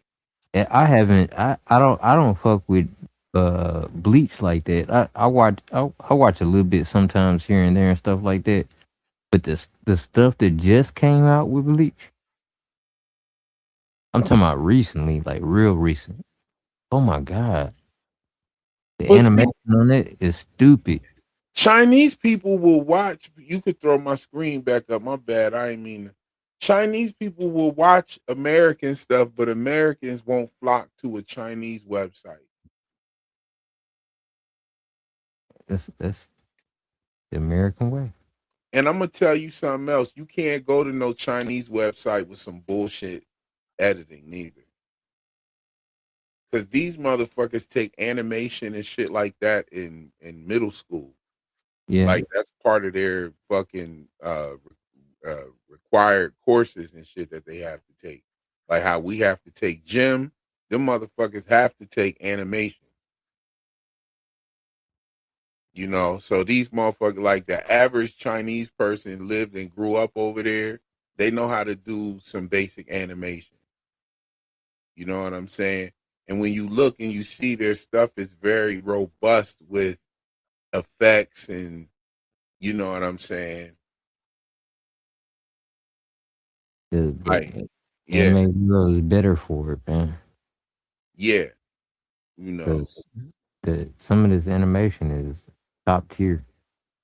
yeah, even like, bro, like even you could go to like some of the back in the day movies from over there, like have this quality that kind of looks like what we see in AI today. Look up Ichigo's Final Bunkai On here, on anything, man. That shit is stupid. I want you to look it up in real time, man. Look it up right now.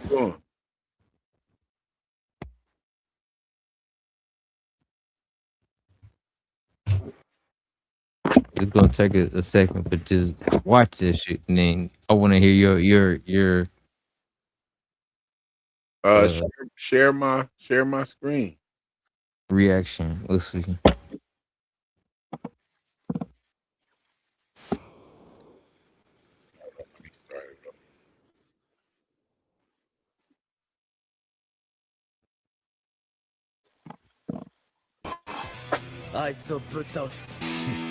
Oh, I fuck with Bleach.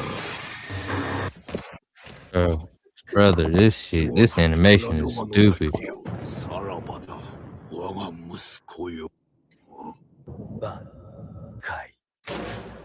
Bang. Alright. そうか。お前が持ち得る力のすべて。この力はみんなを守るために行くぜ。ユーハバ。だが、何払うまで。今々しい名圧で死神の拉致がぬるいと言ったぞ。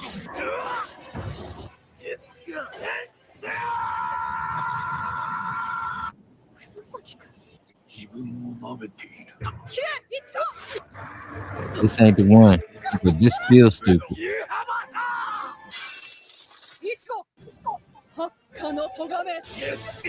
Oh yeah, this crazy.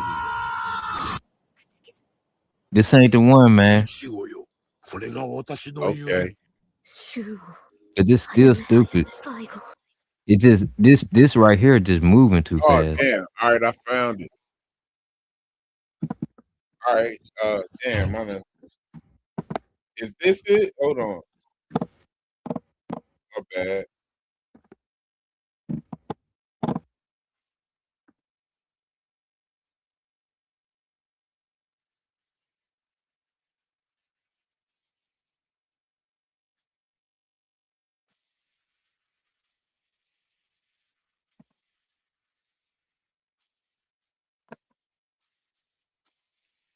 I mean, just to look at how far Ichigo has come, bro.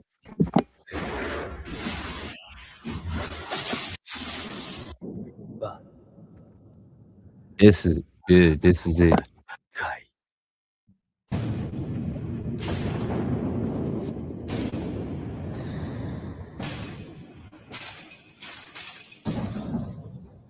行くぜ。ユーハバ。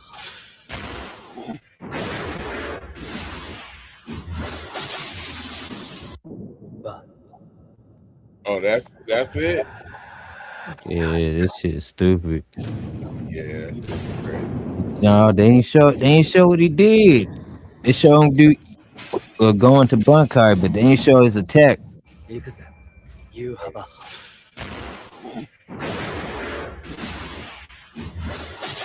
And you know, you Habak, that's the son of God.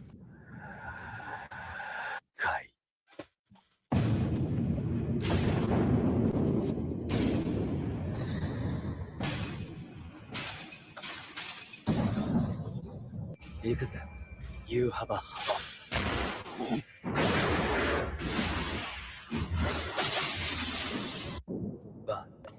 Yeah, so they ain't show his attack. But Yuhabak, that's the son of God. He got he basically got the I watched Naruto. I fuck with Naruto and Boruto. Yeah. And then Boruto, one of the characters has what's called the 10 paths. The 10 paths let you see all the futures that's gonna happen, basically.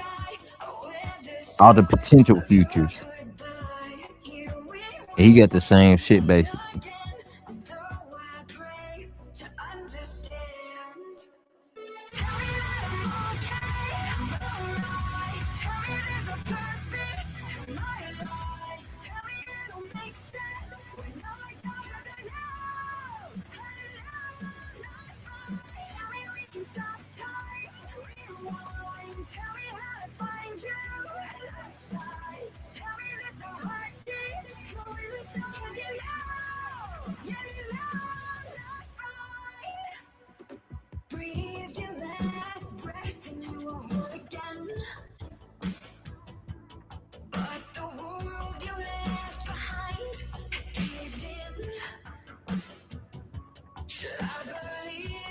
What episode is this? I think this is like the latest shit that came out, man. I don't follow Bleach like that. I haven't followed it in a while. Like I fuck with, like I said, I fuck with when it came back. I fuck with the Boruto shit. I've been following that. That has been going hard, and then I fuck with Berserk. And the creator of Berserk died, so it's been like some George R. Martin type shit.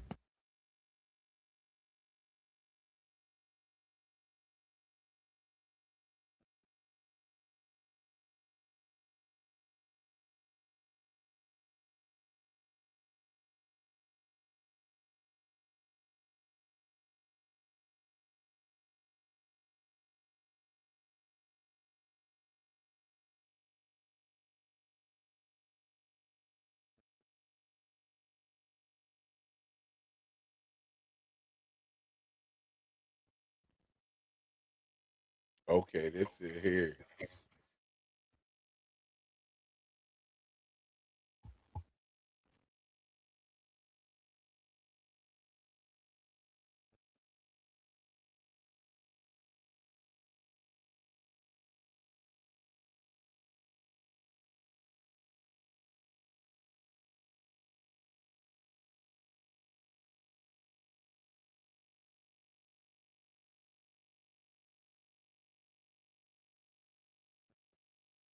Damn, dude is dumb strong, bro.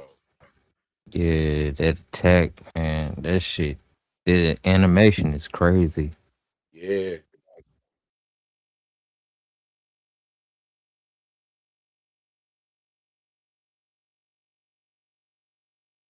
Start making clones of itself.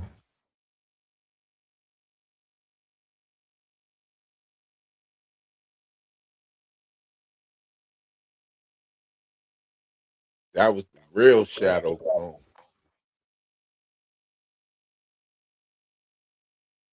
That half moon, that crescent, man, bro did this.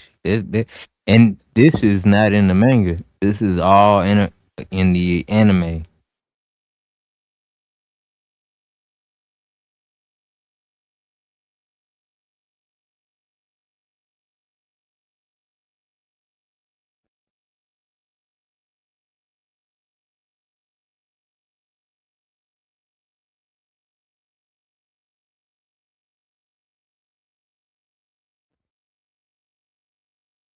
Damn, this shit crazy.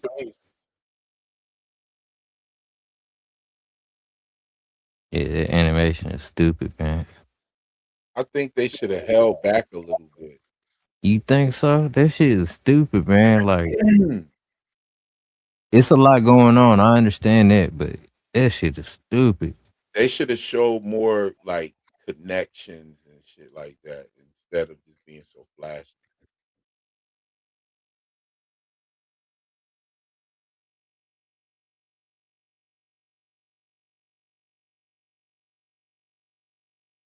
And she uses her power to erase the nigga. Well, damn it, she could have just did that the whole time, bitch. Man, this shit right here is so fucking fire.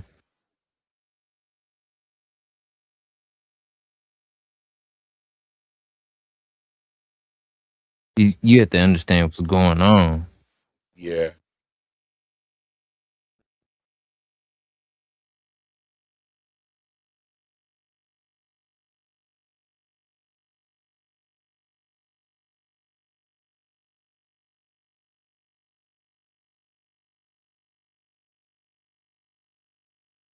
Damn.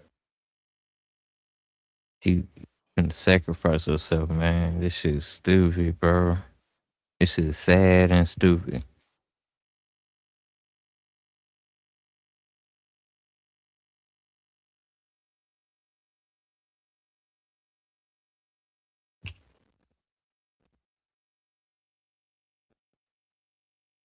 Yeah, man. They just exposed career-ending dirt on Joey Badass. Man, get the fuck out of here. This nigga would say anything.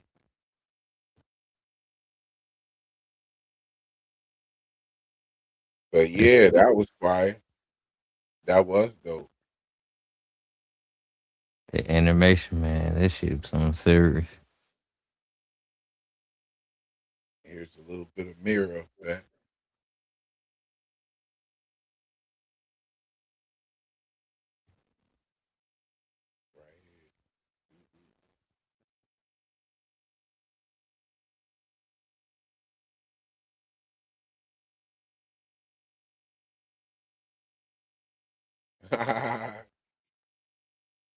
There you go, bro.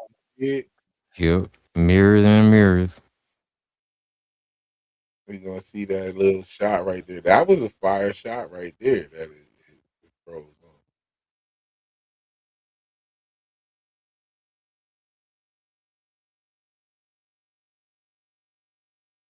Yeah.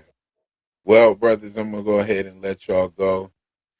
Yeah, I'm gonna do the same, man. I think we're gonna go ahead and wrap it up. Yes, indeed. Thank you for having me, brother. All right, James, holler at you later. Sound like Thank James you. fell asleep. Yeah, I'm still here. See you later. See you, Hey. Ray. Thanks for having me, and Hey. always good to talk with you, real. Man, thank both of y'all for coming through, man. I really appreciate it, man. Oh yeah. Anytime. Hit me up. Peace. I'll catch y'all. Yep. See you later, Ray. Thanks. Yeah, I got you tomorrow, man. You tomorrow on Wednesday, right? Yep. All right. Sounds good. See you then. All right, bro. Thanks, Thank man. you.